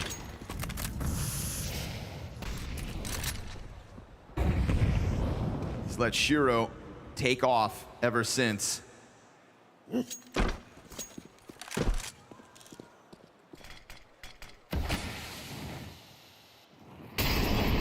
To the Cat. I'm not talking about a Spirit that's going for an aggressive setup. We've seen them take swings when they were working with less. We've seen them try to set up early duels, but this is not the setup this time around. We do still get Donk on the move. We have seen him in different positions, and this time he is here where Vitality are about to move. No big mistakes here. Next idea is everything here for Vitality. Don't let time be the final problem. It's a bit of pressure towards CT spawn, letting them know that they're out through those doors. Both teams have struggled with a little bit of space, with a little bit of time. Maybe this is the right idea. Just 2 players sitting out on the other side of those mid doors. The A lean this time, and the A play coming. Yeah, you leave Rops in the corner, you add Apex back to the pack. Donk's in the winning spot. Palm tree flash won't be seen. They're coming for this. No one's coming from long. Nothing at all, no challenge for Shiro. And we're going to player on ramp, and then we've got one locked in. Flash comes out here for Donk, and he's going to activate blindside. Donk to the USP. A Apex needs a massive recovery of a round. Rops is still yet to get active. And Team Spirit aren't going to give him what he wants because Apex has to do this on his own now.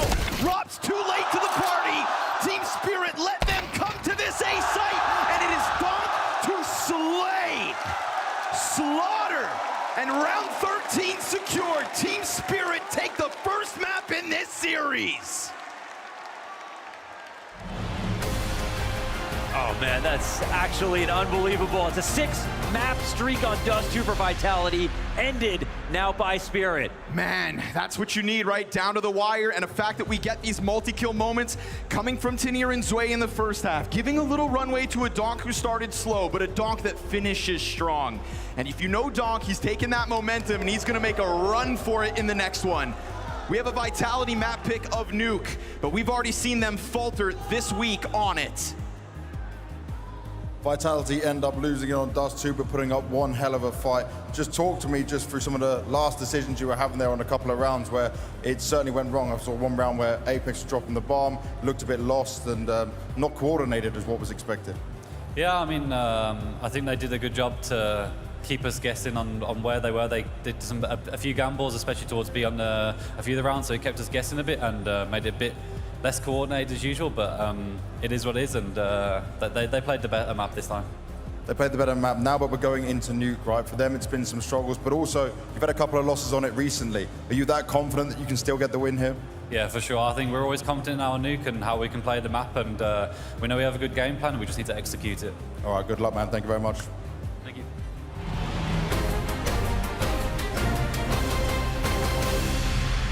The Dust 2 streak dead, unfortunately, for Vitality, as it's Spirits to arrive with some fire in their step. Only the second map they've been able to take off Vitality throughout 2025, but such an excellent start from Tenier and a great end from both Shiro and Donk in this one. Individuals were firing in the way that they need to for Spirit to find win conditions. On top of that, I felt like they definitely went back to the drawing board in terms of some of the calling. I feel like it was actually more difficult for Vitality to understand what Spirit were going to be doing next in the round. In fact, it was Vitality, case in point, the very last round we watched, that was more obvious, where Spirit knew exactly where they should gather their forces to put up some solid defenses. It was great to see Spirit play well on Dust 2 once more. I know earlier in the tournament they played against Falcons where they ended up losing.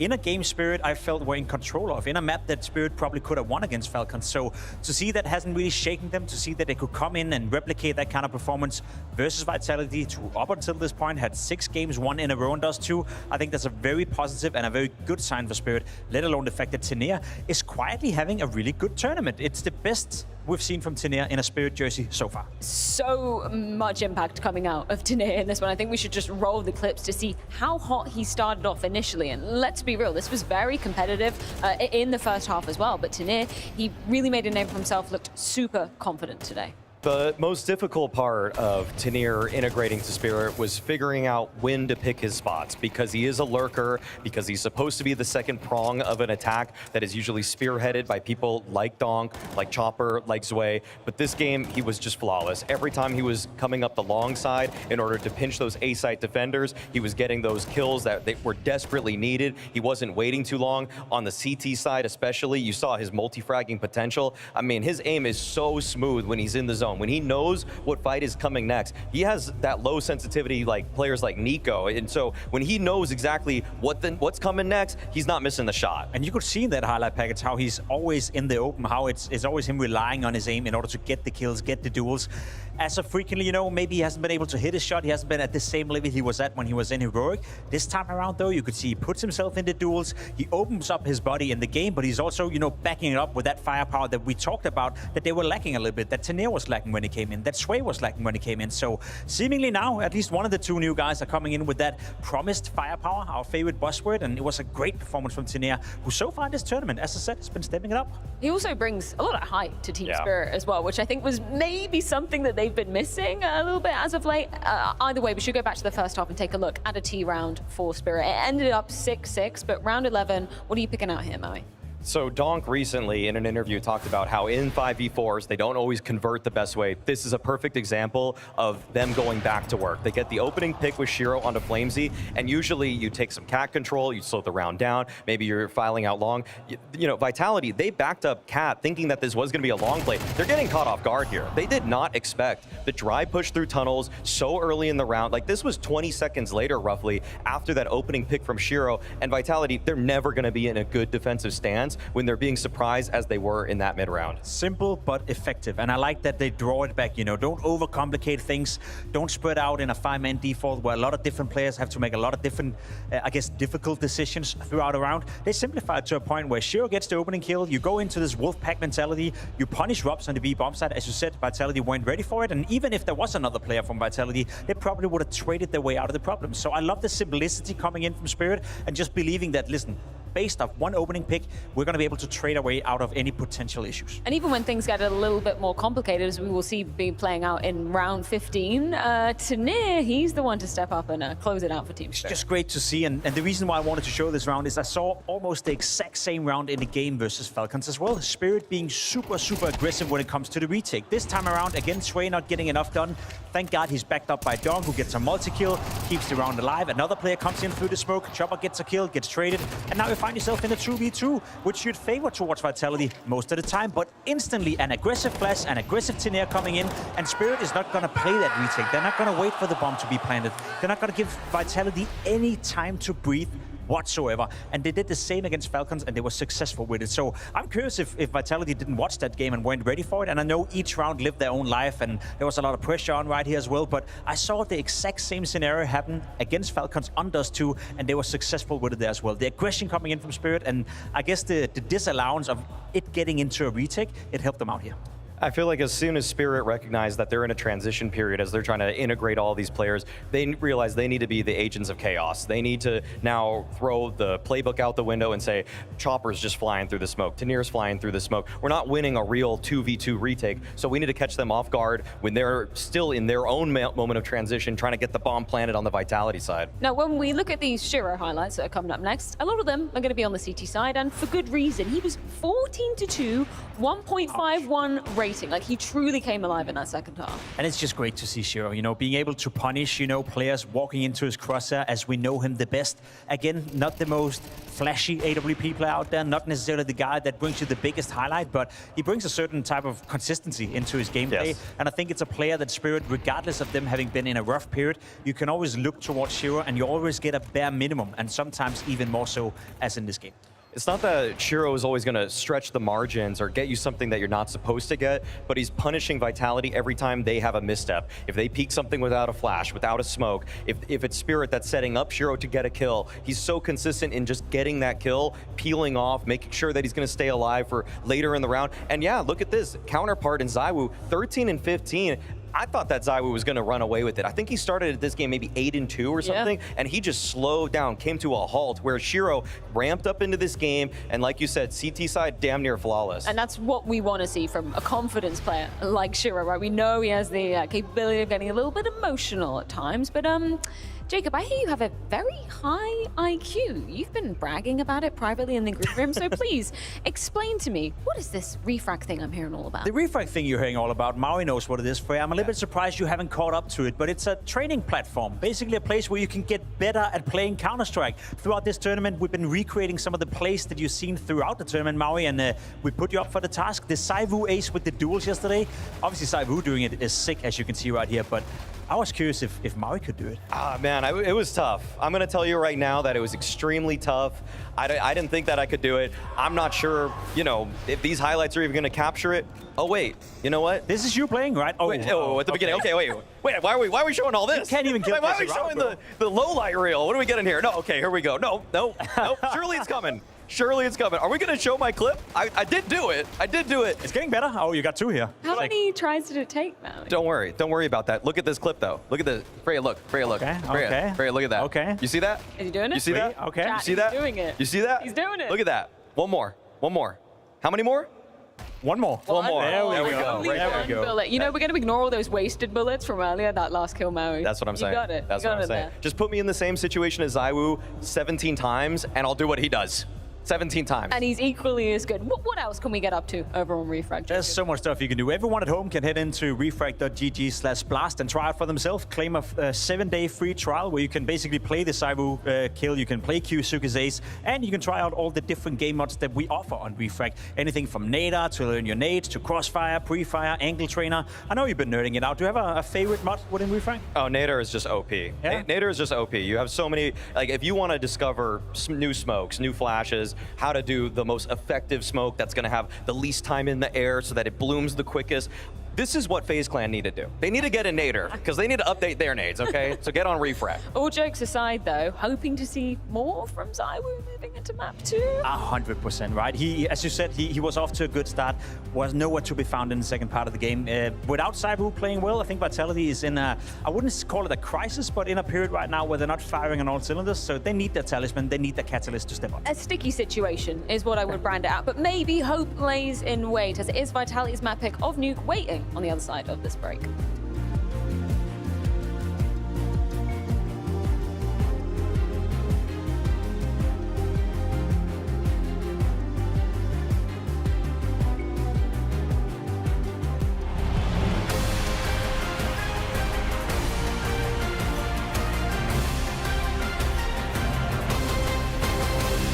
British player.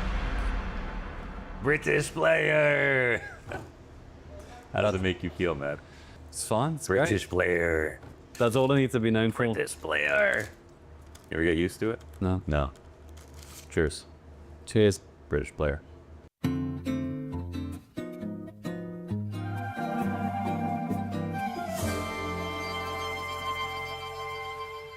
What's Mezzy about?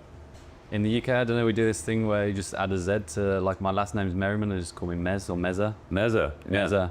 And then I changed the name because the Asimov in-game, I called it Mezimov. Does the Asimov creator know that? No. Have you told anyone that? No. Chicken shot first, cheers to that. Cheers. There we go. Can you do American accent? I don't. Can you just say, like, can you just say what this is? Bottled water. I'm letting you in the country. Thank you. You got through. Thank you. Thank you. Thank you, sir. Thank you, sir. When's Asia going to be the #1? Asia #1? Yeah, you think Asia can be #1? Yeah. You ready for some long flights? I'm not a fan of the long flights. What's your least favorite part of the job? The flights.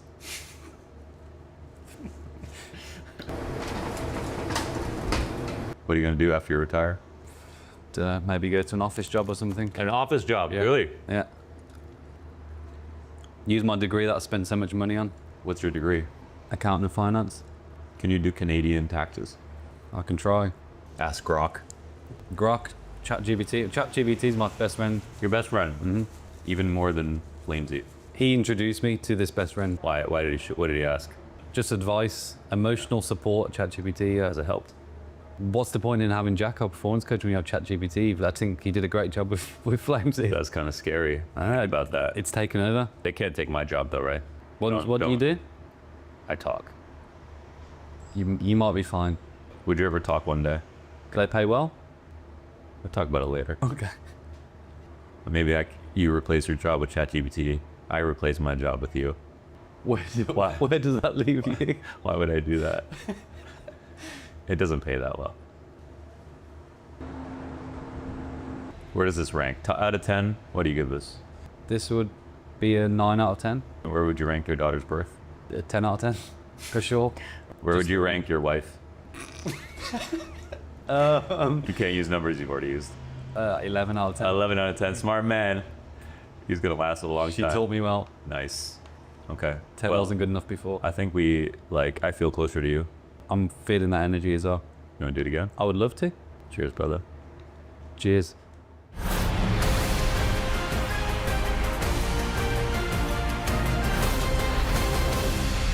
Dust 2 signed and sealed by Team Spirit, but now it's the turn of Vitality, and it's going to be crucial that they turn things around on this map of Nuke. Just big picture time, Jacob. What is the story as of late of Vitality on this very ground? I mean, we saw them play it against Tyloo in this tournament, which wasn't necessarily a great sighting. I think Apex City coming into this game, they lost focus. They lost, you know, the ability to actually take the game seriously enough in order to compete. However, they still feel comfortable picking it against Team Spirit. I think part of that reason is that Spirit, as of late as well, obviously we talk about them struggling, but specifically on Nuke, they lost 5 of the last 6 times they played out on the map. So as much as it's a map for Vitality where I feel under normal circumstances they feel comfortable, it's also a bit of a punish pick versus Spirit. Even if it's been a little bit rougher for Vitality, they're still a better team on Nuke than Spirit. This is definitely a punish pick in my eyes. Zwei, Chopper, those guys have no chance on that A-bomb site. They are just, they're disastrous, okay? It's a catastrophe every time an exec hits their faces. It was Shiro to be punishing Zywoo on the first map of the series. That's a head-to-head that we're going to be keeping such a close eye on. What do you anticipate playing out here, considering Vitality going to be starting on the T side of things?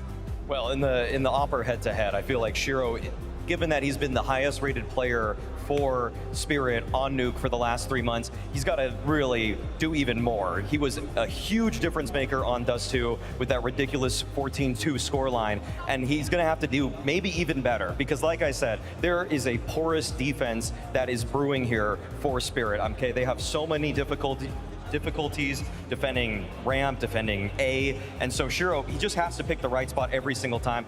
In my opinion, it might be too much to ask of him. I think people sometimes forget that when you have 2 AWP players on a server, doesn't necessarily mean they go head-to-head in the game. I think for Zywoo, he's gonna have a field day. As you said, Spirit have not felt comfortable on the map for quite some time, so if you're Zywoo, I'm not even sure if you're gonna pick up the AWP on that T side. I think Vitality could come in, having localized some of the same issues that you're describing, Maui, play a little bit more fast-paced Counter-Strike where you're executing on the inner bomb side, and if you're Zywoo at that point, you'd rather have an AK-47 in your hand. So I'm not sure we're gonna see a lot of head-to-head AWP duels in this map, but I'm damn hell sure that we're gonna see a Zywoo play better than he did on those 2. What's Donk saying on Nuke? What do we expect from him?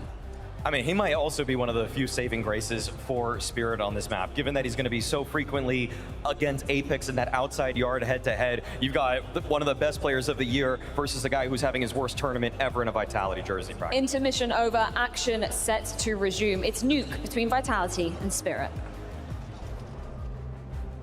Sure, this could be a moment where Nuke goes the way of Vitality, but we've also seen some real difficult moments on Nuke with Vitality so far this week. I mean, I can't help but think about that total blowout when it came to playing versus Tyloo. This is the very same map that Apex and Co lost 13-4 to Tyloo just earlier this event. So sure, maybe they have the edge, and maybe Spirit have their weaknesses, but this head-to-head's been a long time coming, and it feels like Spirit are stepping up to the plate tonight. It does feel like there's something changing in the air. We wondered if Vitality break into playoffs, are we going to see them get back to normal, but we saw that's not the case. Dust 2 was a first bad sign. Real good chance that Spirit could 2-0 this matchup. But also, we saw that even with Vitality, it feels like firing at 60%. They brought that to round 24. Sure thing, yeah, game was still on. You know, there's a question whether Zywoo will start strong and fall off. There's a question all across the board.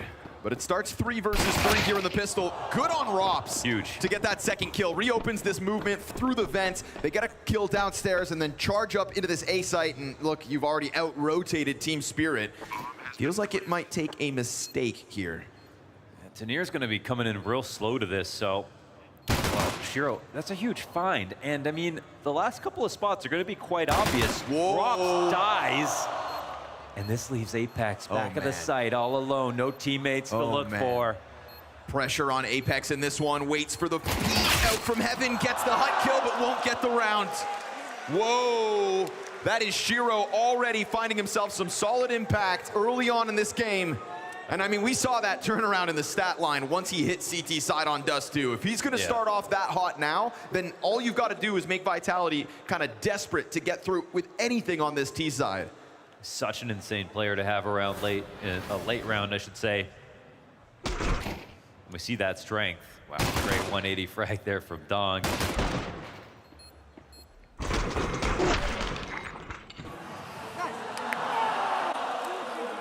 feel like Shiro and Tanir in a late round, man, that's just big damage, right? Because like you think about Shiro and Donk, but they're never together alive in the late rounds. I think in terms of A-star rifler with Tanir's potential at all portions of the round, he's so well-rounded. I feel like Shiro has a friend in the beginning of the round in Donk and a friend at the end of the round in Tanir now. 100%. You know, and I mean, we're coming off of Tanir's best performance in playoffs in a Spirit jersey with that last map. Never a better time than versus a Vitality that's shown weakness this week.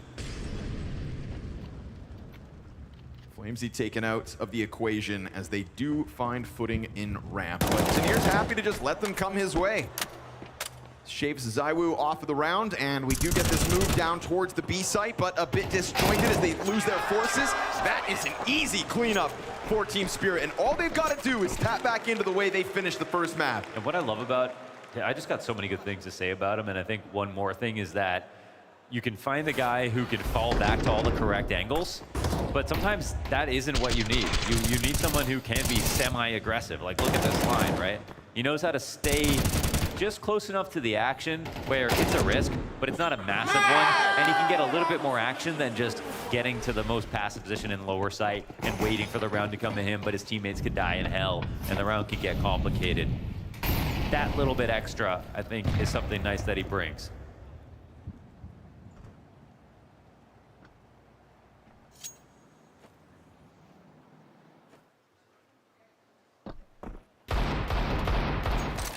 Get him up. Cheesy. Will it net them anything, though? That's the big question.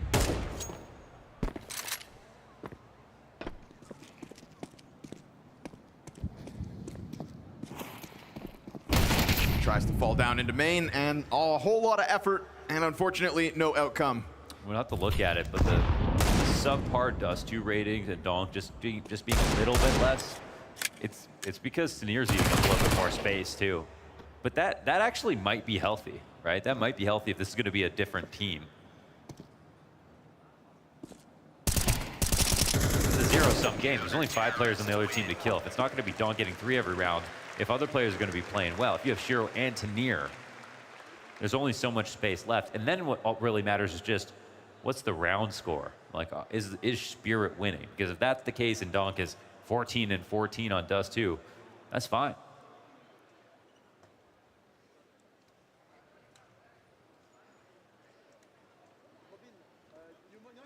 Yeah, Tyloo have a sick performance versus Vitality here.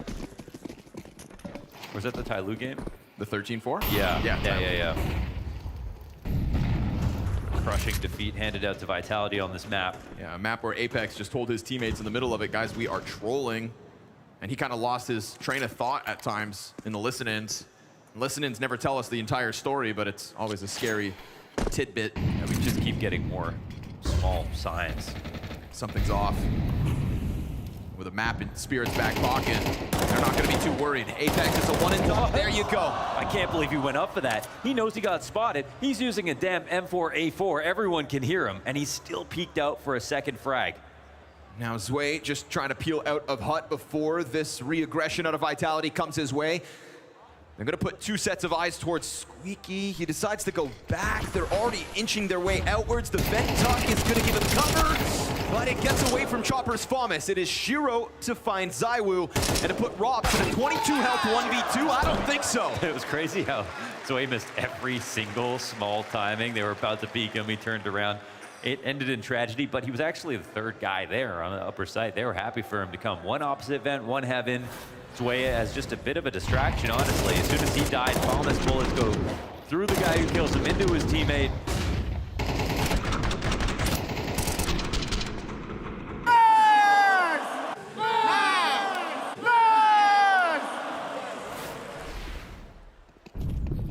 And you just kind of elicited that conversation about Tanir and Shiro.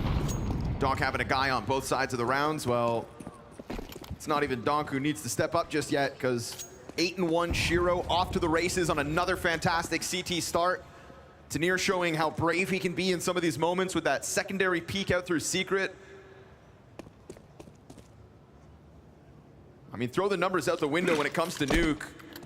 Now I say critical of Zwei and Chopper inside of that A site, but so far it's been the perimeters in, again, Shiro and Tanir that have provided.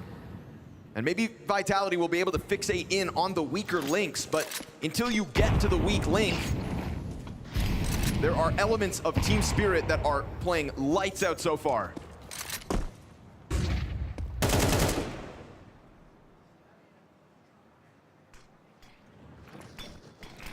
Here comes that volley of util through the squeaky door, and Chopper eyes down on it.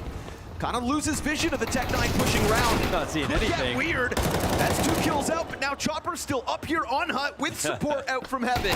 And as he goes back in for another one, the Tech9 starts to thrive. Tanir and Shiro, stars of the show, and they just fuel one another side by side. I'm saying 7-0 here for Tanir.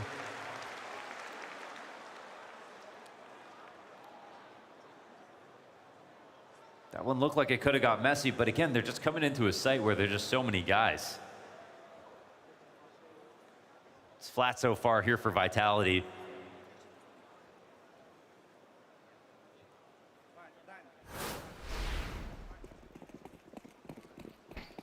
It's tough when you're at the top and there's so much attention, so many expectations. And a major coming up so soon. Nowhere to hide.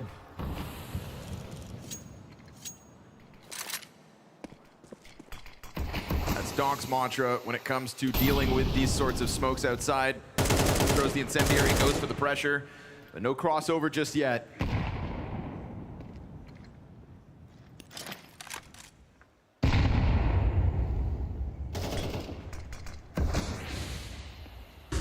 You just don't want to see this get too disconnected. We've seen these Apex lurks happen, but if he dies with nothing and they're not anywhere close to being able to use this, you have to wonder why.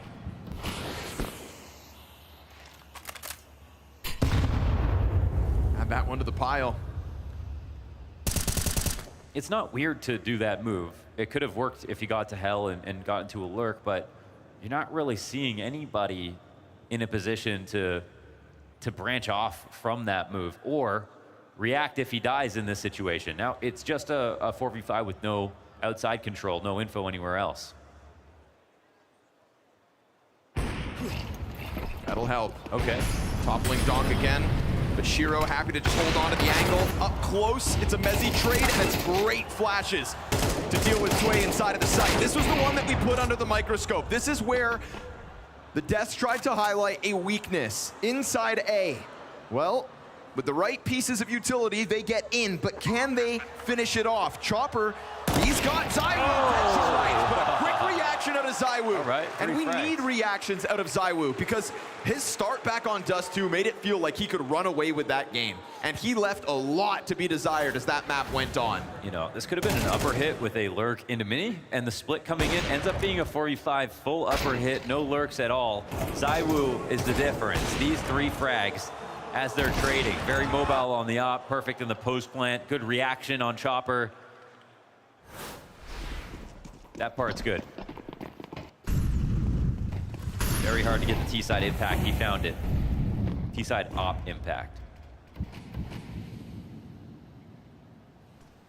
Trying to find success while Donk remains muzzled. Different pieces of Spirit, sure, hitting hard, but for now, he hasn't had that big pop-off, and it's gonna be Apex looking for a kill as teammates move beyond him.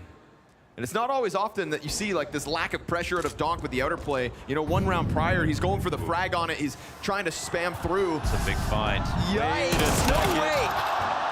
Robs is just on top of Chopper. And now suddenly, you know this lower site's compromised. Tanir's gotta go big, tucked into the dark corner. Tries to get a little more, but all the while, Shiro has indeed picked up 2 kills elsewhere. He is off to a 13-2 start, 6 rounds in, and there is Zwei with his in through the vents. Okay. Flamesy had 0 frags at the start of this round, and he's gonna need 3 more to close out on this one. Bomb nears the halfway point. Zwei, an easy 2nd frag, and the other 2 start to get that retake going. He's gonna puff up some smoke with that frag. Bomb planted deep into the site. Flamesy knows he's got to cut them off. That's the 3rd. And this is Donk sticking it all the way. Fire at his fingertips. A 2nd round Vitality. That is all Flamesy. That's fantastic Khalil work, not something you say every day. You know, that one's pure action. Not much time to think. It's very hard to trick people in that spot. He knows he's just gonna have a series of tough duels, and he doesn't have a great gun to do it with. He doesn't have the bomb planted exactly for him, but he reacts perfectly, hits the dome 3 times in a row. That's a big moment for him as an individual, maybe for Vitality as a whole. Surely. ZywOo got them out of the last one. Claims he gets him out of this one.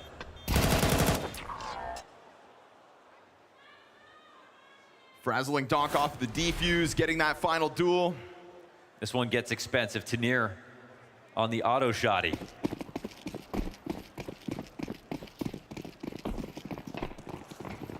Whoa.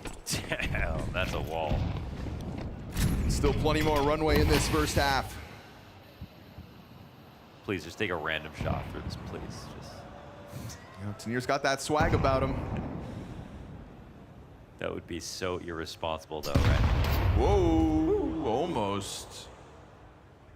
You know, they got away with free crosses last round. There was no pressure really offered up other than Shiro leaning back with op. And we see the wall smokes. Obviously, they're going to call in some support here on the ramp, but with no lower player, it's actually going to be Shiro, who has to be kind of close to both situations. Now, Apex is crossed. They're really not going to deal with them. I think they just know that someone's probably down here.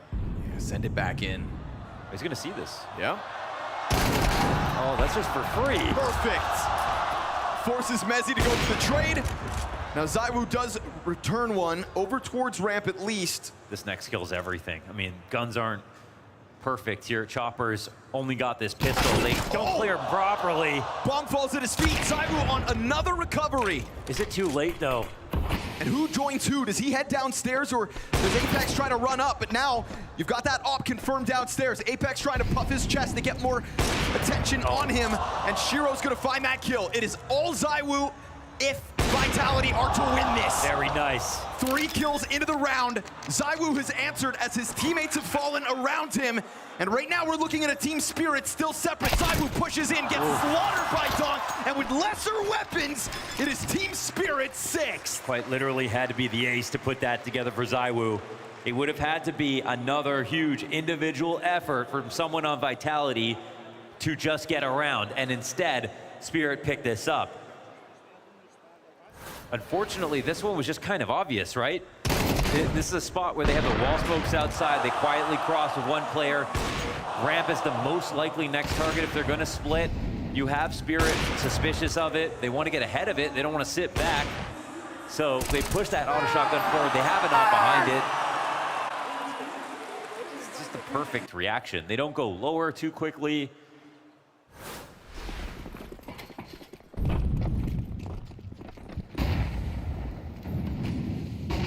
Interior crocodile alligator. I drive a Chevrolet movie theater.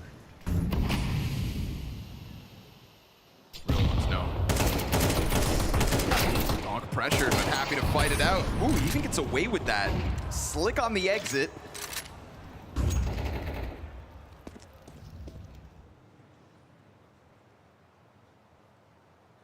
It's a fast move from Apex again. Makes it over without going noticed. Pops ahead of the utility. Doesn't make his move. We get 1 player lower. We get 2 trying to cross in the open yard. So ridiculous. Like, he just gets spotted. He goes wide instantly. Doesn't have a second thought. No blinking on this guy. Apex about to queue up a fight down lower. Not quite sure which way to look. Apex coming at it. Chopper drops the ball with that SMG, and now we've got Donk still up in the rafters. Missed shot at a Shiro. Donk with nothing. Nobody's in. Well, this makes things interesting suddenly, especially with Rob still upstairs. Sway's been locked into this vent the entire time. Everybody else has tried to get into action, but he's been quite stoic. Him and Rob's playing a patient game. I mean, Robs just has to catch vent rotators as long as they have a material advantage. There's no really incentive for him to speed up.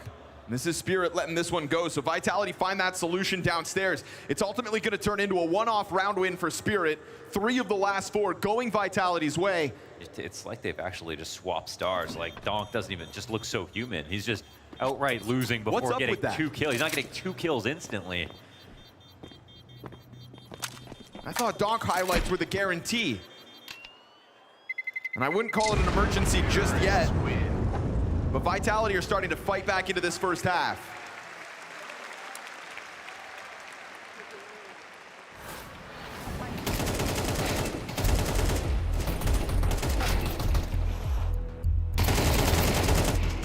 And that MP9 just starts streaming bullets over top of Apex's head.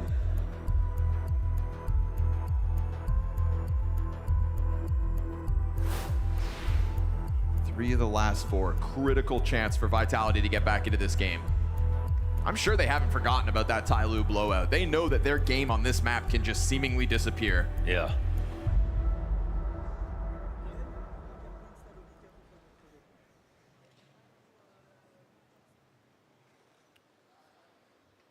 Yeah, Dust 2 ended in tragedy. They don't want that to happen here.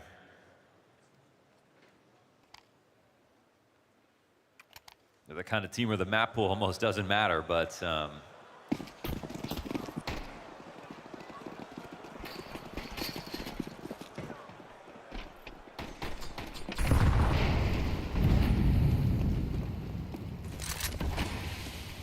lately with the form not right. It does. Damn, this is an electric pace being set by ZywOo, already downstairs. Nobody seems to have noticed, and that's even with Spirit cracking open the smokes.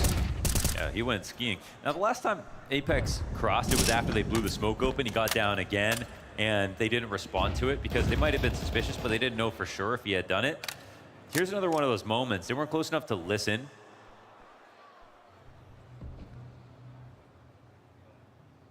And we got no help player, we got no help player, no one outside. Tanir's not going to have help besides Vent. If they lose Vent control, this round is screwed. And they covered it. Yeah, they're not worried about this. I was just going to find a bunch of empty space over here. This is just Doomsday incoming. Hello. And you can just get them to come through Vent, or ramp, excuse me. All right, this is a little bit weird for Spirit. I mean, not even just because they left the gap outside, but because they didn't have anybody helping him. Everybody able to flood down, no further resistance. Spirit trying to throw something at it, but that Molotov just enough to keep this bomb plant safe. That was Apex in front of open doors. Okay, fair enough, Vitality. They get this gap. They did get Apex downstairs last time, no friction. This time, they do it again with ZywOo, even faster, no friction. A strong move behind it. Tanir stood no chance. And I mean, it's not his job to get the information outside, right? Sure. He can't say, I need help because we've lost outside or they've done cross smokes. That's on his teammates who are watching. And teammates that were watching again with a nade popping open smoke pretty quickly. And if they're dropping out of heaven into the A site, they're sacrificing very easy rotations to go ramp and to watch the outside cross. They didn't even have the ability to know if there was going to be a hell wrap. There could have been a hell wrap on them, and they couldn't have done anything about it. So kind of a strange setup, if you ask me, but love that Vitality are like pulling off some cerebral moves, pragmatic based on what we just saw. They've won 4 out of the 5 last rounds. Just throwing something different with the fastest possible ZywOo cross timing. Yeah.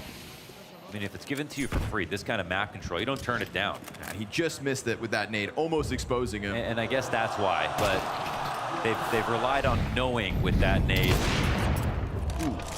However, out of the gate on this one, Apex walks into the scope of Shiro, and so you're not going to be able to jumble up behind that wall of smokes 5 versus 5. It's man disadvantage for Vitality in round 11 out of the gate. This is a whole different, look at this, Tanir's pushed up. They are going very aggro, prophylaxis on the outside cross, early kill coming in. They want to make sure this time, and they will. Yep, keeping that pressure up. You know, again, Donk will just throw those bullets through it, finds contact on ZywOo, gets the better of him, and extends man advantage to 2. But it's going to have to be full recovery round 11 for Vitality. Smoke fading out. Replaced by another. And Rops remains ahead of this. Ooh, he can make a play. Yeah, did they see it? Can he get that far out, or does he feel like he can? They see it. Oh, Rops ends up with a headshot. Chopper now pinned in. Nade's gonna blow him open. This There is we a go. huge recovery. The whole A site has been overtaken. In a 3 versus 5, they take a step into that A site and they dismantle it all off of Robs being ahead of the smoke. And then it goes one further. They don't lose an additional player off of their decision to hit that upper site. That's a massive play out of Rops with that squeaky lurk. It was their last lead.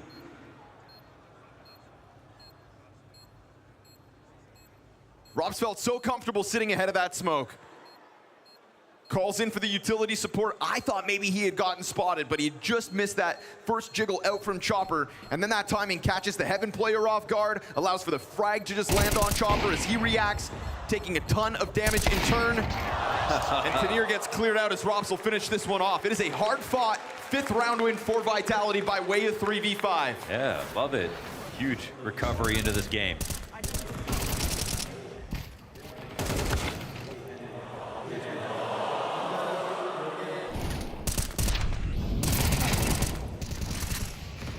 All while Mezzi also moves out through this hut, gets the blind smoke spam, knows there's a player in the back of the A site, figures it out. Just one short shoulder peek and that's it. A 3v5 can be won. Big move here for ZywOo.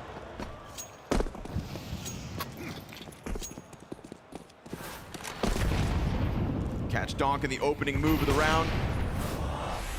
That'll help with the outside control. They're turning into an alert, going fast on this tempo for Apex. Honestly, you kill Donk in that main play, you know there's probably additional space to play outer, so good on Apex to not waste the moment, wrap in through main. And now we're looking at a couple of moments where it's ZywOo used as the jackknife, whether that's that fastest secret cross down into B, slaughter of Tanir over on the ramp, and just that easy 4th added to the board. This round again, trying to post his op up for some kind of opening move. If anything, it's just that second half of Dust 2 where ZywOo just kind of went absent, but hard fought to get back into the game for this T side, and ultimately a strong showing for Vitality here on their map pick. Yes, there were questions whether or not they'd be able to recover after that total blowout versus Tyloo, but they sink their teeth deep into this upper site, and they walk away with 6 of the last 7 rounds. Huge recovery here for 2025's #1.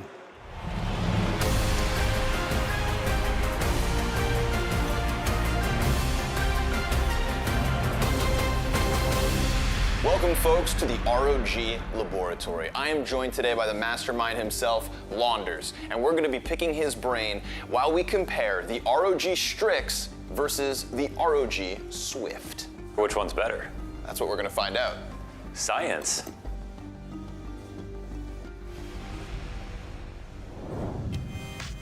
All right, Launders, what are your thoughts?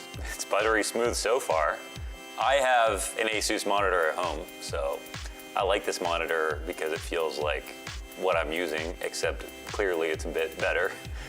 We got these nice edges instead of it being just perfectly rectangularly all the way around. All right, Mohan, when it comes to color calibrations, where do you think we should take this test? The darkest map. Let's go to Nighttime Ancient.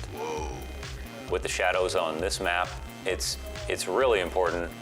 At distance, especially when targets get smaller, these things really factor into your reaction time, actually. People don't think about that, but if the colors aren't good, if it's super washed out, then essentially you're not gonna be able to react in time. This panel does a good job of separating that. So yeah, contrast is always important in a game like Counter-Strike. Talk to me about this 600 hertz that you're currently experiencing. They say that your eyes can't move that fast. Well, I'll tell you right now, mine are. I can really appreciate this 600 hertz monitor, especially for Counter-Strike on the Source engine, where frame rate is king. You can see how much better it is. Now you're sitting here, and in front of you is the beast itself. Yeah. The ROG Swift. Tell me your first impressions looking at this bad boy. OLED is the big difference.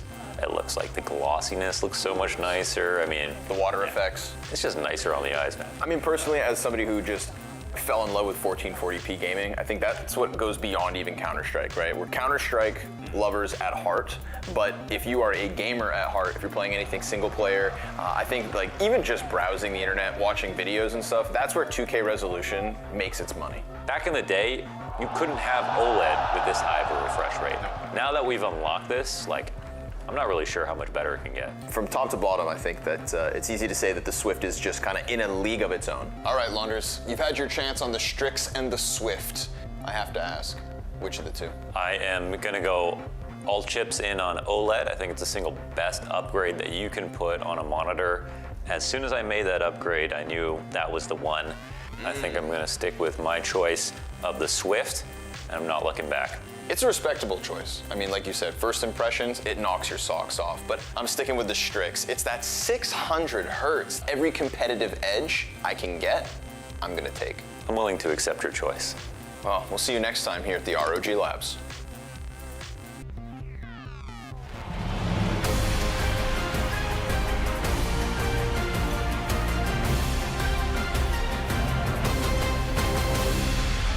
Yet another rock-solid defense out of Shiro's CT side, and yet it doesn't come up enough. 5-0 start there for Spirit's squad. ZywOo ultimately breaking through as that game goes on. And so now they'll swap over. This is the map pick of Vitality, and I have to ask Hong Kong and Vitality fans, is this going to a third map? Yeah, a little belief in the building. You can feel it building itself up, piece by piece, round by round, as Vitality find their groove. We get this fast play in the upper sight, so it is Spirit to try to take it down quick. And as Dawn comes through with a double kill, there are still remnants of Vitality around, sitting over towards the edge of the smoke. Wait, Rops, he's gonna get down the vent. the hell? A whole different round, but Rops is right behind him. Again, always on the hunt behind his opponents. And yet Donk punches in the digits. Now Donk is gonna get pinched from both ends here, and his teammate's not yet nearby. Chopper is still upstairs. Wait. Only now coming down these vents. Sure, they don't have a kit, they've got to get back on it. That gives Chopper this slight chance to come through. Door closed in front of him. He's gonna open it again. Oh my God, he gets him off it. And as he gets him off it, that bomb's past the halfway point. Now Robs has to stick this. He's gotta go back in. He's gotta get him off. Just sticking, he executes it! Chopper, no way! There's no kit? No kit this entire time! Opens the door and shuts down their hopes! The crouch peek headshot to the guy crouched, looking down, turned around. How many of those instances do you miss the player crouch and defusing, looking the other way? And he knows doesn't miss a bullet!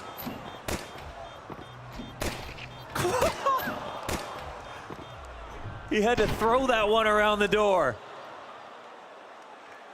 Split second chanced. He knows that on the other side, someone's spamming E, closing that on him. And he hits the timing. They're gonna try to charge it, back down the fence they'll go. Oh, and they've got the vent cross, the quick outside plays about to take place. Tanir's on duty just watching for a lobby push, but rotating downstairs is not gonna be easy here for the CTs.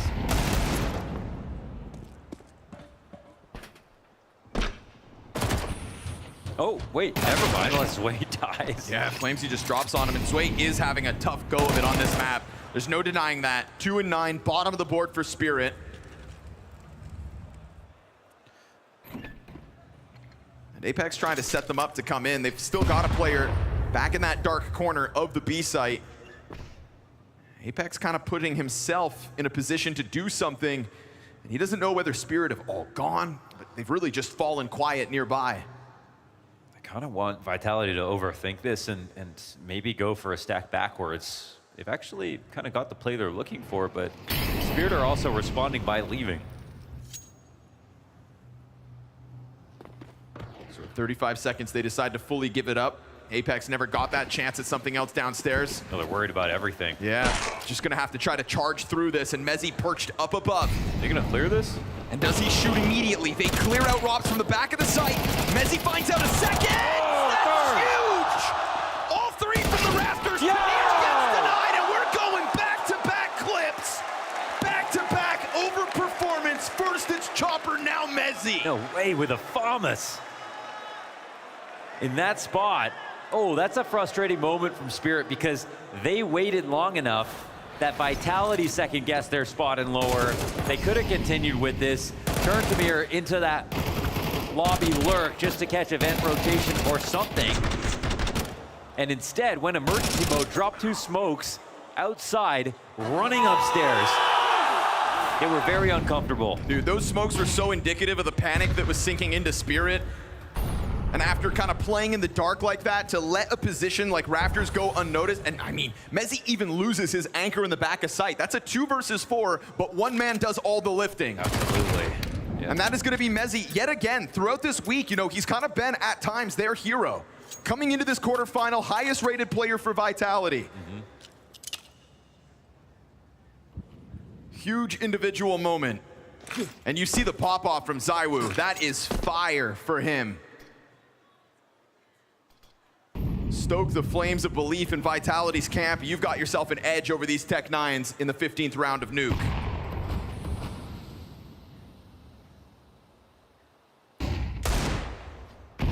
Rops is the guy you look to. How to play ramp, what angles to use, how to lock it down. You know, he delivers here. Whoa, gets big this time though. 6 HP instantly, they're coming for him. Yeah, I'm right there with you. Usually he does, but as they chase him, Flamesy in the middle of the pack, and then Robs gets cleared out. Damn, I love they just ran through that. Donk. Sticking around, knife out. Caught out. That's an error from Donk's behalf.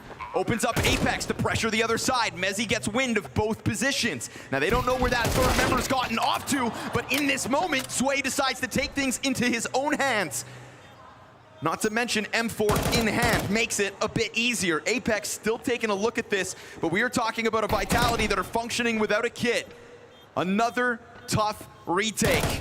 And another chance where he's missing his shots, and ZywOo goes down with just the one. This is not gonna be a round for Vitality. They fall victims to the Tech-9 B rush. Yeah, I mean, specifically from Sway. His 3rd, 4th, and 5th kill in that round. We're going big moments, 3 rounds in a row. Yeah. From the bottom of the board, these are the 3 bottom performers in this server between Chopper, Zway, and Mezzi, and yet they deliver. Keeping this game 1 round difference, it's Spirit right back to the lead.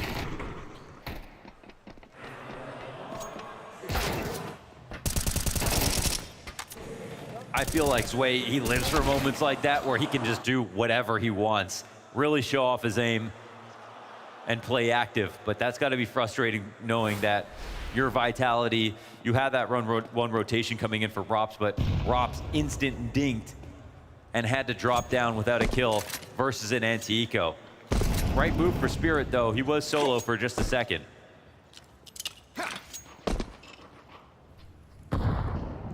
It's enough to still pull one out of the hat if you're Vitality. You've got ZywOo's off in the right spot. He's got his first blood. Suddenly ZywOo in with his second. Nice. And so this ramp stack between him and Robs pays off already. Spirit thinking they could take another look at it when you consider how easily the Tech-9s chewed through the defense, but this is not the same setup. And so we go 4 rounds now, back and forth. Oh, yeah. Although maybe I speak too soon. 2 versus 4 already sprinkled into the start of this second half. Yeah, we have seen one already. But I just don't see a way for Chopper to get into this ramp room, not with ZywOo sitting on the op and not letting him get close to the smoke. Vitality actually worried about a lot of things. They he did have their 2 bomb, good man. guns inside a ramp, but up here, there's 2 pistols. Chopper did grab bomb, and now Donk's gonna take a look at this upper hit. But he gets spotted, right? That's an early warning sign at least. Don't even want to try it. Off to the roots tops for the save. Hong Kong, do you guys like saving?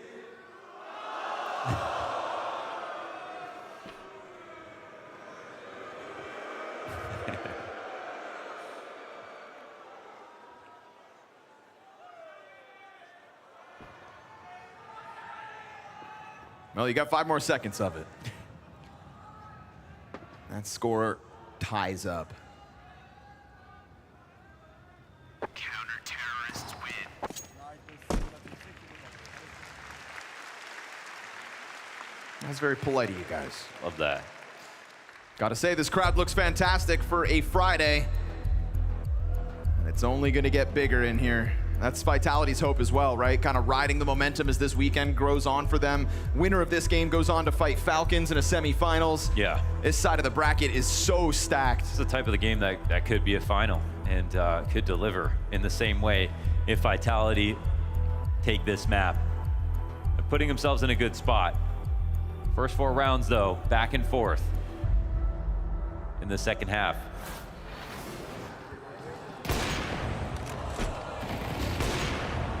Tough defense here for ZywOo. Nice shot. Yeah, that second one is money. That one was all memory. Again, saved guns for Spirit. We'll see if it's enough. Every round so far has kept everybody on their toes.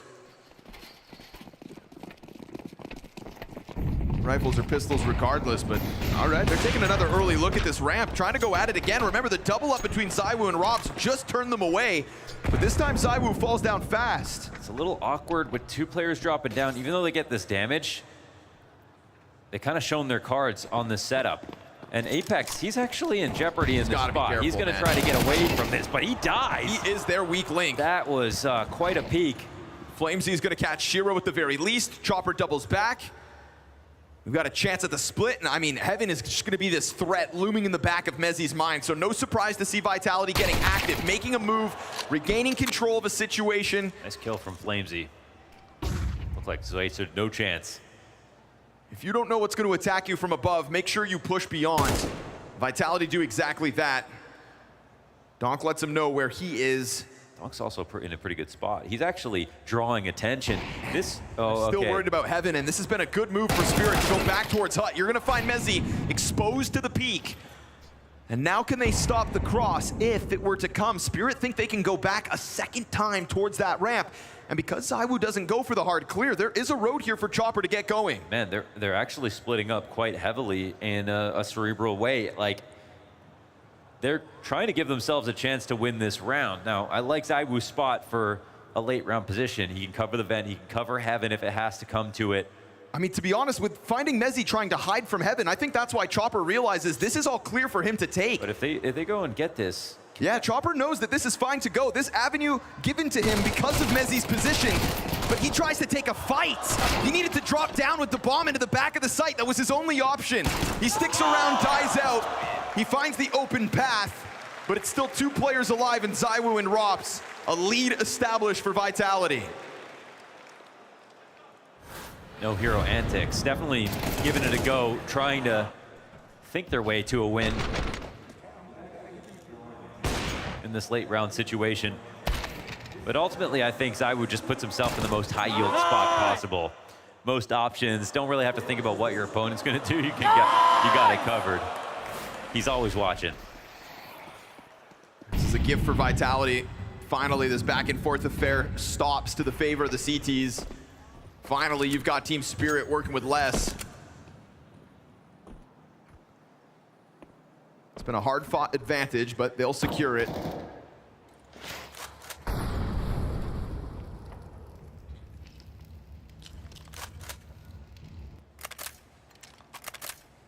It's hard to believe this was once a 5-0 game for Team Spirit.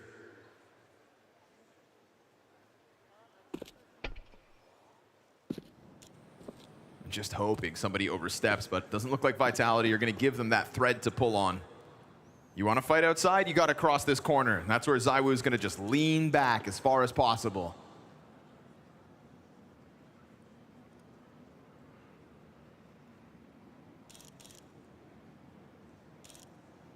They just want kills here.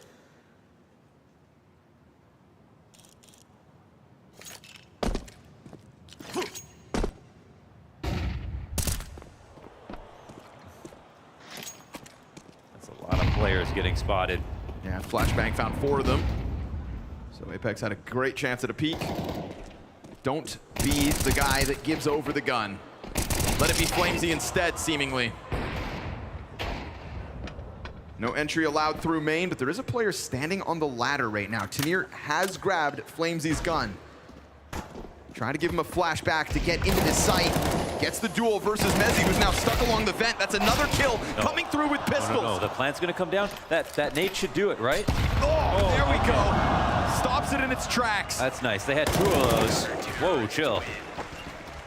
Make sure you don't die after time. Donk gets away with an M4, so keeping Vitality on their toes considering how little there was. They could have thrown the round away, but they got the kills they were looking for. They are trying to whittle down the economy a little bit. Vitality are gaining some steam, stacking that paper, are quite rich.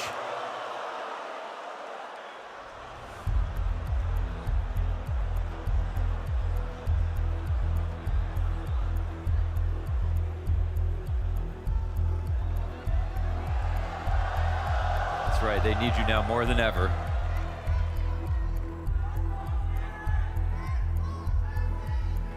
I've seen a lot of these rounds rest on the finest margins, and that's only going to tell us that, like, you know, we're one away from a team having to save. Win streaks maybe not as strong as they look, but I think Vitality is still doing quite good with the money. Like to see ZywOo topping the board here. Oh, that's absolutely insane wallbang. Good thing that nade made it easy.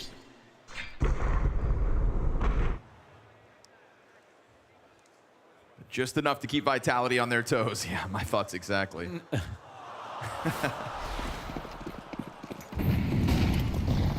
Uncomfortably close, considering the walks on the field. Easy pickup for ZywOo.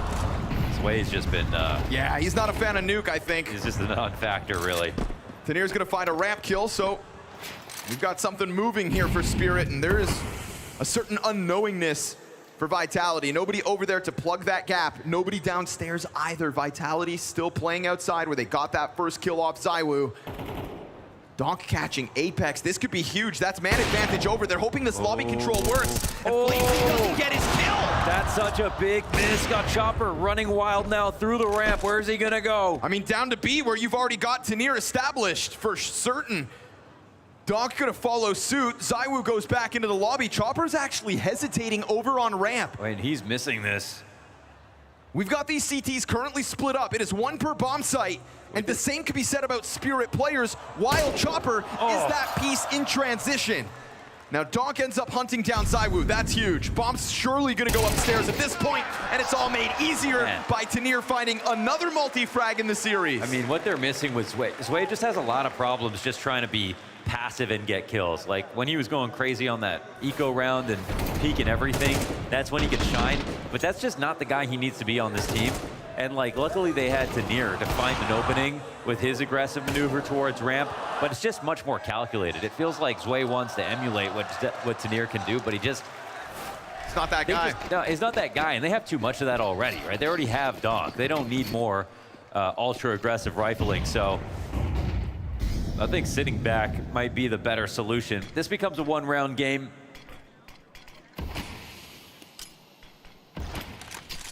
They found a way to create a weird situation.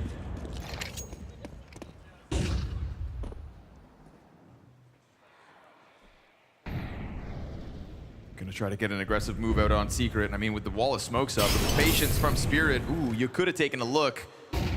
Met by Util. Had a second volley. Yeah, cross slowly, sprint the rest. That's two. Oh, there it is. The third. I mean, a little gap in the smoke for Shiro.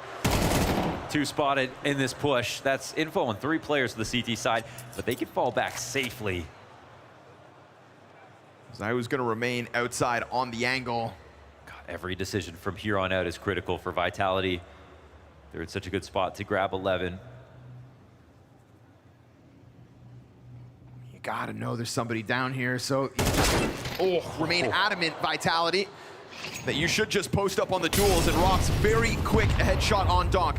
Effectively neutralizes him, makes sure there's nothing to be had here for Team Spirit, and kill by kill, piece by piece across this map, you've got Vitality coming out on top. But here's the answer. Is it too little too late? 2 versus 5. There's ZywOo just clipping the side of Chopper. That's the bomb down. That is Tanir's hopes gone up in smoke. He'll lead for the save. Vitality to take 11. Yeah, it's becoming a massive match here for ZywOo. 23 and 13. Right plate. Oh! Taken out at the knees. Yeah, a round of applause. Don't commit suicide. Gravity. I mean, Gravity.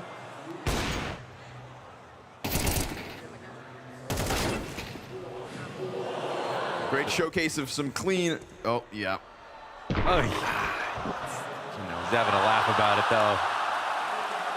He's having fun. So it just remains one-off rounds for Spirit.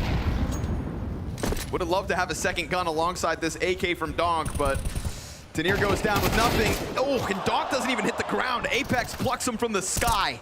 A little bit of hut pressure in the way of the MAC-10. You can start to feel Spirit getting squeezed. Trying to make things happen here, but Vitality can see the finish line here on Nuke. Man. They can see this series going to a third. Absolutely. ZywOo is the man right now. I mean, his positioning has just been masterful on CT so far. Up everywhere it needs to be.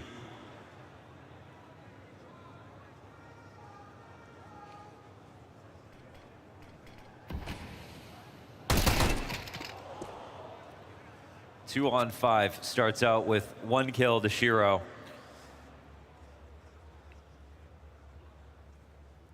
I mean, Chopper's in a mildly interesting position. They've got some utility, but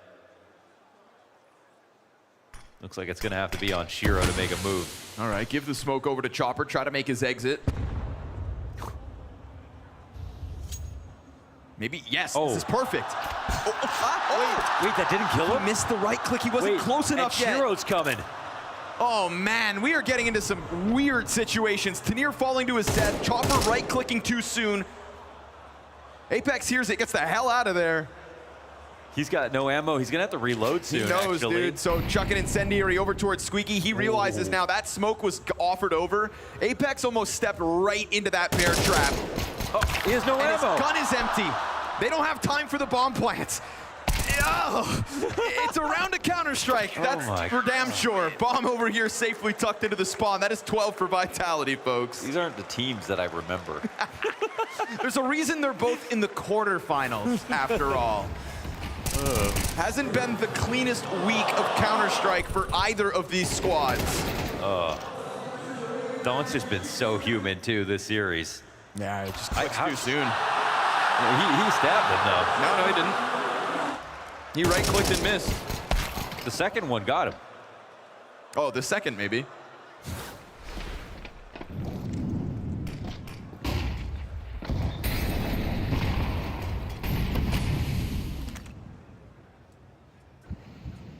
Apex has never scrambled up that vent faster.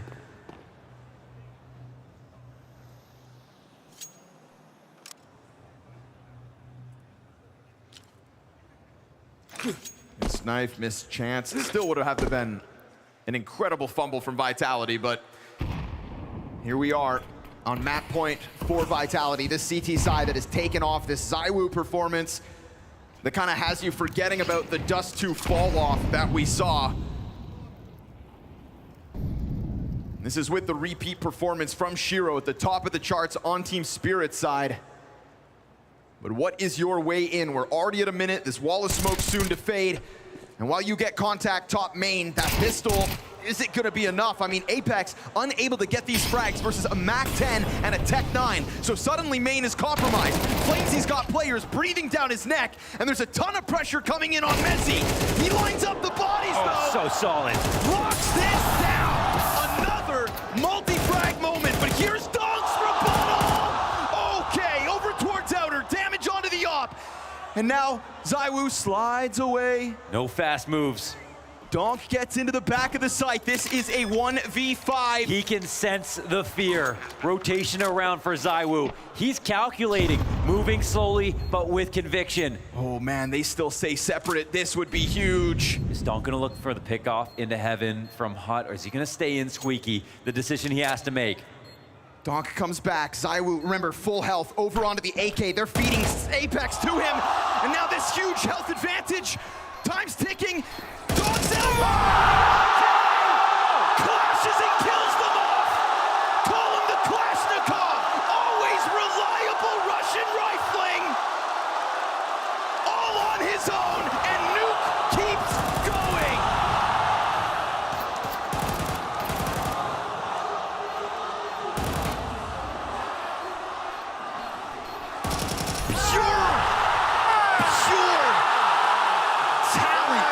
Embodied by Donk. Just watch and enjoy. Sometimes you just have to sit back and observe. The guy who was just there Brother, this for the game's last on. few rounds. Now, this is not some tomfoolery in the middle of the map. This is game on. This is economy bottomed out. This is one rifle ZywOo. it's game on because the game was just over without that round. It was done right there, and it was supposed to be the impossible clutch.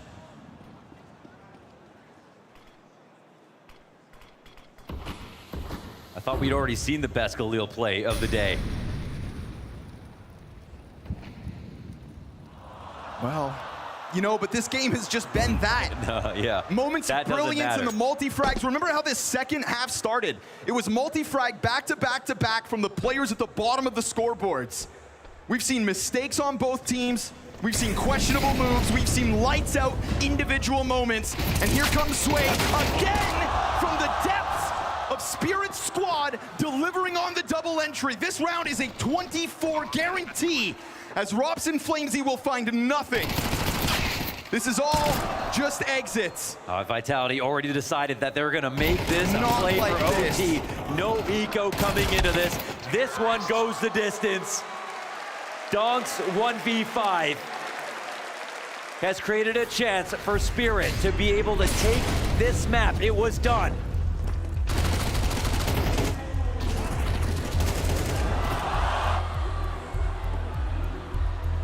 Hands in the air, it's disbelief. It's that sudden burst out through Hut. Whoa.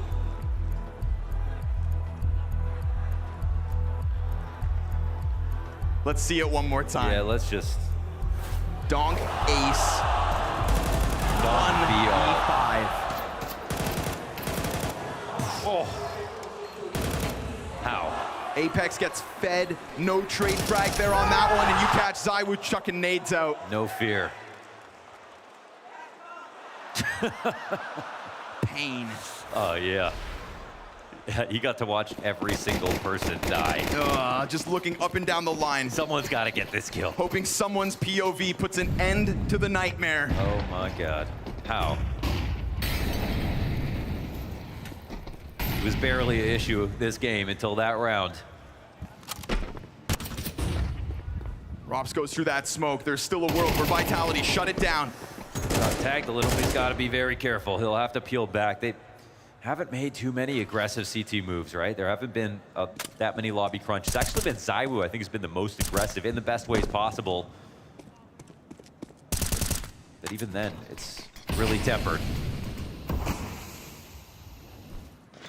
Slides back behind main, inching their way ever closer. Are they going to take a look at that A site again? We've also got a bit of a ramp move here.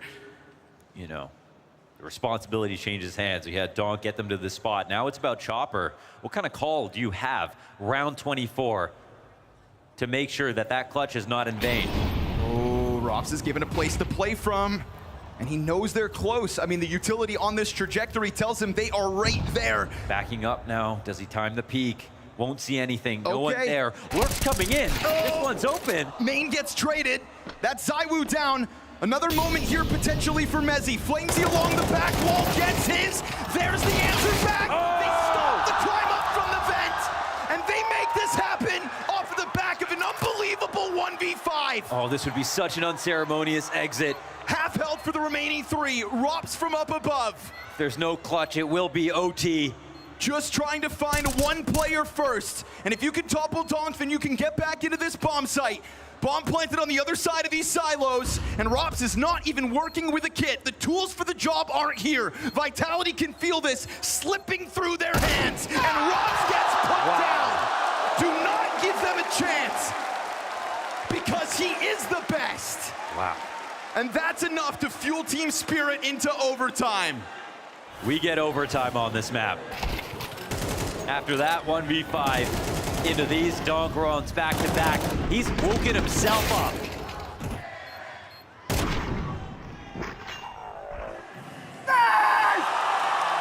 What a moment. And you know, if this game has been, across both maps, a tale of players performing from the bottom, it's got to be said that Zway has found impact in these dying rounds. Still sitting 9 and 17, but contributing on those upper hits. The same place that he struggled as Vitality racked up their T round wins. say at least they bought him time. Now the only rounds that matter are these ones. Awkward Flamesy. Oh, he still gets away with that. That was, yeah. So that was a. You had some time to get that, to make that happen. I tried to hype him up. Yeah, you did. I really did. You're a nice guy, man. You're a nice guy. Ooh, missed shot, but that's all right. Flamesy in with a second. His 19th of the map. Then ZywOo, given another chance, is going to cut down Chopper and Vitality. Couldn't put it together at the end of regulation, but it looks like swinging out of the gate in OT. Oh, but Tanir has already gotten beyond their expectations. Kind of wild because they're. No, Rops is considering this. Okay. Yeah, leave it to Rops. All right. You give him a chance to just hide behind this box, and he'll make sure to keep his head on a swivel. And I mean, surely we don't get. Who wants a Shiro 1v5? He just plays too slowly to make that happen. If the bomb was down, he'd find a way maybe, but there's just not enough time.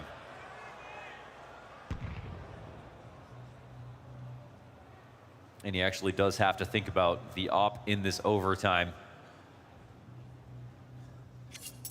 So it's a good kickoff. I mean,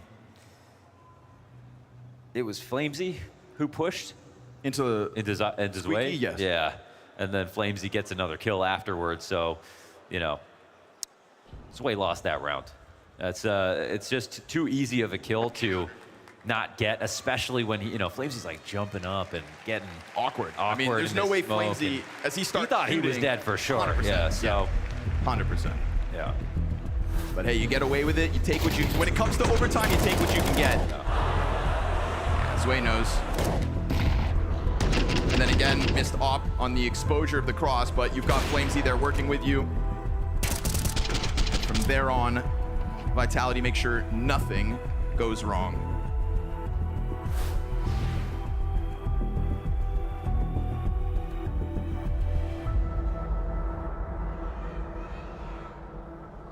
Got to keep the confidence up. And you can't get in your own head. Sometimes you're going to play your C game. You always got to be able to wait for your round and capitalize when you have the chance. There are killers on the other side of the server.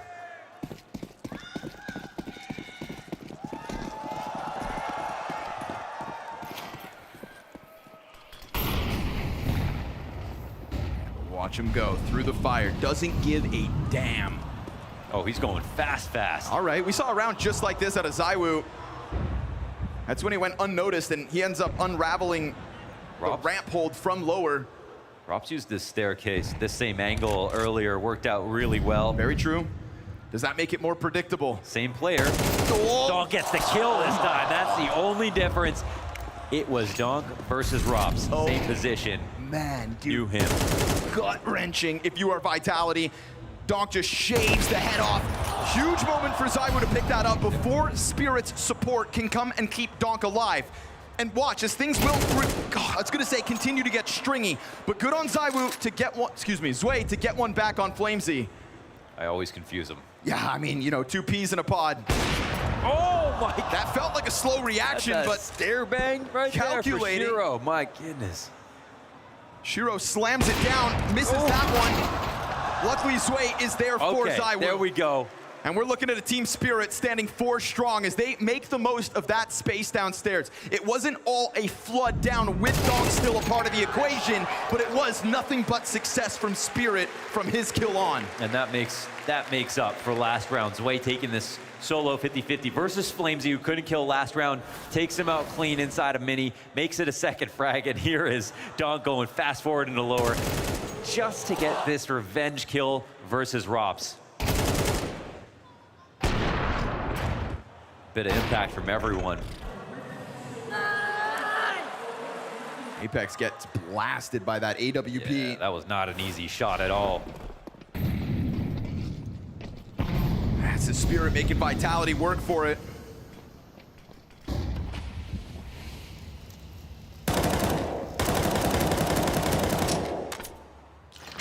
If you start to feel this game is slipping, you can stop keeping the pressure, but Flamesy will just shoot through.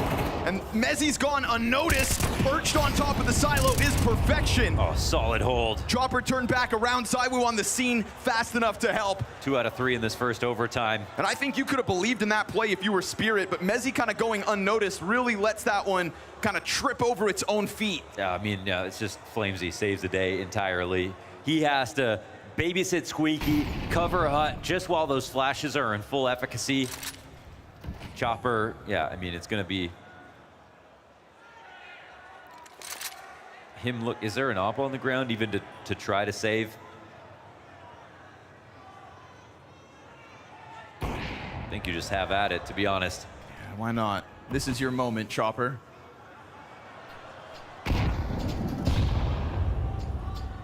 As long as you don't try to save again. Hong Kong didn't like it last time. He'll take a look at ramp. I mean, nobody over there. Just gonna run out of time to do anything though. Like, if he gets downstairs, there's no control side, no decon. What you up to, Chopper? Players everywhere. This is just not even a real round anymore. Every single player's got enough money for the next buy. Yeah. He's gonna go running down at this bomb site in an act of desperation with 5 seconds left and not be prepared for ZywOo, who's just gonna tease him a little and secure it. Just the first tap 3 it rounds over. of overtime, so. 2 rounds on the CT side for Vitality. There was a chance that they may be overwhelmed, but a rock solid hold here for Flamesy yet again. He's starting to find his groove as this game has gone on. So good. Critical impact, flash dodge, and just handled the situation. I mean, not to kick him while he's down, but there is a stark contrast between, you can compare them head to head, Flamesy and Zwei, in terms of this upper A ability to hold. Vitality started to find success as they kicked down those doors, but Flamesy starting to get impact has prevented that exact success from being found for Spirit. It's like even his mirror matchup in all these important situations, yeah. So now Zwei's got to do something this time. He switches back over. It's here on the scope.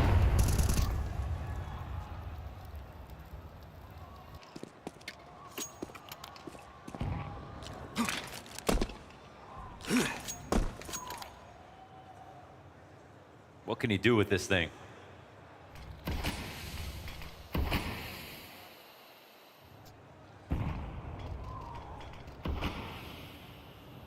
Nobody gonna show him any love. Sat back there, no presence offered by Vitality just yet. They are very clearly grouping themselves up to do what worked as their original regulation T-Sci went on. It has been test after test for this upper hold. The desk highlighted its weakness, and they're gonna catch it in transition. Incredibly awkward, but could they still hold?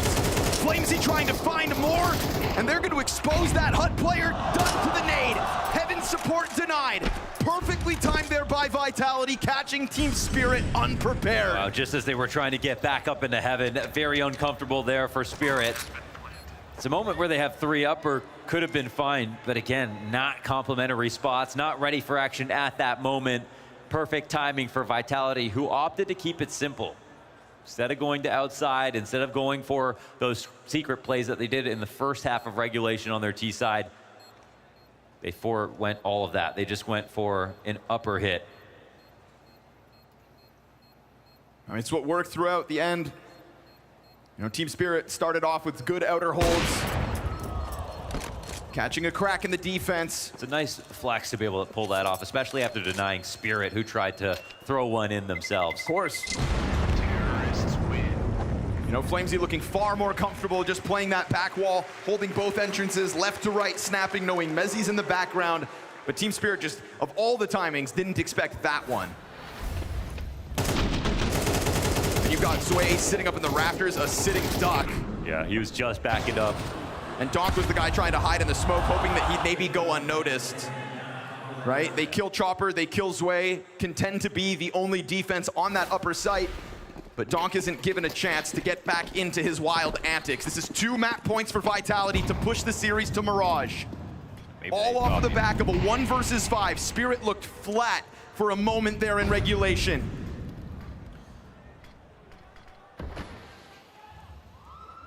Looks like they want to try to copy paste it. No secret lurk involved. Nade's pressuring Donk. Doesn't matter if he's got vision or not. Oh, knifes out. awkward moment, but Shiro finds one. Robs gets that answer back. Chopper strikes from above, and there's more support in the back of the site as well. If it's not gonna be Zwei, it could still damn well be Chopper. And he gets out of there. Escapes around, wrapping over into lobby, forcing Apex to come and chase him. But this also opens a door for Bomb to get scooped back up. This gives time for Apex to maybe go unnoticed elsewhere. Chopper's not gonna let this be a one-on-one situation. Apex, he's got this sort of, he can take this a la carte however he wants. He can pick different angles to go for fights, go for the plant downstairs. Nobody close enough to stop this. Bomb plants a guarantee. He's gonna go for the cover with the silo. And Tanir's gonna come running down. Tanir with the op, remember. And Tanir doesn't take the shot just yet. Gonna allow, oh, he just got there in time. Does decide to go out on his own. Thought for a second it was all about letting Chopper to get into position, but catches us as off guard as it caught Apex through the door, through the gap, finding him on the fallback. I was just thinking, yeah, he kept that door open. And so the defuse comes in, a chance for Spirit to get into a second overtime. And a more successful upper defense. So key that Doug got that kill, because he was blind for so long afterwards. No one else came out to trade him right away. But it's just a great round from Chopper, man. The 2 kills he got, and then just totally escaping. Not just getting onto top hut and delaying. A bit more pressure back on Vitality now.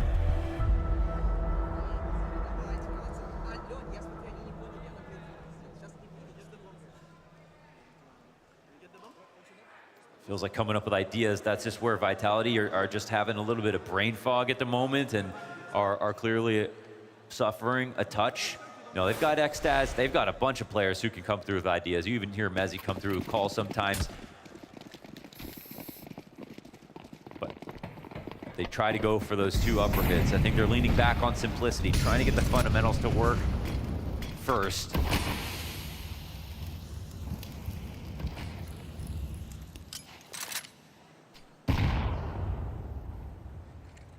It's a quiet start to this one. They expose it. I mean, I like them going back to try to take over Secret. It's always been free.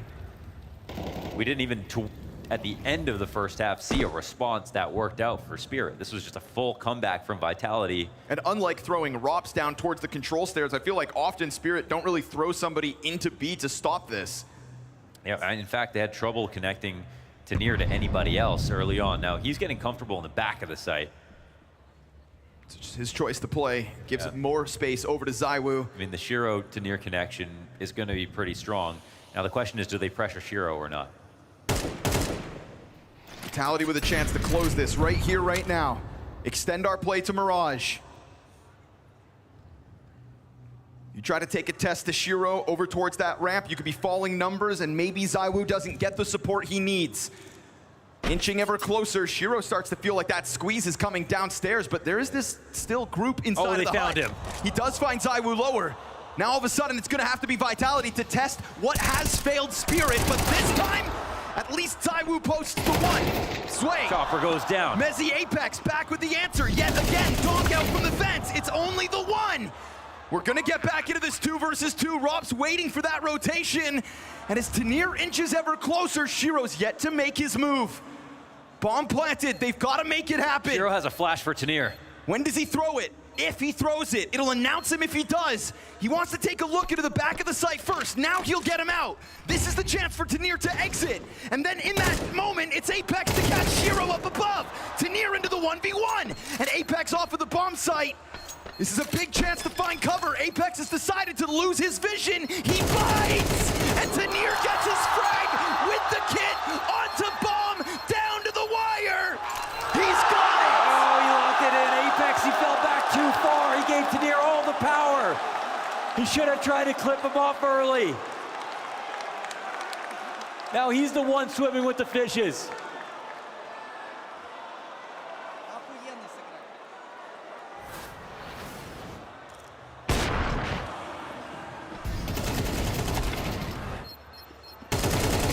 taken him when he had the chance. As soon as Tanir crossed to the back of the site, he knew he won.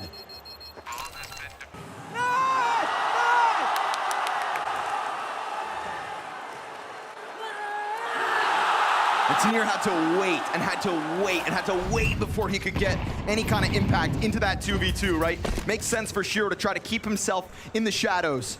We knew that flash was destined to get Tanir into the play, but we thought maybe it would cost Shiro, and it did. Lo and behold, with just enough time, Tanir back into the action.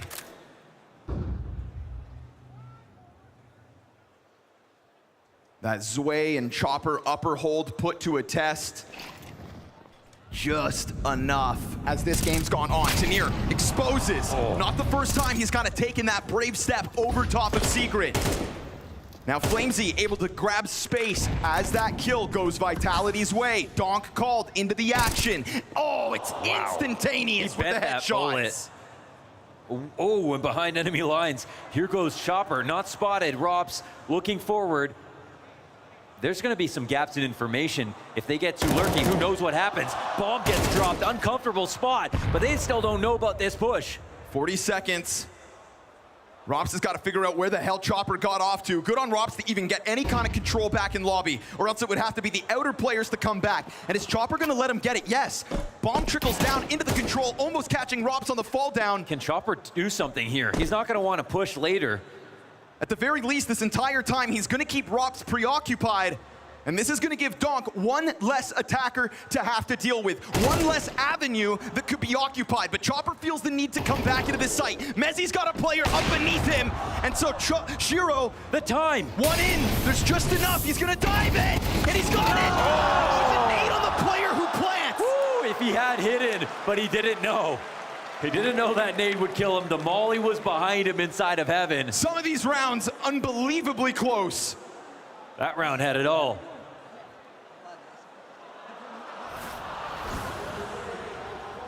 One straight pistol headshot, and that's an unbelievable 1v3 added to the stack of round wins for Spirit. Wow, that's tense. That is tense.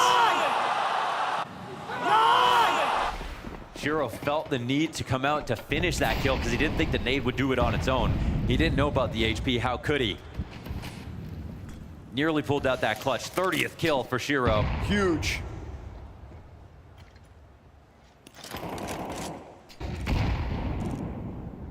Still not the most in the server. ZywOo sits on 31.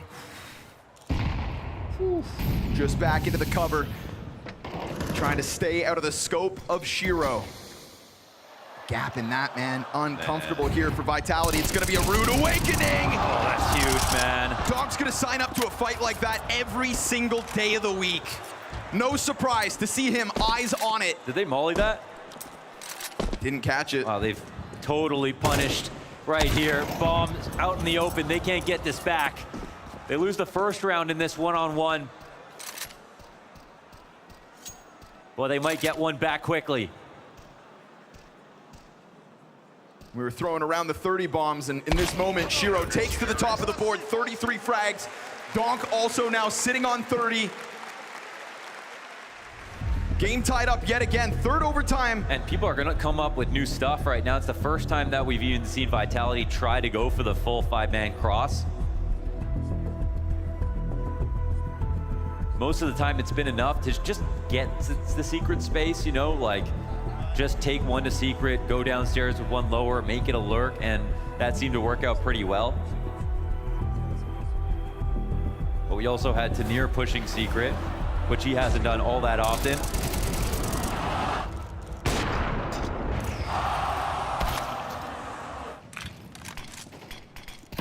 Just a total disaster here. Beautiful round again out of Shiro. Yeah, I mean, he's not giving them any chance. You tiptoe into that scope, you're done for. 33 instantly. All tied up again. Somebody gets an edge off this one. Nobody's been able to string 2 terrorist round wins together in this overtime. ZywOo looking to maybe take a look towards Shiro if he's gonna be hunting outside again. but he doesn't occupy any kind of an angle over towards Garage. He's leaning back, as is Donk, not actually inside of main.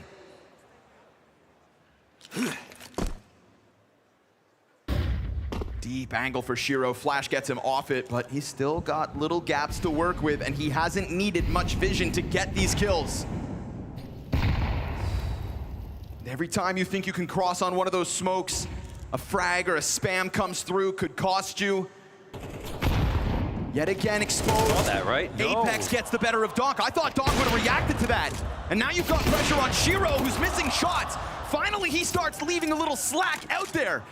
Maybe Sway's chance to shine. He's gonna get pushed in through Squeaky. Mezzi's gonna find him inside of the lobby, trying to get off of his original position. Man advantage Vitality for a moment. Apex is let go. He's in a chance right now. But the thing is, Shiro's right behind him, waiting for this head to pop up. Oof. You know how good he is on these small angles. And there it is, Apex Hunted. goes down. And this was with a big commitment from Spirit to other pieces. Tanir and Chopper both in the back of that site. They will welcome this attack for Vitality, who leave it down to 20 seconds. That is a critical miss. Chopper with nothing. Tanir's recovery could have been huge, but he lets that one come through. Another clutch attempt from Shiro out from heaven. Working with only that 46 health. They know where he was last, and he will miss another chance. Finally, as this game's gone on, Shiro starts to show cracks in his game. Wow, and that hut swing, I can't believe they were ready for a second. Rifler there when they were going upper into two players that were comfy in the back of the site.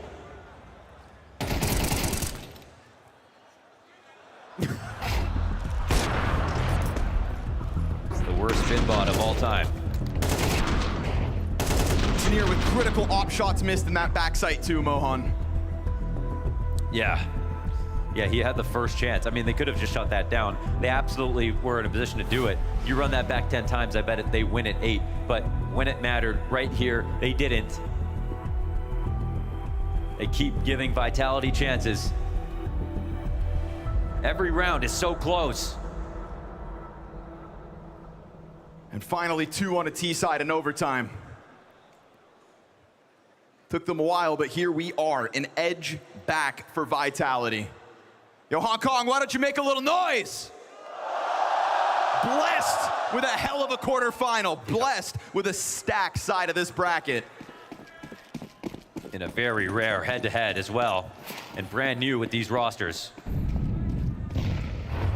Double off between Rops and Zywoo, something different for the start of this overtime CT side. Shiro on the hunt. I mean, his CT sides have been electric. World-class impact throughout both maps of this series now, but on the attack, his job made that much harder. Now we look back over to the other top performers. And we will watch as Donk tries to inch his way closer outside, but begins this with a more passive start on Silo. This is numbers. Over towards the trophy. This is a test for Zywoo. It seemed, but we hit a minute mark and Spirit don't have a lot to show for it.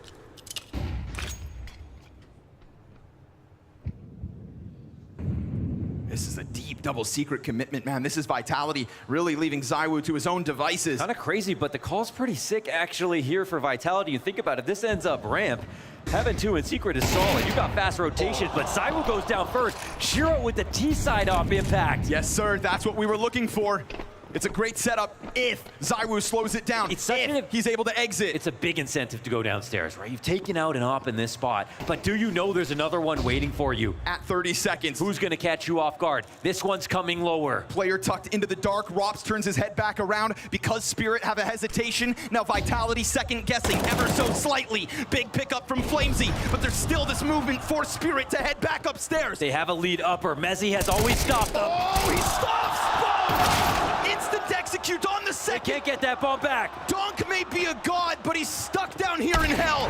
Nothing for him to offer without that bomb, and Vitality lock in 18. Oh, Mezzi always so clutch in these moments. When the round comes back to him upper, he's the guy in the right spot. The setup is so cool here for Vitality. Double secrets, not something you see very often this late into the rounds. With Zywoo on the ramp on the op, You drag them down lower because you think you've taken out the biggest target. No, there's so much more defense to be had. And then when you go back upstairs, they've got that covered too. Very hard map to read, I think, for Spirit.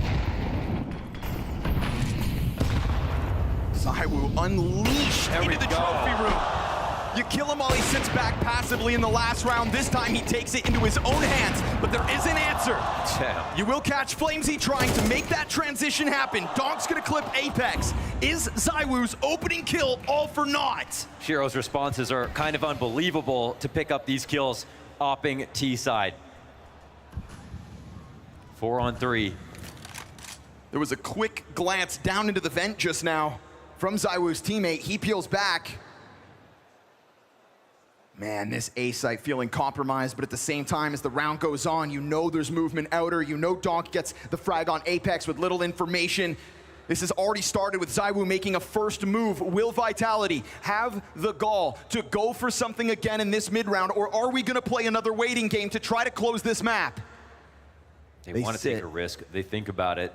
They think they need to, and not yet. It's a patience battle. Just Shiro is the final boss.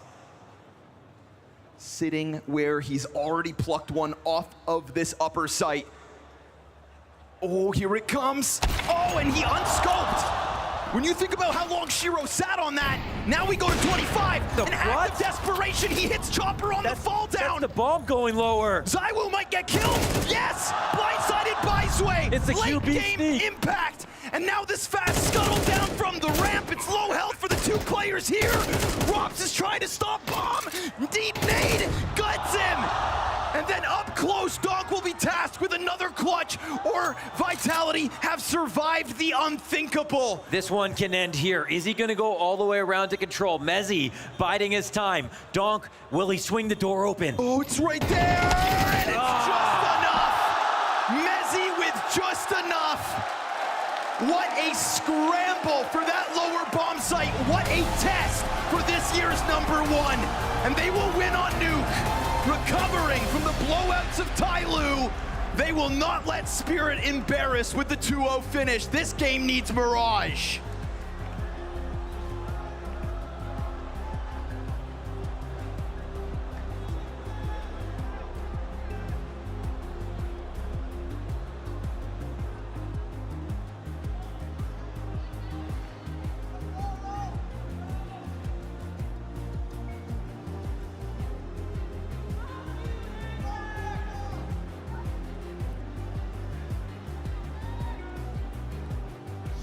Fought hard the whole way through. It came close. There must have been a lot of energy spent there, a lot of changes you were having to make. What can you just tell me about how difficult that map was? We have very good start, but we did some mistakes in very important situations. And after that, we gave to him comeback, and we finished first half not very good, how we can be. And of course, we have played 2 overtimes. It's very difficult for us, but we'll see what will happen on short map. Tell me what the feeling is inside you right now, because you are challenging Vitality. This is looking like a very strong Spirit on this stage. Do you have that confidence and belief that Mirage can be yours? You can go through to the semis? Of course, we are working, hard working, and of course, we are support each other, and we are feeling confident. Confidence on this tournament, and we want to show how Spirit can play like before. And of course, I'm feeling very good on the stage. I very like the stage. Thank you, guys. Awesome. Thank you very much, man. Good luck. See you in Mirage.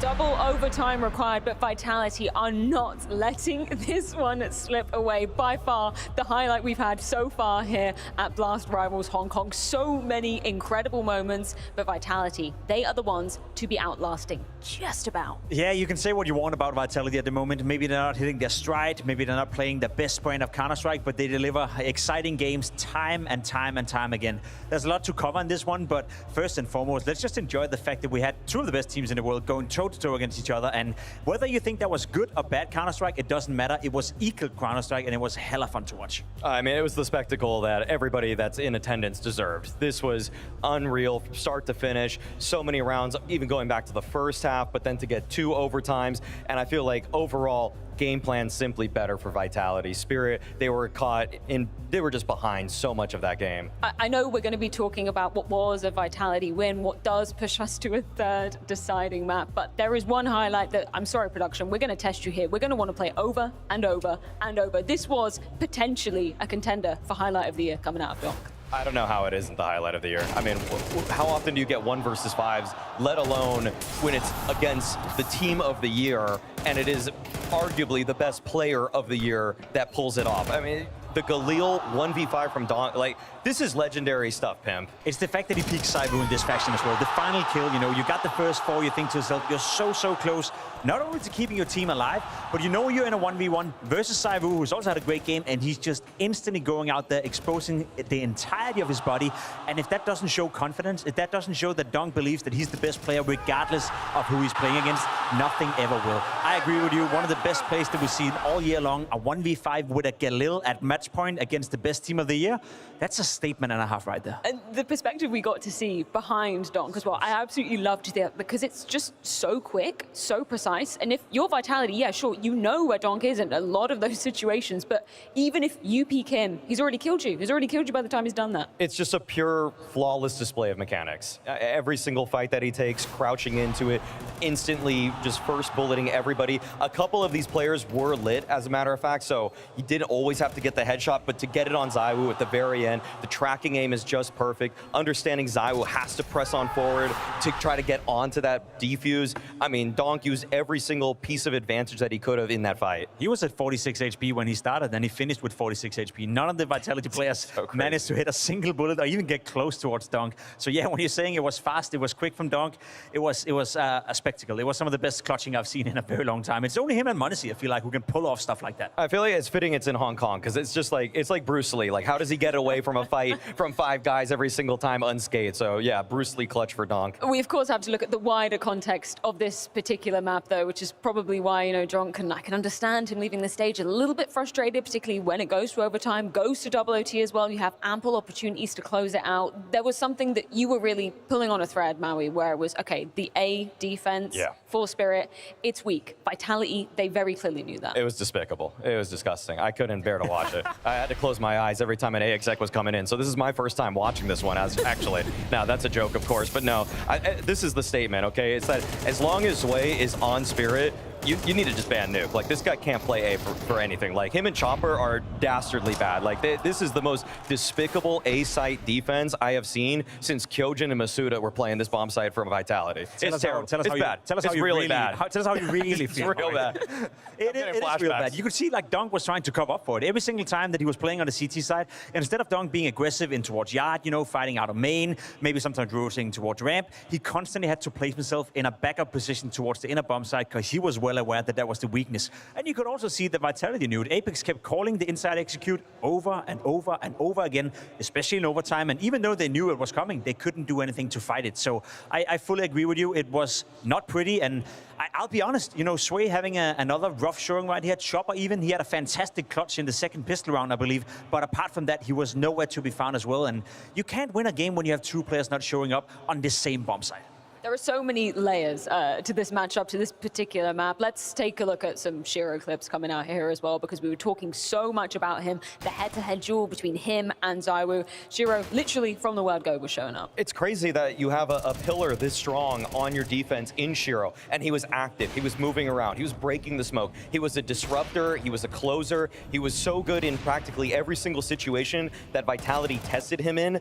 The only thing he probably wants back is that A clutch where he throws the nade, runs forward through the molly, brings the pistol out, isn't able to finish off Rops. But if you're looking at the totality of his work on this map, it's as close to flawless as it can get. I mean, he did everything he could. It was a Herculean effort, but just the pillar, the single pillar is not enough to actually lift up what was a shaky foundation for the rest of Spirit. I think that's why Spirit are leaving this stage so disappointed, why Shiro visibly were frustrated and maybe even speechless to a certain degree after that game. If I told you coming into this one that Donk would have a 1v5 clutch with a Galil, Shiro would finish finish with 36 kills, and you tell me that still lose the game? Like, we're talking about the two biggest win condition in the camp of Spirit. Whenever they play well, usually they win at the same time. But this time around, I mean, Saiwu and the boys from Vitality, they kept the game alive. And as you said, Maui, I think, yes, we can credit Saiwu for having a great individual showing, more so Vitality for actually having the better gameplay. Yeah, with one just comes the other. Zaiwu showing up in this one in buckets and spades. Obviously, as you alluded to, Pimp, it was a true team effort coming out of Vitality, some great reads coming out there too. Where would you say Zaiwu had the most impact on this second map?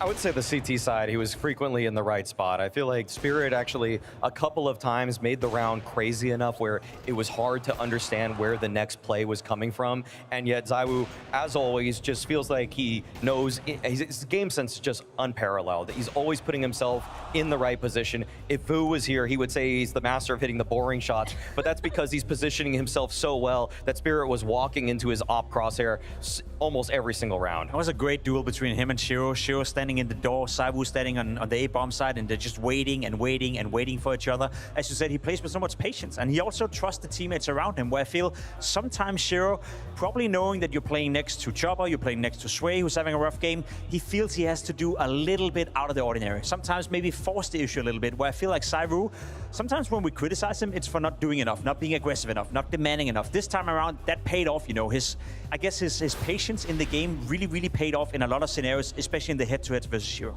We got to see some pictures of Vitality obviously having a regroup outside with their entourage. I'm so curious as to what you think the conversation is after that one. I'm sure they probably had a word or two about that donk moment, but the fact that they do bolster that recovery, they don't let that break them, that's a good sign from Vitality.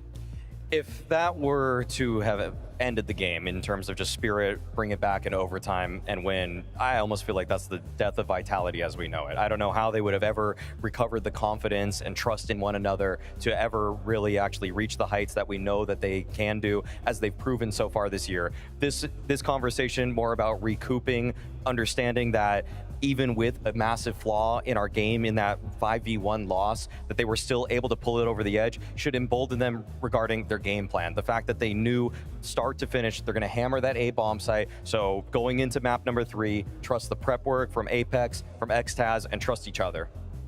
Yeah, there's no doubt that you can look at it from two sides of the coin. Either Vitality staying alive, not playing the best brand of Counter-Strike, or you can look at it a bit more in a negative way, where it's still Vitality struggling. It's their own map pick. You're playing it against Spirit, who's lost 5 out of the last 6 times they played the map, and it took double overtime to even get it going. I feel overall Vitality are far from their best right now, but if this is the flaw, if this is the bottom level of Vitality, and they still would be able to beat Spirit, that's not necessarily a bad thing. So it depends on whether your glass is half full or half empty. Yeah, what are you looking at then? How are you kind of framing this third and final decider to see who will be going through to the semifinals? Well, I feel like Spirit probably feels like they missed an opportunity. It feels like it was a wasted performance for Shiro, for Donk. Your win conditions activated there. The supporting cast was unable, and I feel like it's almost kind of the other way around, whereas the Vitality camp should be entrusting each other at this point. Probably more than ever now, Spirit, if you see those overextensions from Donk, if you see Shiro trying to get too involved in the action, you're going to know exactly why. It's because this map was burned in the back of their heads after the disaster that was befalling them as they lost the same bomb site 6-7 times. Well, either way, we do have Mirage waiting in the wings to decide who will be going through to the semifinals. It's going down after this short break.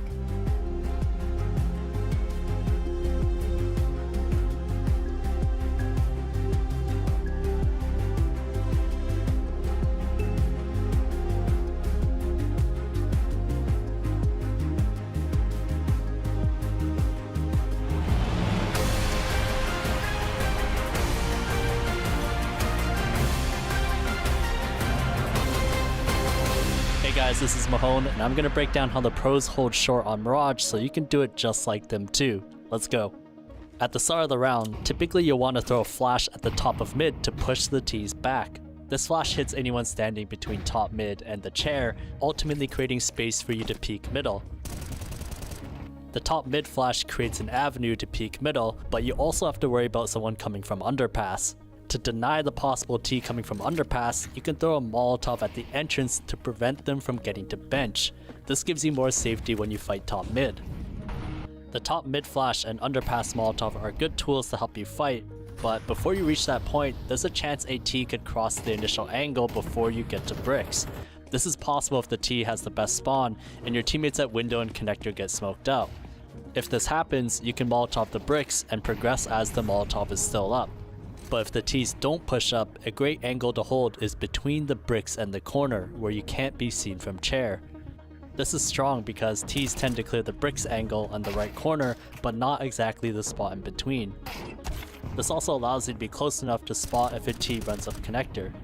Another spot you can use is on the ledge in front of ladder room. Holding this specific spot matches up with the right end of the bench, so if Ts jump onto it, you'll be able to catch them mid-air. Being up close also allows you to see the T even if they crouch, whereas if you stand further back, the T now has the option to crouch for cover. If you want to get a deeper view into mid, you can get a boost onto the bricks. From here, you can catch Ts running down the slope of mid from an elevated position, and even if the Ts throw a smoke at Cat like this, you'll still be able to see over it. Now, these are some great positions to play on short, but you'll likely want some flexibility to move to ladder room. The best way to do this is to throw a smoke at the front of catwalk. Not only does this block the Ts from pushing up, but now you can move to ladder room without being caught. Being in ladder room allows you to defend against Ts coming up short and through window at the same time. You also get access to this position on the cement blocks in window to spot the cross towards connector. Ts often overlook this position since they're clearing the top of connector when they enter. But holding short is just one part of being in this area. What are some other ways to help your teammates? If you don't use your smoke for front cat, you can also use it to re-smoke the bottom of connector, which slows down the T's map control. If a B push comes in, putting yourself right up to the bricks gives you an isolated fight for the window. The power behind this is that the bricks actually covers up many of the common flashes that pop towards the B site. For comparison, exposing yourself to the site with the same flashes would look like this. Now, despite everything you can do as the short player, don't forget you can start the round by going through window instead of B site. If you make the cat jump, you can contest mid far earlier. And instead of jumping on cat, you can also go for the ladder room jump. Being in ladder allows you to cut off any Ts who go fast towards short. But if you peek middle from ladder room, keep in mind a T with the best spawn can already make it to second chair. And that was the last piece on how to hold Mirage short like the pros.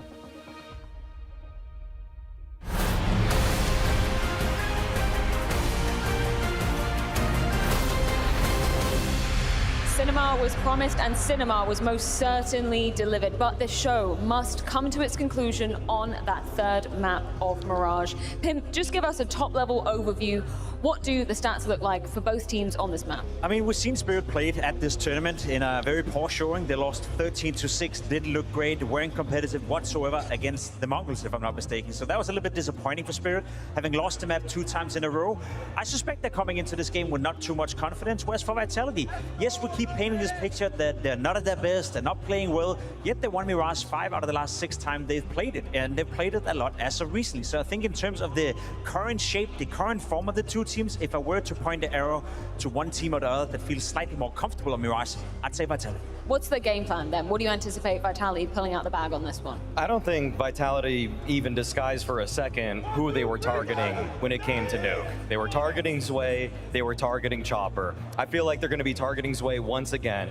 In terms of his Mirage CT side, he's in that 0.8 range on that CT. It's bad. It's bad, Freya, okay? And Vitality, they have a wealth of ways to split a bomb site, and really, in that Mongols loss that Spirit had, Zwei was getting picked on there. Blitz had his number, they were coming up connector, shooting him in the side of the head. Every single time he was challenged, he was just getting 1, and most of the times 0. And so I feel like Vitality recognized there's a weak spot on the map, and if they do anything similar to what they did on Nuke, they'll just target Zwei. Okay, so Zwei a clear point of contention if Vitality have been doing the homework, which they have been so far. Anything else the Spirit can do to kind of halt that? Yeah, they can hide it, you know, they can try help them out. You can place Dong towards Swear, you can place Shiro next to Chopper as well and try to help out each other, because I think that is the win condition for Spirit, not to show their weaklings. Spirit versus Vitality, one more map. This trilogy must end on Mirage. Yeah, unfortunately, it must end, Freya. All good things come to an end, and this game has been good, damn it.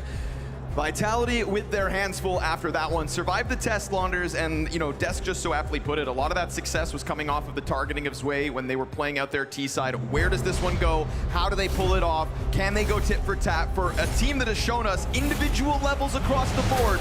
There's no denying that for a Spirit that has been struggling, they have shown us promise tonight. We've seen everything, and we're seeing great moments because it's been messy. Like, we're getting a 1v5, we're getting 2v5 situations, we're getting crazy mistakes in individual plays that are making it feel like we're rolling back the years almost, but it's kind of the best way possible. So now we get Mirage to decide it.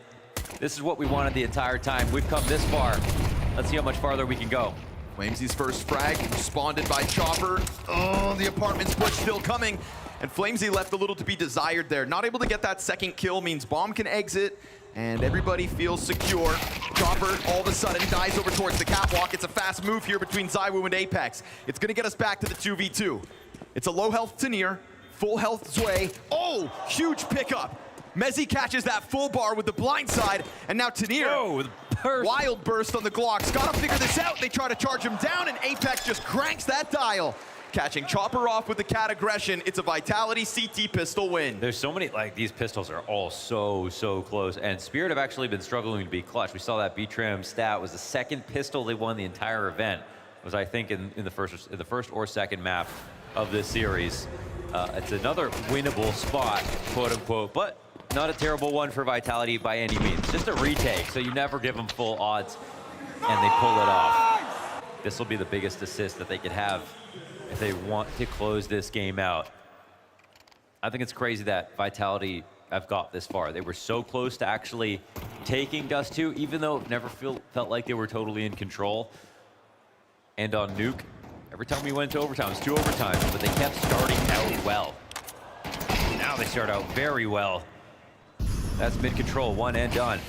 But they do get that ramp exit going, so the majority of this team, the part of it that was equipped for this sort of a job with the rifles, will catch the A defense off. Shiro even with the deagle. This is 2v1. Okay, hold on, clutch time. He's got it, of course. Already 2 rounds into this map, and Donk gets another. You're joking. 4 frags after that. He got, what, did he get 1 or 2 on the pistol? Was that just his 2 kills?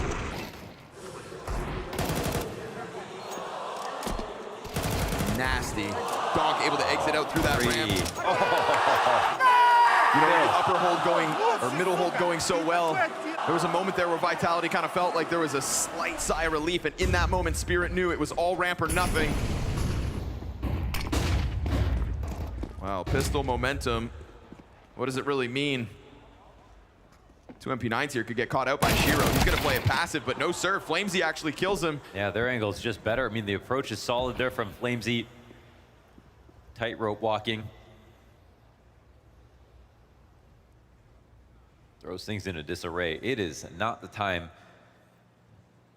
to make a commitment towards this side of the map, especially not after that push.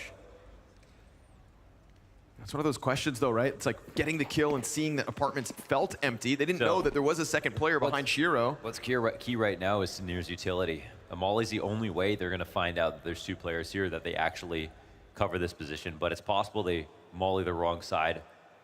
It's also maybe possible that they save it for the bomb site. Think maybe they could unravel it further if they wouldn't expect them to stick around, and yeah, that's what they look to do. So you'll kill 1, but the second comes through. Robs with a double off his SMG, while ZywOo gets a pistol kill on the other half of the map, and what goes around comes around a second time. This is just a continuation of Nuke. We cannot peel these teams apart. Pistols and SMGs prevail. A push through the apartments, and I feel like you were dead on. Tanir's utility could have unraveled all of that. Not using it, trying to save it. What's it worth if you just get traded out before you even get close to that bomb site? It's fully ran into a stack though in general, and 10 seconds up for Chopper. This is a little bit uncomfortable. They're not really in a spot to find him, but he just simply can't afford to die here. So carry this a little forward. That's kind of a nice find. Oh, and they are kind of running at him. Actually, he could die after time. Oh, he will. Yikes. Ouch. That's very painful. $350 this early into the half. Not fun.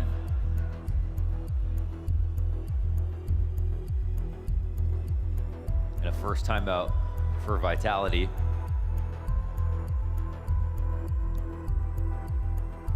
Not expecting to win that quickly.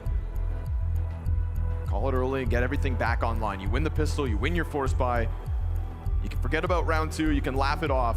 Just convert this one. You know that the money is low on Chopper, so even if Spirit decide to force buy back in, as they are, by the way. That was so nice from Flamesy. It was a small touch, but if you got a little sloppy or you just played it standard and you just walk that path, Shiro's gonna have a better angle than you, but he gets up on the railing, backs up slowly, like they're covering everything. You can't really blame Spirit coming in with another force, but dude, I was so definitely limited. back on Dust 2 is definitely like it's Spirit more. Back on Nuke, however, I feel like that's when the tables turned a little bit, especially the deeper we got into the game. We start to see better and better setups out of Vitality, looking more like their old selves.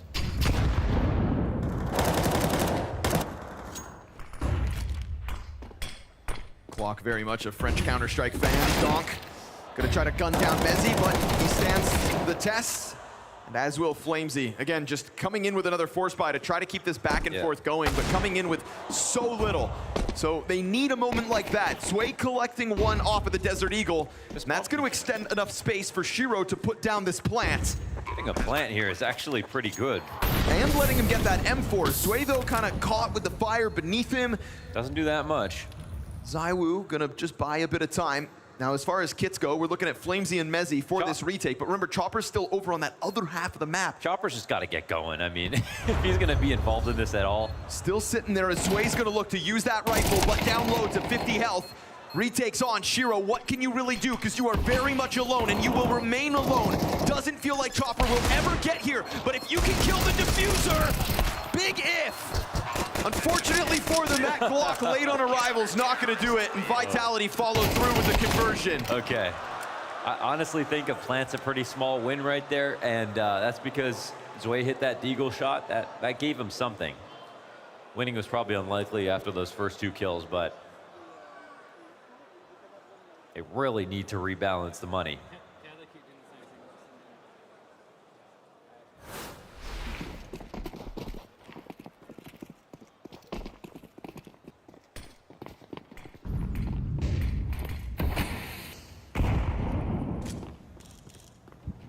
They racked up individual accolades back on Nuke, but that just shows that as a team they weren't there because they lost.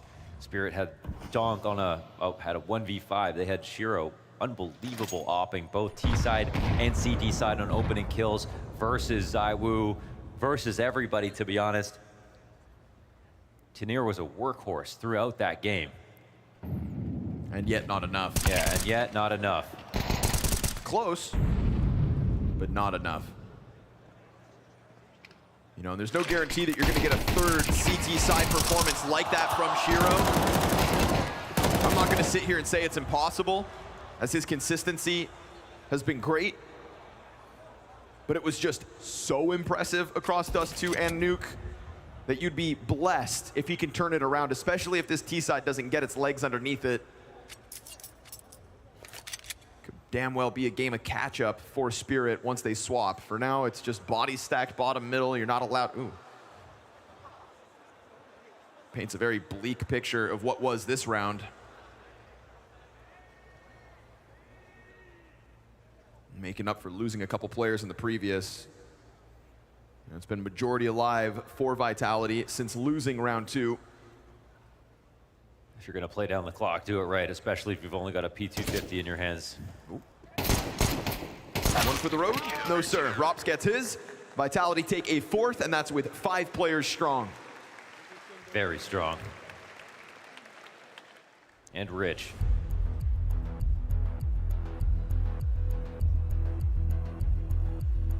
Allie's getting involved.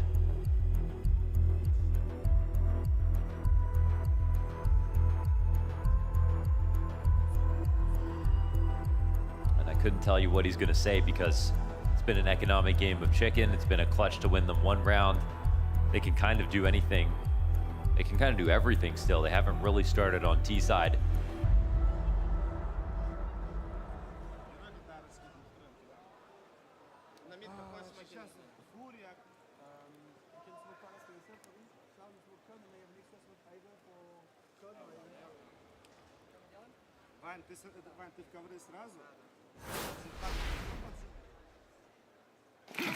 Still no op for Shiro in this one. Limited in that regard.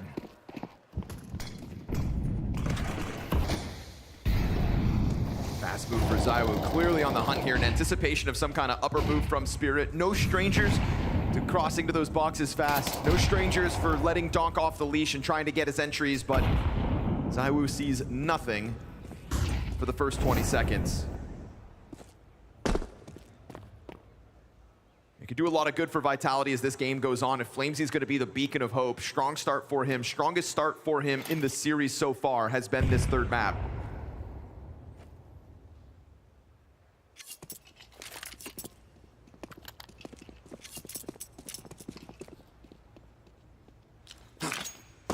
Just leaving Chopper alone in middle. That's the play here for Spirit. Numbers over towards. Oh, wow.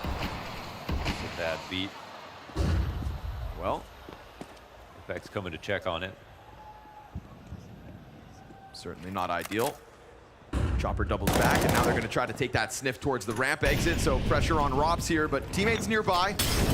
Doesn't have a smoke to extinguish that. He's got to go for this duel, and he clips it to so perfection. solid. Oh. Insta headshot onto Nier's great. The control onto Donk is just that much better. Sway's fire spreads for one. Chopper, again, just kind of operating on the other side of the map, hoping something can get going. Really needed the rest of A to go well. That is something. Hold on, because Shiro's got a potential fight towards Zaiwu over on Ticket. He could just smoke his cover on the bomb plant. Money's one thing, and he's got it. And now he's got a player jumping over towards the Tetris. That's what's going to catch him off guard. Apex, quick move to make sure this is indeed Vitality's 5th round win. Man, we've got Chopper really copying and pasting that one move, and to be honest, hasn't got a kill yet, I don't think, doing it, so it's not really working. After the pause, too, going back into that.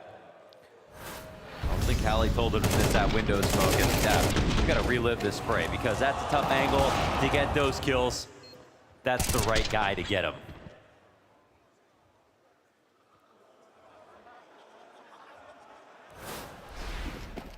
Spray was excellent from Rops. Was that Flamesy on balcony that got turned on by Shiro? What was he up to? I don't know. Right? Yeah, he was just getting into the corner, just didn't think anyone could be up there. Even though he just walked through a total war zone right there. I mean, everyone's dead. Flamesy getting a little too comfortable, maybe. Zway won't find any comfort at the start of this one, and I think that extends for the entire Spirit squad. We're talking a single rifle for Donk, but then again, he did 1v5 with a Galil, so money. Mezzi.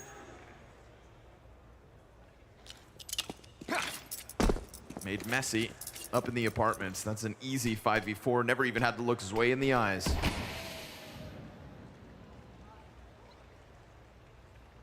Again, Chopper just kind of like a satellite for Team Spirit over here in his own orbit.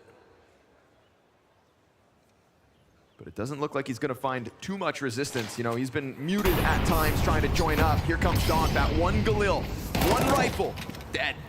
Insta headshot out of Flamesy. His success in Mirage, the start of this game, is looking like it's going to keep continuing.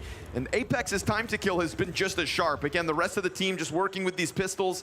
But the fact that the Galil goes down with nothing, the fact that Donk can't get the ball rolling means Vitality are looking at a rock solid CT start, 6-1. Oh, this is going to be such a harsh loss for Spirit if it goes south here on Mirage, especially in this fashion. Fly down into it. Shiro's Desert Eagle, not destined to get much. And this is not the first round either, where Vitality are walking away with 5 players alive. Crazy this is an economy that is booming.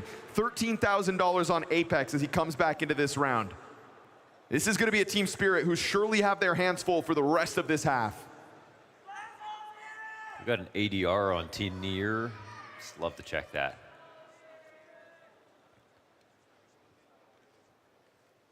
Nier's ADR is 22.7. Okay, he's getting some damage in. 22.7. Yeah.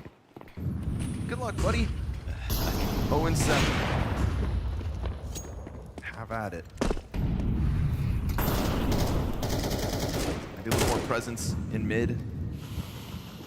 You know, this is going to be a Team Spirit that's kind of scratching their head trying to find a solution, because so far, really not much has worked.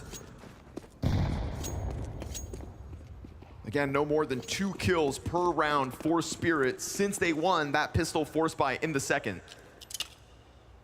You've got bomb plants at times, but even those bomb plants have been kind of scrambles into a site when you just know the odds are so against them. We need a reminder right now of what Spirit can bring to the table. Who's gonna deliver it for them? Because Dust 2 began with support from Zwei and Tenier. The rifle core of Spirit went beyond Donk. Has it dried up in map 3? Flash move for Vitality. Donk is given a gift, and a big gift at that. Flamesy's been their star.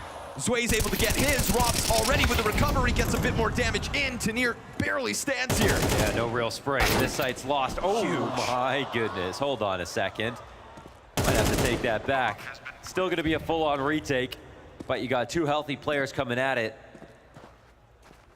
One more mistake and then maybe, but everyone's tucked on this left side of the site. Very good spots. Damn, gonna let them get this second? I mean, it's 2 versus 3, sure, but there's so much money here for Vitality. I suppose keep that protected. No, I think you're onto something. It would be a very unlikely retake, but Spirit is so shaky right now. Plus, you could get the kills when they're so low on money. I feel like it was worth a look, even if it was unlikely.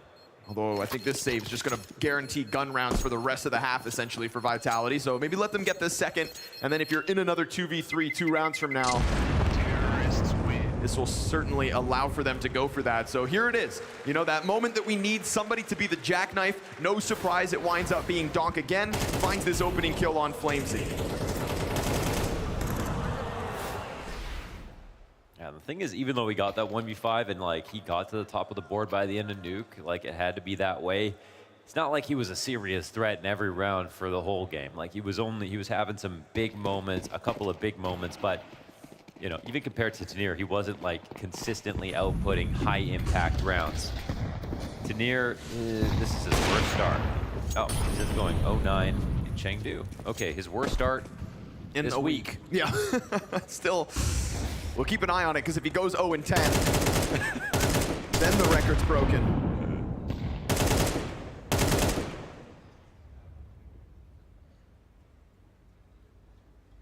Not a record you're looking to break any day of the week. Damage here for ZywOo. That's not going to be comfortable as the nades sail beyond him. There's a lot of presence here. He dies, it just feels like that flood's coming.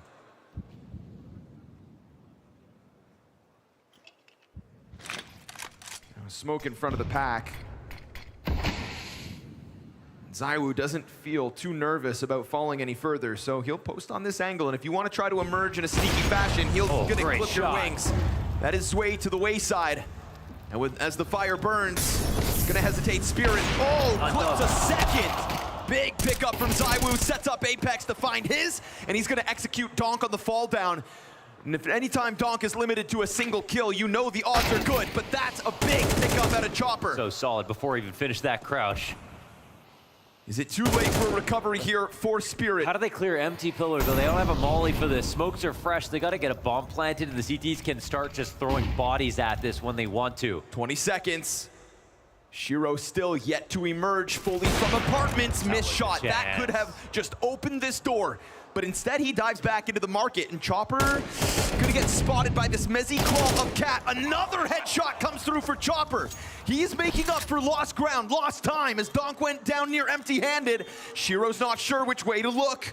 Vitality take their time, and it's a third! Oh, and there he is to close it! A rebuttal from the in-game leader for consecutive Spirit round wins. Oh, that's incredible. He was picking his spots beautifully right there.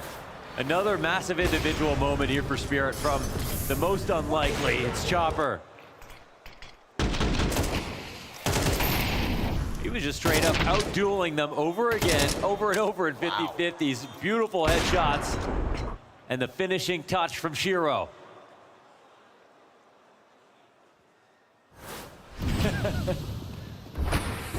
Donk's more excited from that play than Chopper, than he celebrated his own 1v5. Yeah, that's right. He's not lying in those interviews. This man loves his team.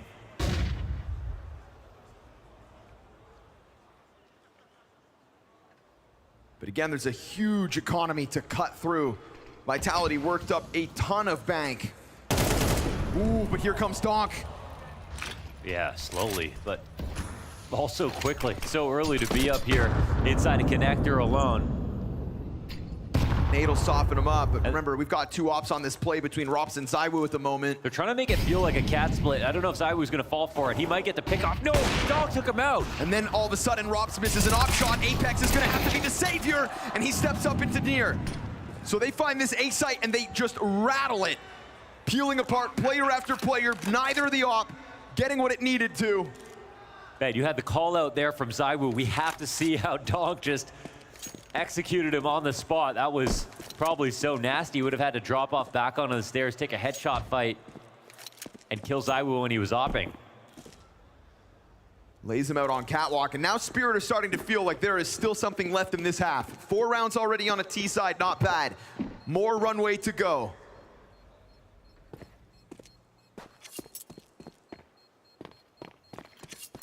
Trying to hunt down this op. It's a heavy investment, right? We talked about all the money that Vitality were able to build up, but this double op habit is costly. And it's still another buy to beat. Vitality not yet bottomed out, of course.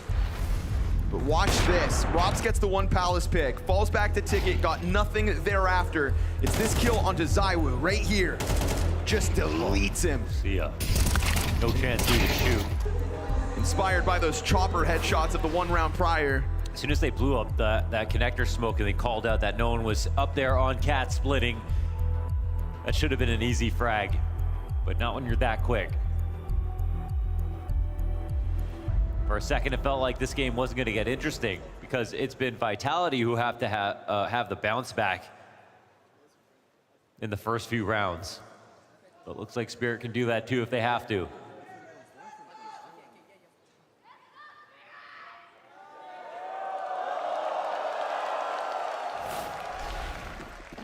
I really can't tell who's the underdog in this game.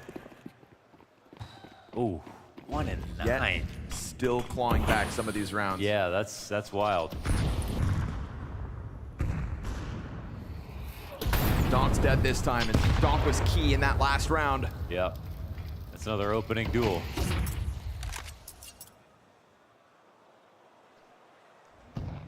It's a sitting duck top mid.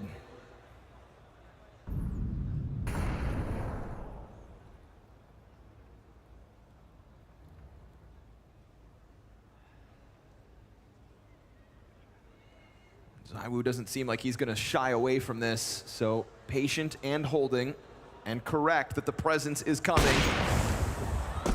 Misses his chance, and Apex better be cautious as to not offer his head up, or we go back even 4v4. Apex, off of the frag grenade, is gonna take another look at underpass, and that's good chip damage. Now 3 of the 4 players on Spirit not working with full health. Constant utility pressure, man. Every time they've tried to climb up into that window, whether it's ecos or gun rounds, but Apex better be careful. We've just seen that. Yeah, he's gonna get blindsided. That's for free. They go into the boost for the corner. Rops isn't too far off. At least that will contain some kind of mid control, but because they give themselves a smoke, they have let Zwei go by. And right now, ZywOo is still looking for his next victim, but worried about the Palace all the while. Flamesy could pick that up for him. And then that's just gonna let them turn towards Khan. Rops, it's a 1 and done as Shiro gets the trade back. Pressure's on at 15 seconds. Bomb is starting to get itself up through the window. It's running over towards B. Bomb is gonna make it to the vacant B site. Can he get the plant in though? It's so close. It's close, but he nails it. 1 extra second, huge misdirection. And now they're gonna start running away. Flamesy goes down. Wow. That's the round. Slick movements from Spirit to squeeze out at least this 5th. They do a good job of taking an individual moment, building some momentum off it. That's some wicked mid to late round decision making that came down to a 1 second difference. Look at the tactics they had to use to get that close so late into the round. Whoa.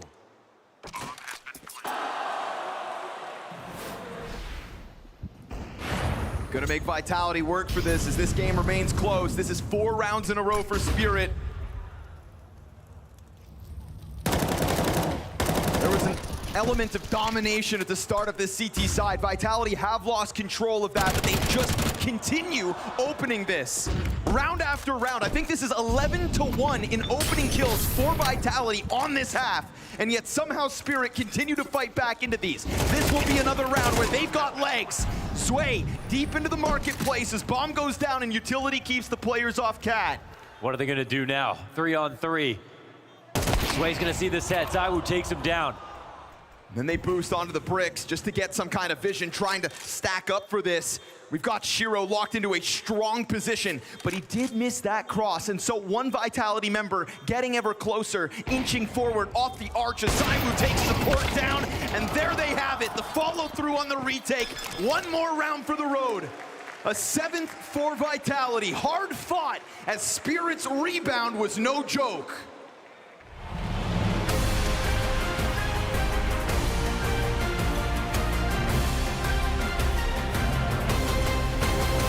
I mean, the unforgettable names in all through Counter-Strike. I mean, there's so many in every single generation. I think usually it's someone who's able to kind of break the rules of that particular era, someone who kind of unlocks this vision of the way they want to play the game that other people can see and build upon. One of the first I'd name is Snacks. Defined how smokes could be used, the way he played around them, the way he walked through them, the way he hid in them. That wasn't being done at the time. That particular moment is a time of greatness for Snacks. Someone like JW and Kenny S with how aggressive they were with the AWP. Trophies, winning events, going on streaks. The NIP guys, because of the streak that they went on. The Fnatic guys who established an era. There's always greatness there. I think for Pasha, I think what made him was his personality. Having someone being that outspoken and that strong and provide emotions and provide his thoughts and be entertaining in a way that the audience can connect with and fans can connect with and we as commentators can connect with. He was always able to get kills, and despite that, you'd see these moments where you were like, how is this guy a pro? Like the way he walked around corners, the way he stepped into a 1v1. In fact, pros at the time even had a name for it called the Pasha peak, which was like the slowest, most awkward peak ever. That was kind of the greatness defining mood around the team at that point. Olaf back in like 2015, he was such a force to be reckoned with. He was one of the players that Fnatic could just send out and say, find us a kill. And he could go duel 2 or 3 players at a time. He really did become that player where once upon a time he was the jack of all trades, and he was just so good at all those trades.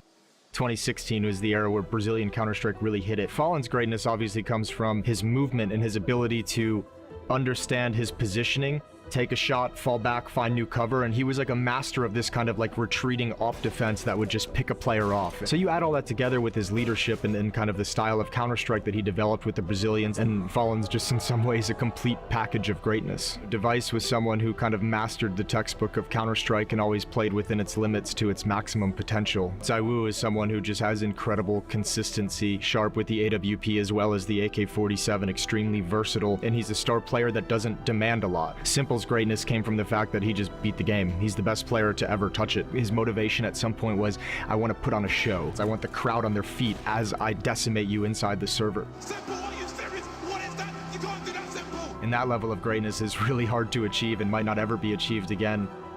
For me, I think the GOAT conversation is a fun one. Device is the greatest CSGO player of all time. 4 majors, 21 MVPs, 20 MVPs. He was the center point for the greatest team of all time of that Astralis lineup. And then we get to ZywOo, and he's going to take the mantle of the greatest player of all time. It's just a matter of time before everyone kind of gets on board and accepts that. Someone like m0NESY, someone like Donk should be next in line to have some kind of a GOAT status conversation. You need the major trophies. You have to have them. Donk's already got one in his first rookie year. If he's doing this in year 1, where is he going to develop into? But it's competition and it's Counter-Strike, and things can change in a heartbeat.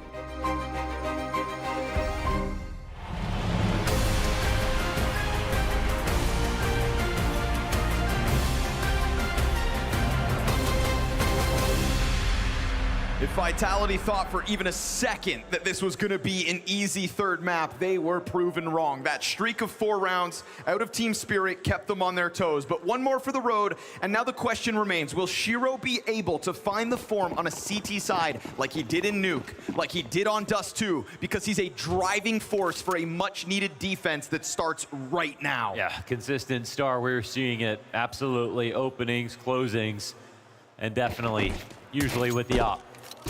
Zway sees a bit of skin up in the apartments. We've got Donk's flash to try to interrupt it. That just kind of delays this for a second. They regain vision, regain momentum, start to move this in. A lot of bodies here for Team Spirit. A pistol would be huge. 3v5 recovery begins, but Rops only gets the one. And that's the only one for Vitality. Pistols have been so elusive for Spirit, but this one is theirs. Why does that actually get scary for Vitality now? Look how happy they are. CT side starting off on the right note. And Donk getting all these kills.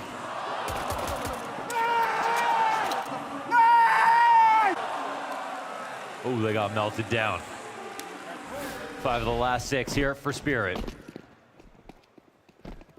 We get a save out of Vitality as well. Finally, an easy round, man. There was so much money built up throughout that first half that Spirit's fight back was never going to be made simple. Yeah, that's a good point. That's a good point.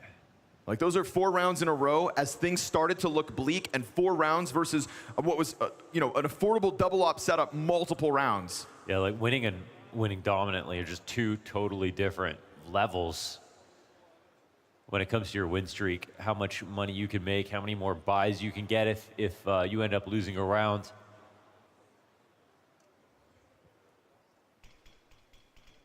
They were chewing on granite, trying to make that comeback happen. You know, we've talked about slower starts for Donk throughout the week. Even within this series, propped up by taiN and at times Zway when it came to the Dust 2 start on CT. But now, Donk is off the charts again.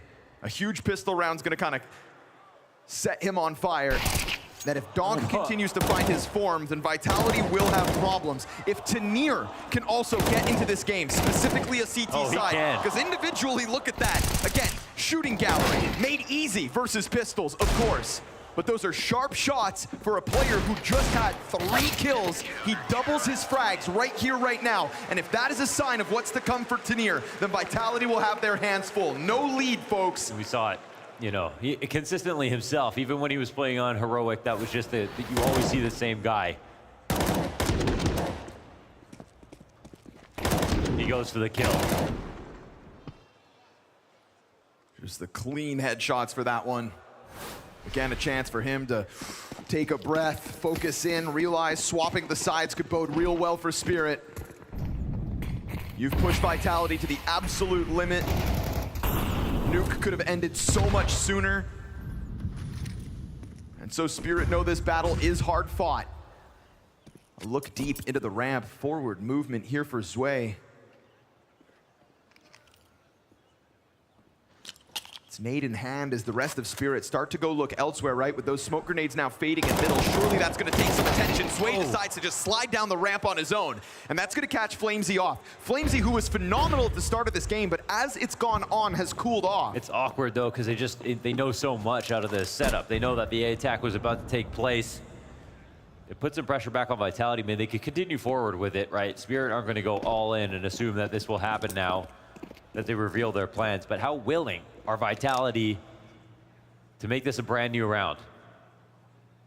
Clock still on their side.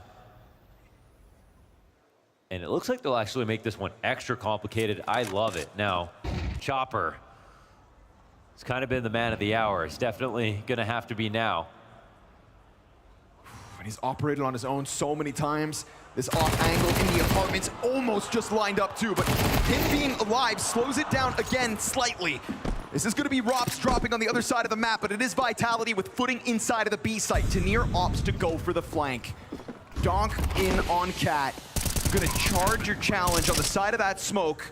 And all the while, Shiro still just passive because they could have gone deep into the marketplace. This buys time for taiN to get ever closer.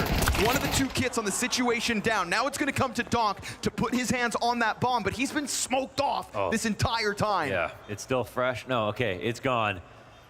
So you can get in there, but I mean, 5 seconds, he gets his head blown smooth off. Vitality find that timing on the B follow through, whatever it is Rops did towards A site to keep 3 of the 4 players preoccupied. Maybe it was the fact Chopper was deep inside of the apartments that Spirit didn't think to cheat a second over, but there was no support for the B hold. And so Vitality chew through it for their 8th. I guess lately you weren't seeing Vitality cancel plans and go to another site. Obviously, the more likely thing is some teams just pause, re-exec on the same spot a little later, versus a team with a little fewer grenades, less belief that the exec's still coming.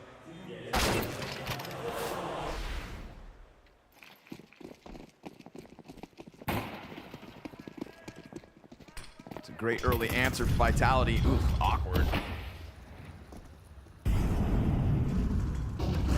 Kind of screws around with any timing if they wanted to challenge mid, so we get this crawl from Vitality. Another challenge out of Zwei. Interesting. Him taking that fight, getting the better of Robs. There's going to be weight on Zwei's shoulders as this game goes on. Yeah, he could put everything into jeopardy, but he could also just take the edge off entirely if he's going to make moves like that. It's such a big find for him. Check it out, though. Mezzi goes deep. He's going to execute top flat and almost turns it on to Donk, but Donk will get the better of him.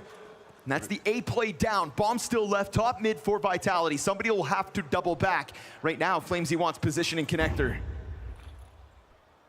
This is a duel queued up. Oh, and he loses it.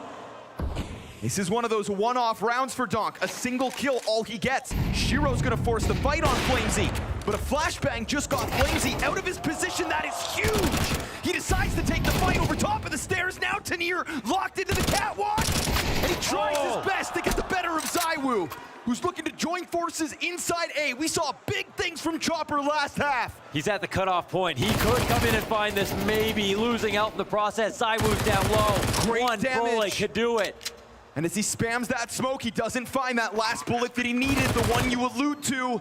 Chopper finds an upgrade. It's good damage on both sides, but Zywoo pops it. The guy with no health. Mezzi's the one that starts the momentum on A, chasing Zwei, catching him off guard, and the distraction versus Donk got Flamesy up into connector, and the fact that Flamesy, while Shiro is momentarily blinded, jumps on top of him from the top of the stairs for a second. So many trades back and forth, but this was the multi-frag that opened it all. Yeah, and he kind of plays it like he has 100 HP, you know, just perfect confidence. Walk peek out on that last kill, does the job. 2 back here for Vitality. Trying to get back in control of this game. Honestly, in a week where Team Vitality's team play has been in question, some of the decisions, some of the fluidity in their mid-round moments, that utility help that offered Flamesy a chance to be the hero of that round, fire at his feet, lets himself burn, and jumps out on that flashbang to get the better of Shiro and win the round. Look at the reward, Launders. This is huge for Vitality now. Double digits off that moment of team play. Yeah, and you know that Spirit are gonna always take a round like this, try to get as many kills as possible, bleed it dry, and that's really important to try to do, but you've got no investment really, just the deagle for Donk. A B stack here versus mid control, and a slow crawl will do nothing.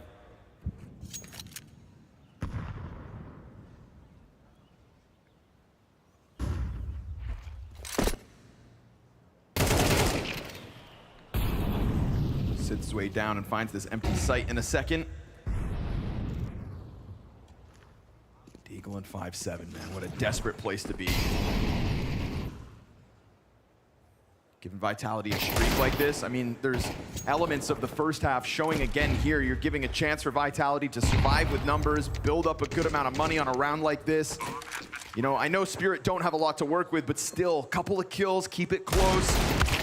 If Vitality remain on the brink, then surely Spirit can believe that little bit more, but this round is a confidence builder for Vitality. Yeah, big time. I mean, this is now their game. Their money's up, their T-side rounds. They got control back in this half.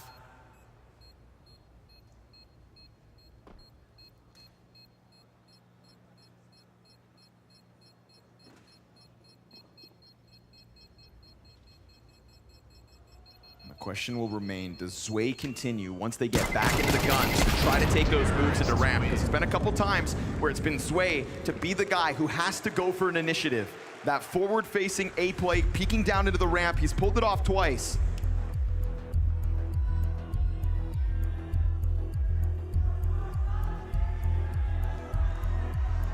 The liberation between both coaches at the moment as to how to take this game forward.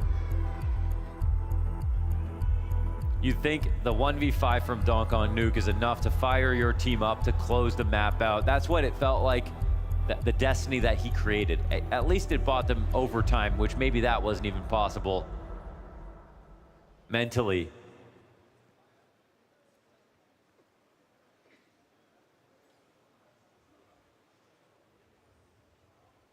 But is that what they need, a little flint in a match?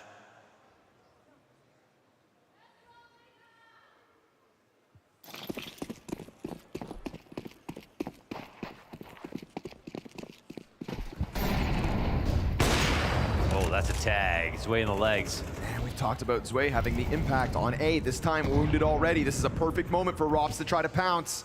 You don't know who you hit on the cross. Zwei could still be tucked into one of these corners that he loves to play. When he was the newest addition to this team, his play on this bomb site specifically was so quickly put under question. And yet this CT side started well, but now he's working with so little. And with pressure down in mid, his attention could also be drawn alongside his teammates. But yet no walkout just yet. They don't want to give him any notice, no clues. Tucks into the corner of the staircase. We get this push off of Catwalk in a second. Flashbang finds Zywoo over towards ramp, so they're making it a bit more awkward for Vitality on A. Apex's boost catches his counterpart. Here comes Donk. Oh, melted him down. But we still get that walkout, and so Rops' timing, it's not enough. Donk surrounded by teammates, set up, gets a triple kill so far. It's another highlight round out of Donk. 1v3 this game, 1v5 in the last. Zwei low from the get-go, still set up to help Donk when needed. And as Donk allows for them to just cross on over, he goes for blood. Quad kill for Donk. So effortless, so quick, so clinical.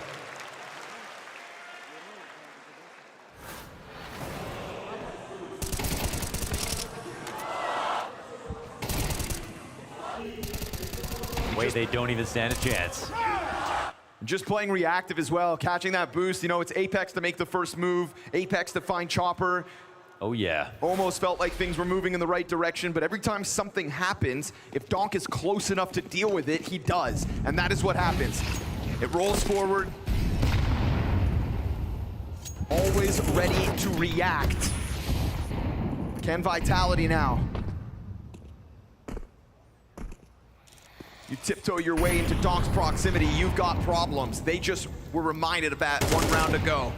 Now you're signing up for another fight. Again, you start spamming shots like this, Donk is going to come and take a swing at you. The frag, oh, it's still not enough. That's damage on Donk at a Flamesy, but he hits the headshot. Yeah, now he's starting to actually take over again. This is kind of wild to watch. Rearranging into this A play. But there's still a certain timidness to the follow-through on A.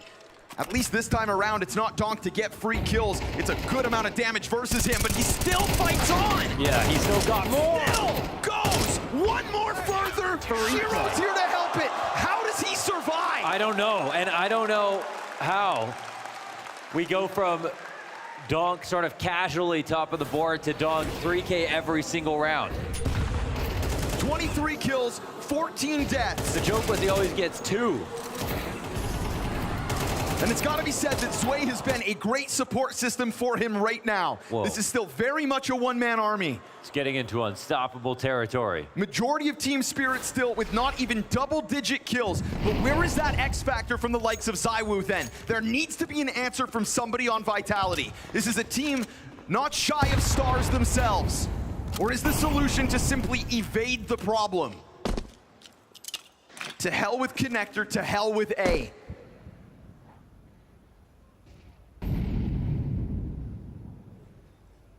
We saw targeting out of Vitality when it came to Zwei on that upper site in Nuke. And if Vitality don't have a game plan to try to punish a weaker link like Chopper, say, per B, in a game where Tanir is not performing up to the standard of this quarterfinal, the other 2 maps he's far more proud of, then go ahead and give this site a test. And that is what they've stacked up for. But with just pistols, how much of a test is it truly? It looks like for now a tie is on the horizon. They're gonna jump out at it. Shiro takes the first. Tenier ready to swing around. Flashbangs don't find their mark, so this is just a shooting gallery yet again. Trying to move it forward. You've already got rifles behind the safer pillars. And Tenier's gonna cut off the last one in, absolutely falling flat until the final piece gets one. But one is looking like all Flamesy will find. We are talking about a tie game. Map 3 rounds in a row where Vitality don't even get a plant, and they are starting to scramble to get away from this one-man army that is Dong. Yes, only bangers here. Yeah, it's actually it's unreal. We got to tally up those 3Ks when all said and done, and I wonder if there's more.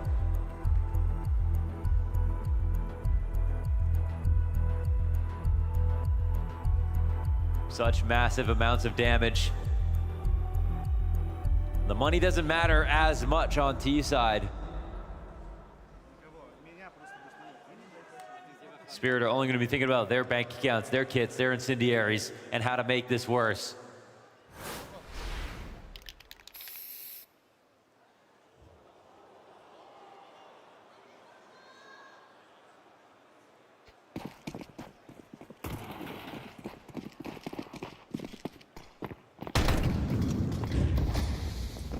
Back at it with the Flamesy crossover middle. You know, this has been more often than not just an invitation for Donk to thrive, to feast.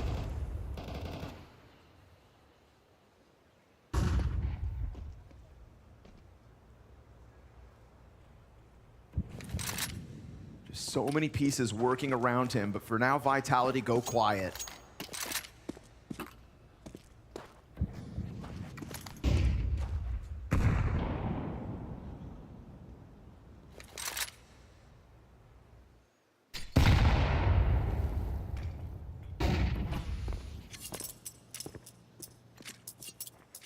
Shiro feeling like there's a need to reposition here. It's going to put a timing stress on Chopper. That looming threat of any kind of a walk-up, but still Vitality down to 50 seconds. Yeah, it looks like Con Split is still coming. I mean, got Robs here lurking up the ramp. He was going to do something aggro to catch someone leaving. That could also make sense, but... You're going to get through Connector with this much pressure on both sides. It's going to be a fight. It's going to be a bloodbath. Oh, but they're ready to fight. Finally, ZywOo finds his round, but they write this off. Oh, he's waiting for it. Sway gets turned on. Miss shot from the off. Apex collects his. Oh, it's a bad miss. Whoa, he tries to milk that. And I threw him under the bus. I said, where's ZywOo's impact in the face of Donk dominance? This is his round. It felt like that entire pack of T's down at the bottom of Connector were doomed. Watch him fight out of this. And beautifully, just like Donk's 1v5, he does it with the Galil. Man, Galils are blessed right now. Yeah, Flamesy's Galil 1v3 on the B side of Nuke. And a critically missed op shot as well from Shiro coming out of that smoke. Here's where we find out if it matters. If all the momentum gets ripped. Great nade damage for Apex to have to stomach. And whenever these flashes come towards ramp, you've got to be careful because at times it's been Sway to swing behind it. But there has been a lot of room where they're able to just walk out on this. Smoking off the Palace again to cut off one half. When they saw his nade trajectory, they know he's here, right? Or are they not sure? I think there's still uncertainty, but there's no. He does look locked in. He doesn't have a smoke. He's playing under valve, no smoke. Molotov. It's gonna get mollied. He's got to swing out, and as he does so, his head gets ripped off. So no effort, no impact, not from Sway this time. Feeling totally outclassed. Feels like he didn't have the tools for the job, and Donk is gonna go down with nothing. Rox is tearing through it. Not been a huge element coming out from Palace this half. Spam is there on Apex. He survives. ZywOo gets his. And in the face of Donk tearing through them, Vitality find fight late in this T side, taking 12. That's a massive win. I can't say, I hate that actually Sway's there. No smoke, it's a low buy. They've been coming up the ramp so many times.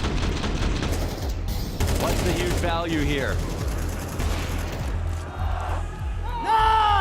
There's nothing different. They're just hoping that Donk is going to be able to get his 2 and then 3rd kill from jungle, miraculously, over and over again. won't be the case.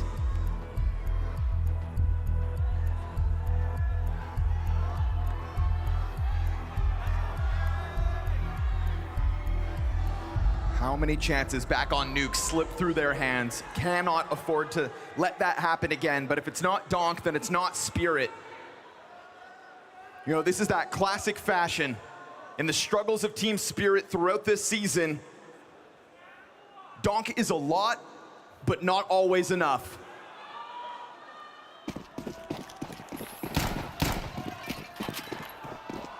And the money's almost shot, but still triple Thomas. If he can get a 1v5 with the Galil, then you better hope he can dig deep on this lesser rifle.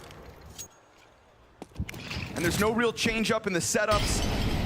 It's just gonna be Tanir boosted up instead, trying to get some kind of an eyes in bottom connector. And when Vitality were that close to being slain bottom con, if it wasn't for that ZywOo triple Galil spin around, then Vitality would have had bigger problems. He inches upwards. And this is not a Shiro who's got his off. This is not a Shiro who's dominating a CD side.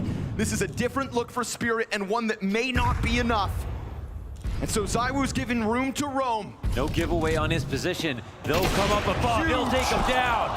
ZywOo, quick move into the ladder room as well. Any kind of a movement over towards jungle could cost him. And the longer Donk stays locked into this corner, the closer Vitality can work their way into this A-bomb site. What holds them back? A smoke inside of the palace. No more utility here for Spirit. It's been a valiant fight in this quarterfinal, but this is where it could damn well end. Absolutely, and ZywOo, let's see what kind of patience he'll have for this move. They're rotating around over to the wrong side of the map. Caught. That's his chance. That's Donk's first. Spirit, they put themselves in a great spot somehow. Took out that op. 25 to that clock. Chopper down beneath the window. Zwei is here as well. What you don't have is Donk, but what you do have is 3, and the element of surprise from down beneath. And so the 24th round is needed. Apex late. And Chopper and co hang on to a bomb site with way less, and another man disadvantage, not enough to stop them. Oh, Apex gonna play this one down on the clock. Surely gonna take the shot in the end. Upgrade. Round 24, baby.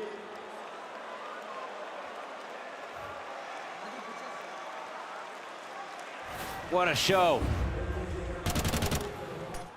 I didn't think ZywOo was gonna die there. I didn't think he'd get found out. I thought he'd end up catching exits and win the round on an A play, but it ended up being B, and somehow Chopper figured out that it was going that side of the map. This affords them so much, from Thomas's in the last round to free AK-47s. One more chance for Tanir to impress. Another moment where maybe Zwei's A-hold is called on, or in the middle of it all, will it be a heroic Donk moment? One more for the road. Down he goes with nothing. ZywOo's got Tanir. And a 3v5 called on by Team Spirit. And after a nuke that went to double overtime, a first map to end the 6-match streak for Vitality on that map. Here we are, down to 3 players on Spirit. And Shiro feels the need to take that quick glance, sees nothing, but he knows there's something out there. What worries me about this is we were talking about a Vitality who throughout this week has made mistakes in mid-round moments. Questionable decisions at time. How do they regroup to maximize this double man advantage? AK retrieve for ZywOo. We are gonna play with that clock. Vitality are starting to give Spirit one more element, one more edge, and that is time. Because Mezzi goes down with nothing. They find out that apartments will not belong to them. Their solution, head towards A. And unless Chopper finds a challenge off of Catwalk, if he can kill Rops, then he could cause a problem. Serve up a distraction. Zwei all the while, stuck over towards Ticket, eating flashes in the process. Spam in from we get evened out. Oh, it's clean. ZywOo. That is his moment. Zwei waits for round 24 and shines. Solo hold on A. Zwei, one-handed, go, Donk. No time, no problem.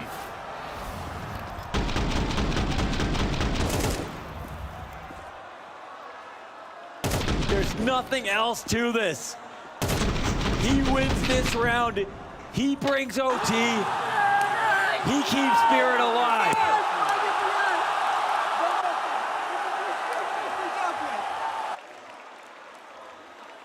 The nature of that outcome is the exact same thing as a Donk 1 versus 5. Celebrations in the Spirit camp. Absolutely. A sudden lifeline. And on Nuke, you still had to string 2 more together, but he delivers in round 24 of regulation, and just like that, game on. Vitality had a 5v3. And it means nothing. Oh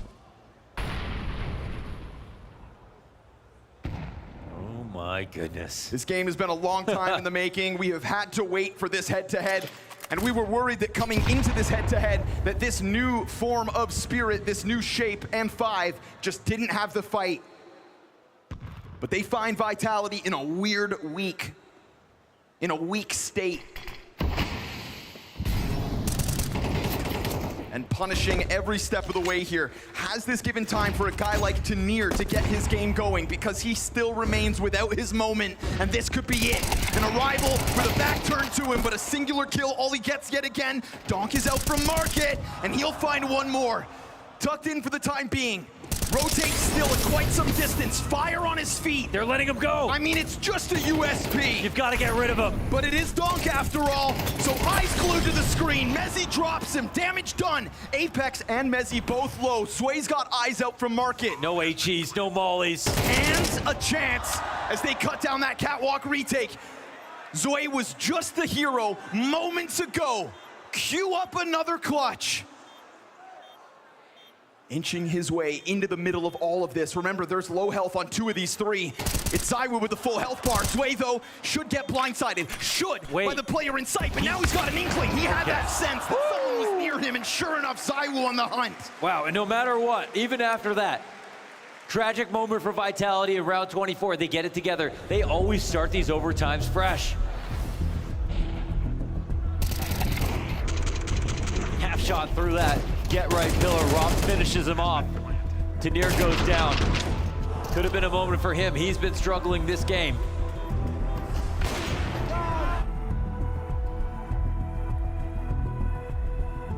What a journey this has been.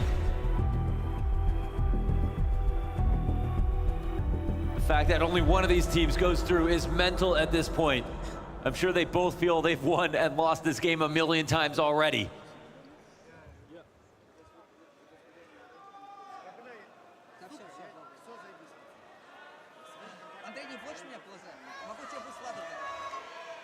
Everyone's talking, trying to loosen up, get the ideas going.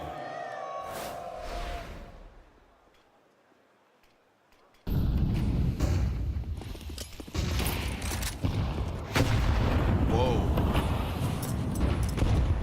Great opportunity there to have taken Shiro out in the opening move, but he survives the double nade barely.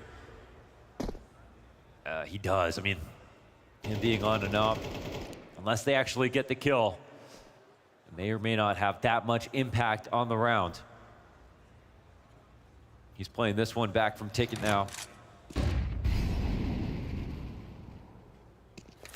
Zywoo looking to punch his into semis.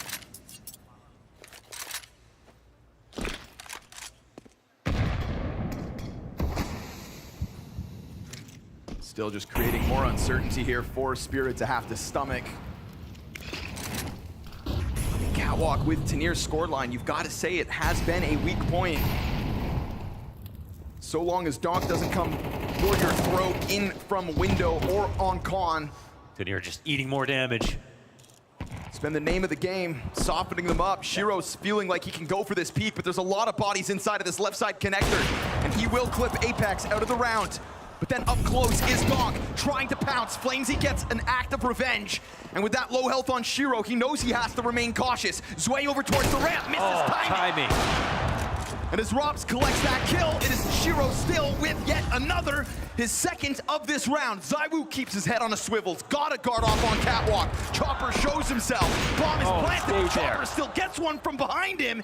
And now the retake's on. You know Shiro can clutch. But can he do it with such little health? He's ready. ZywOo, fantastic.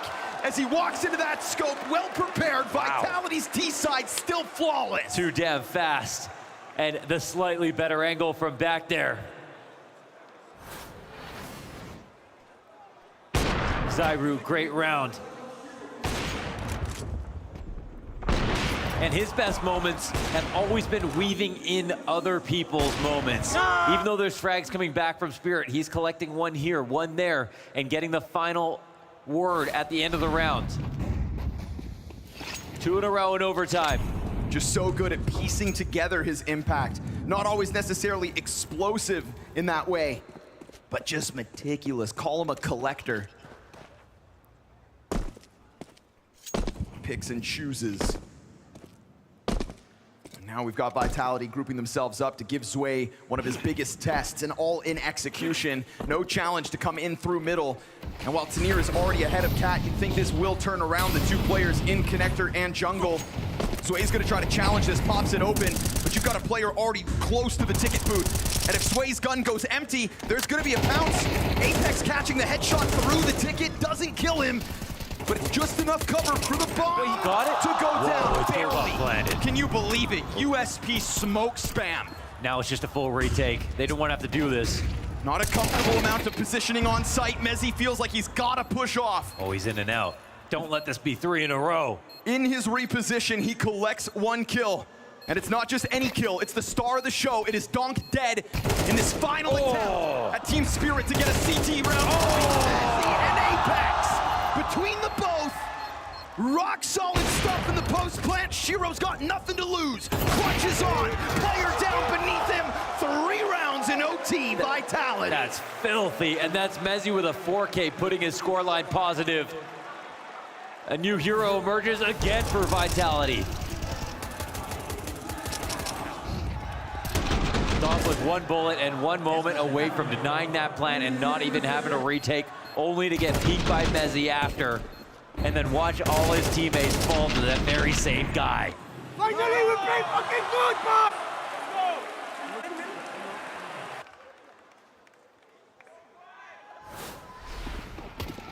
The amount of heroics that have come into this match, mostly from Spirit and now also from Vitality. Anybody could have won this game, but right now, it's Vitality's to lose 100%. They have had so many chances to close throughout this series on multiple maps. And it's for that reason that we still watch on.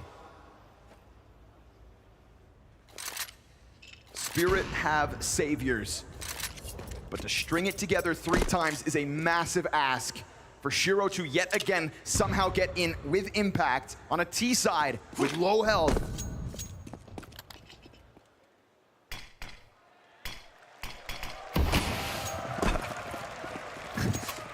It's the little The bar is on the floor.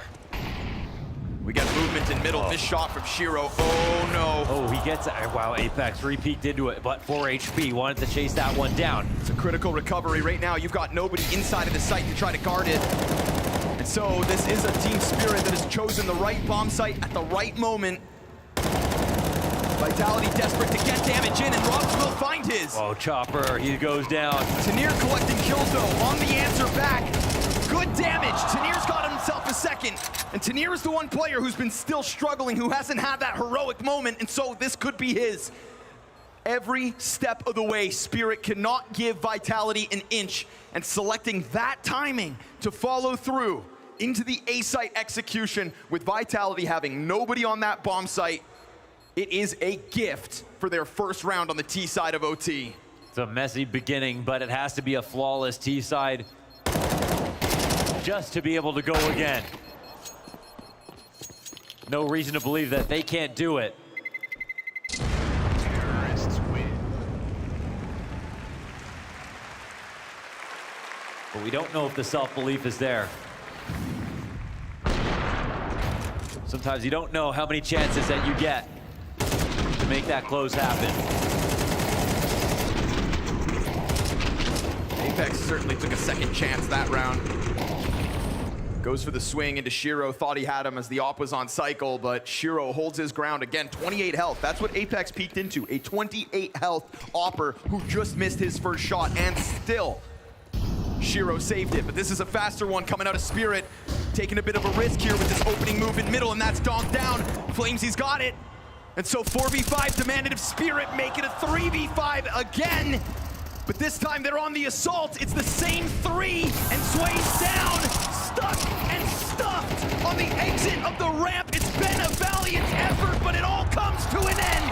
Chopper slain, and Vitality pushed to the absolute limit.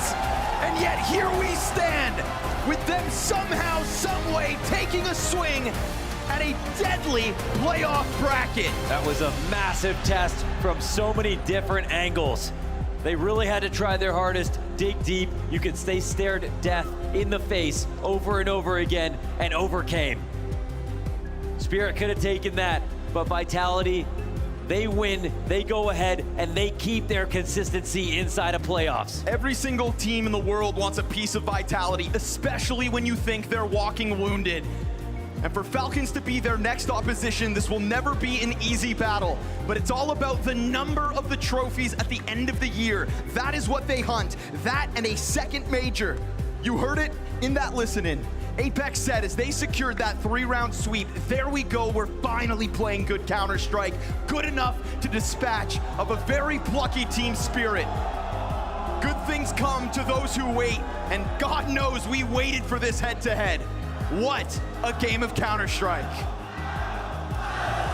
Well, the crowd is on their feet and they're cheering ZywOo's name, and rightly so after that performance.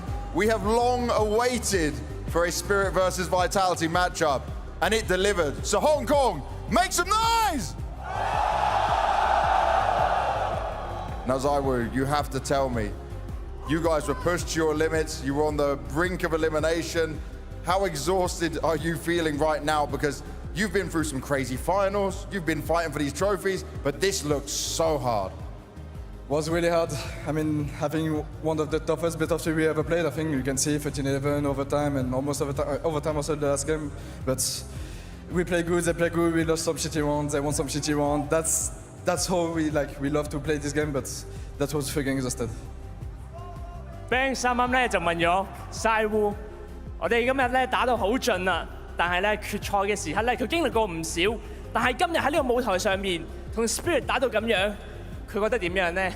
佢就覺得今日真係推到好盡啦，大家都盡晒力，佢贏一啲，我又贏一啲，但係最尾我哋玩得好好，佢哋都玩得好好，但係最尾佢哋贏咗。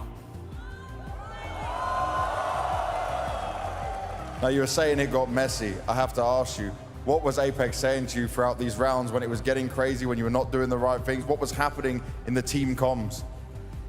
I think the communication was a bit hectic. He was repeating a lot the same thing, but at the end, I mean, we're trying to do our best as well when there's a lot of pressure for this kind of game. So obviously he was repeating and trying to make us to make the best thing we can do. So obviously he was repeating and trying to find the best goal as well. 啱啱 Banks 咧就問咗今日咧溝通上面咧見到好多畫面咧 ，Apex 究竟同你講咗啲咩咧？然後咧 ZywOo 就講咗啦，其實今日咧我哋溝通上面咧有好多重複嘅嘢，有好多打鬧係咁喺度講嘢，但係打呢啲比賽咧就係會咁樣，但係最尾咧佢哋打得非常之好，咁樣贏咗啦。Now I have to ask as well, there was a moment where Donk got a 1v5 versus you guys. How did you not break during these moments though, right? There were so many individual moments, there were so many moments where it looked like you had the game, like you'd won it already on Mirage, but then we go to overtime. How did the team stay strong? Because it doesn't seem like we've got the same vitality right now, so I'm wondering just what that felt like. I mean, we've been struggling a bit about our mindset since 1 month or 2 months, so obviously after the 1v5 or like losing some shitty round, we thought instantly about not to reset instantly, like doing the round and not thinking about what happened. Obviously, I think we did really great during this game because obviously we could have lost earlier. So obviously our mindset were pretty good in this game. 啱啱 Banks 就問咗啱啱咧打咗一 round 咧係俾 Donk A 咗 clutch 完，咁究竟佢感受係如何？究竟點樣面對 Donk 咧？一打5打完之後咧點樣重整嘅？咁咁 Saul 咧就話啦，其實佢只係佢覺得好失望嘅1v5完咗之後，但係咧佢哋要重整佢嘅 mindset， 然後咧唔再諗啱啱嗰個嘅 clutch 之後咧，佢哋做得非常之好，然後咧就攞到呢一場嘅比賽。Now you've been through this game and it has been crazy, but does this tell you that you guys can pull it out now? You can go back and lift another trophy ahead of the major? I mean, if we play our A game, obviously we can lift more than one trophy with this team mostly, but we just need to show it and show like a great mentality, great individually, and we just need to keep on the same road, obviously. Banks 就問，覺得咁樣嘅 fatality 咧，可唔可以再拎起第二個獎杯 ？Saul 話當然可以啦，如果佢繼續 keep 住做得咁好嘅話，當然可以贏到一個獎杯。And lastly, anything you want to say to all these fans here cheering you on? Thank you everyone for the support, thank you for joining us today, and it was amazing to play for the view, so thank you everyone, and see you tomorrow. Come on, Hong Kong! Zaiwu!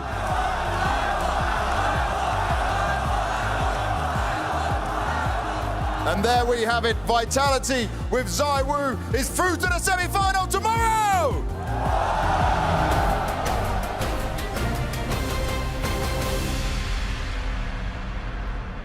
Boy, oh boy, what a series. And can you believe it? I've actually gotten the chance to sit next to I wouldn't say my former, but it's my former captain in the likes of Apex. And man, you just said to me that you almost feel like you just gained 10 years playing that series. How does that one feel? I don't know, mate. It was a terrible series from us. We did everything to give them the game, and we still won. I don't know what happened, but that was too much of a mess. I definitely feel like that, and I don't know if you remember it, but like it's like 4 hours ago you played Dust 2, and we've plucked out a couple of things that we want to be talking about, and I'm kind of curious to hear from you, Dan, in the terms that you've been my in-game leader. How do you come into a game where you have a series where you feel like you're in shape, and you come into Dust 2, and you have to come up with a game plan, a map that you've been playing so much? What was the initial thoughts coming into this one? Well, first for the vetoes, we knew that they will maybe pick Dust 2, even though it's our best map. As they don't feel comfortable on a lot of maps right now, they have to go on the strength. So we prepared the game, but in a way we knew that they will play different, because if they play against the best Dust 2 team in the world, I think that you have to change a lot of things. And that's what they did. We had a huge lead, and yeah, we lost it, not in the good way, so that was a bit tough. It looked like you also had was the game plan around going out long? It seemed like you wanted to use long quite a lot, and it also felt like some of the situations they were stacking on B. Was it difficult for you to find some kind of solution? And when the games get close, as you can see on the monitor right now, you had different ways of going it. There was both being a fast approach, or you had to go out in the force buys, and you also had to creep out. So what was the initial thought of actually using long this one? Well, overall, I think our plan was long. The preparation, we also like to go long, and nothing crazy towards that.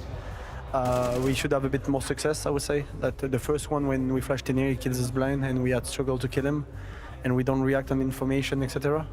But yeah, I think playing against Spirit, they also really like the map. They had a good game plan, and yeah, playing against Russians and B-Stack, name a more iconic duo. It happens, I've seen it before. Yes. When it comes to frustrations, Dan, we all know that you're kind of an emotional guy. Really? I like the same with me, and we can definitely tell that you are getting frustrated at times, and you've talked about the communication can sometimes be difficult inside the camp, and we've collected a couple of clips where you actually seem to be a lot of frustration, a lot of things coming into fruition, specifically inside the team, and specifically this TeamSpeak clip of regulation inside of Mirage. You have a 5v3, and everyone's thinking that you're actually going to be winning this one. I'm very curious what you said to the guys in that specific moment. You know what I said to the guys, I'm pretty sure. You know, no? I think I said you said something bad about it, but I'm not confident about it. You listened to it. We listen to it, no? That's perfectly. It will be there in a moment. Okay. In jungle! Before that. Take the bomb, guys. On jungle, we have to jungle. We're blocked. City. I'm loco. Why are we not listening to me? Okay, my plan was I wanted to put Mezzi and Robs to go B, and us react to the information, because it's a 5v3. We never know, we can be 3 stack, and you lose the round. Yeah. It's that easy. But I think I repeat 2 or 3 times, but I don't think Robin heard me. So we go only 1B, because if they see Robs, maybe they don't do the same. We have still a good plan towards A, and yeah, we struggle to win the round. That's a bit unlocal, but that's the way it is. Is that these type of mistakes that you're just making too many of? Because let's just be honest. I mean, you're not in the same groove that you were as in the previous season, and now you just seem to be making a lot of mistakes. And you've mentioned the communication being bad, obviously, at some times. Is this hard for you as an in-game leader to feel that your players, maybe yourself included, are maybe making these type of mistakes like too often? And I believe that Rob's also said like something after Bounty that you had some kind of red flags. Do you still feel like you're in the same kind of position as this one?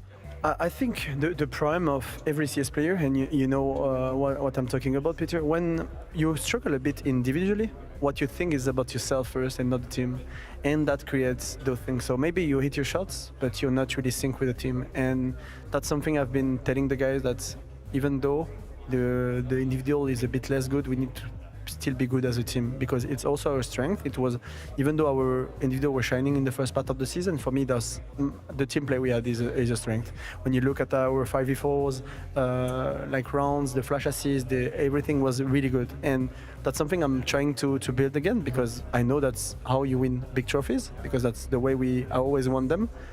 Even though he had Zawu, but that's also part of that. I mean, he had a good game, man. Yes. He's a big part of your success as well. Of course.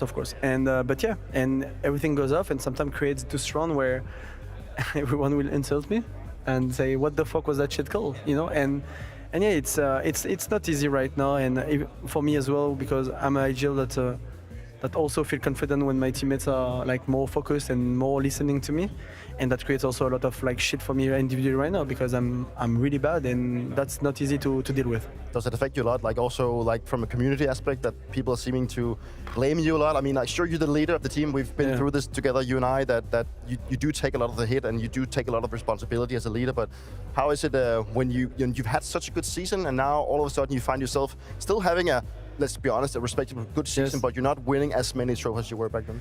But it's kind of fast, you know. What's going on is that they will say, the people will say, yeah, when Zawu and Raps don't hit their shots, you have shit calls. You know, it's things like that, and they don't feel like maybe they were in good situation to do kills as well in the first part of the season. You know, I'm not that much affected, to be honest. Sometimes it hits a bit. Not gonna lie, you're like, it hurts, but that's also like the job, you know. You have to deal with the things. You're a non-person, and when this happens, you can be criticized. But yeah, I think that I just want us to be good individually, for sure, to do stuff we like to do, because that's how players are good. But at the end, like, the team is always above anyone. You know the way we were, even though Zawu was the best player in the world, or is the best player in the world, the team is above him, and that's how I always did, even though with younger players. So I just want us to get back to that, and if it happens, maybe we will get back to our level. Perfect. Tomorrow you have a semi-final game against Falcons. How does that feel, and what do you think could actually, what would you want to change, like, for tomorrow, like thinking of how you play today? Well, I think the problem is we have some good moments. We do some good rounds, but I think right now our advantage situation are a nightmare. Sure. We play them like really bad. The force buy as well. The way we play against force buy, we know they have 1.5k, and we still manage to take duel we shouldn't take, and we lose round we shouldn't lose. So for me, it's just going back to the basics. You know, I always said, like in my life, that if you win, okay, decent amount of pistol, you win the anti-ecos, you win the advantage situation, you're already up in the game. You're already really up in the game. You know, that's basics, but that's the truth. And for me, I'm trying to focus so much on that. And yeah, I mean, hopefully tomorrow we play against Falcons. They are a great team. They have been playing really well. They're really close to win big trophies. But yeah, for sure, if we want to beat them, we need to step up. Yeah. And yeah, in a way, we played good against Furia, but throw some runs as well, didn't play connected, etc. So for me, that's going to be one of the key. Speaking of important games tomorrow, you have against Falcons, so you got to go back and get some sleep. I think we could be sitting here talking for ages, Dan. But at this time, before we sing our lullabies, let's head over back to Freya and the boys. Thank you so much, Dupree, and thank you, Apex, for sticking around and giving us so much insight after what was such a marathon of a series. Just looking at the side of Spirit, you know, their fourth swing at the Kings in 2025. They come so close, Jacob, but close just don't cut it. That's the impressive thing about Vitality, I feel, because there's no doubt that they're struggling right now. There's no doubt that Apex were even like hinting towards it. They played a horrible series. They don't feel too well on the server. Maybe they lack a bit of that, extra oomph they had in the beginning of the year. It's very hard for him to pinpoint, very hard for us to pinpoint. Yet we find ourselves in a situation where they book another semi-final spot. It doesn't matter how poorly they play. It doesn't matter what they're facing in the server. Seemingly Vitality will always find a way to win, at least when it comes to the semi-finals, quarterfinals. Now, I'm not sure that's enough going up against the Falcons tomorrow, but I have to say, Maui, I'm impressed by the way that they find ways to win even when it's clearly not going well for them.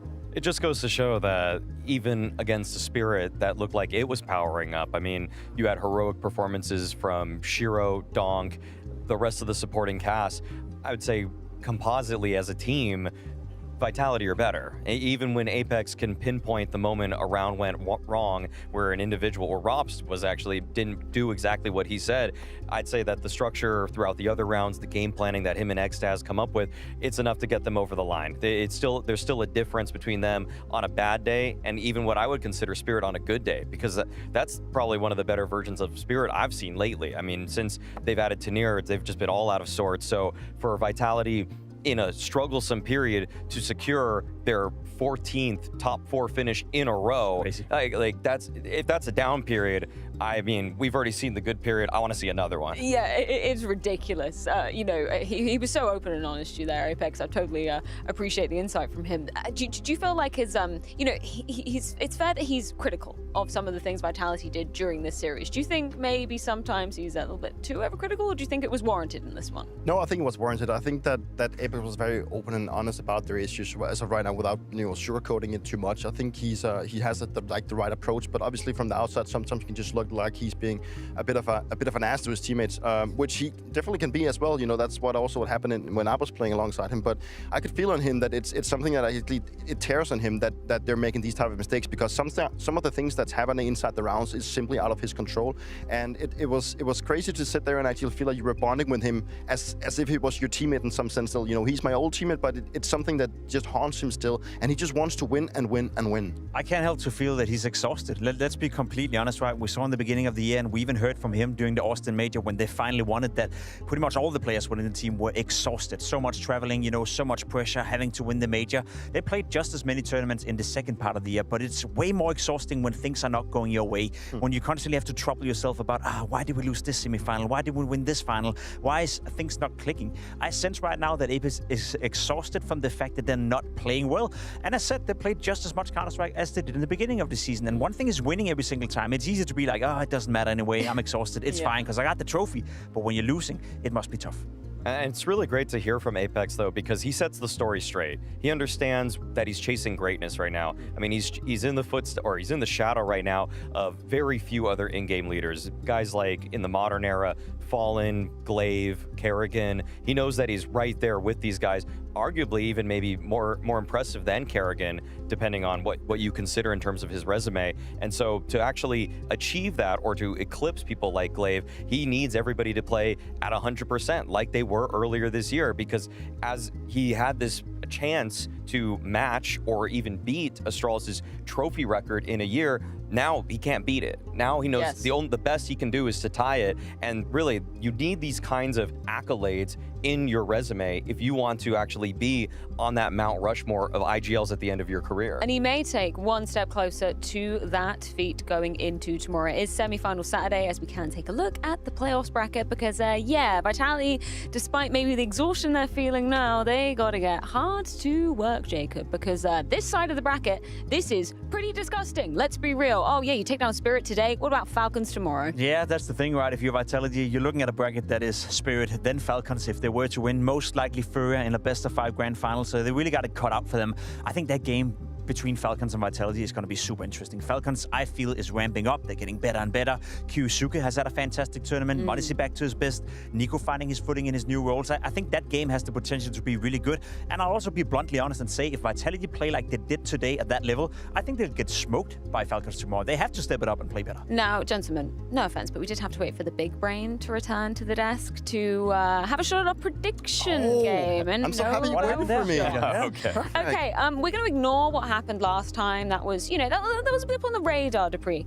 Who are we predicting going into tomorrow? Just looking at some of these stocks. Obviously, we don't have pay. Well, we did make the mistake anymore. We did make the mistake of going all in on Tyloo, so we probably lost some. So we probably have a little bit of less tokens as of right now. We've got 360 to work with. I think Vitality could be an edge in that sense. I think that Falcons could also.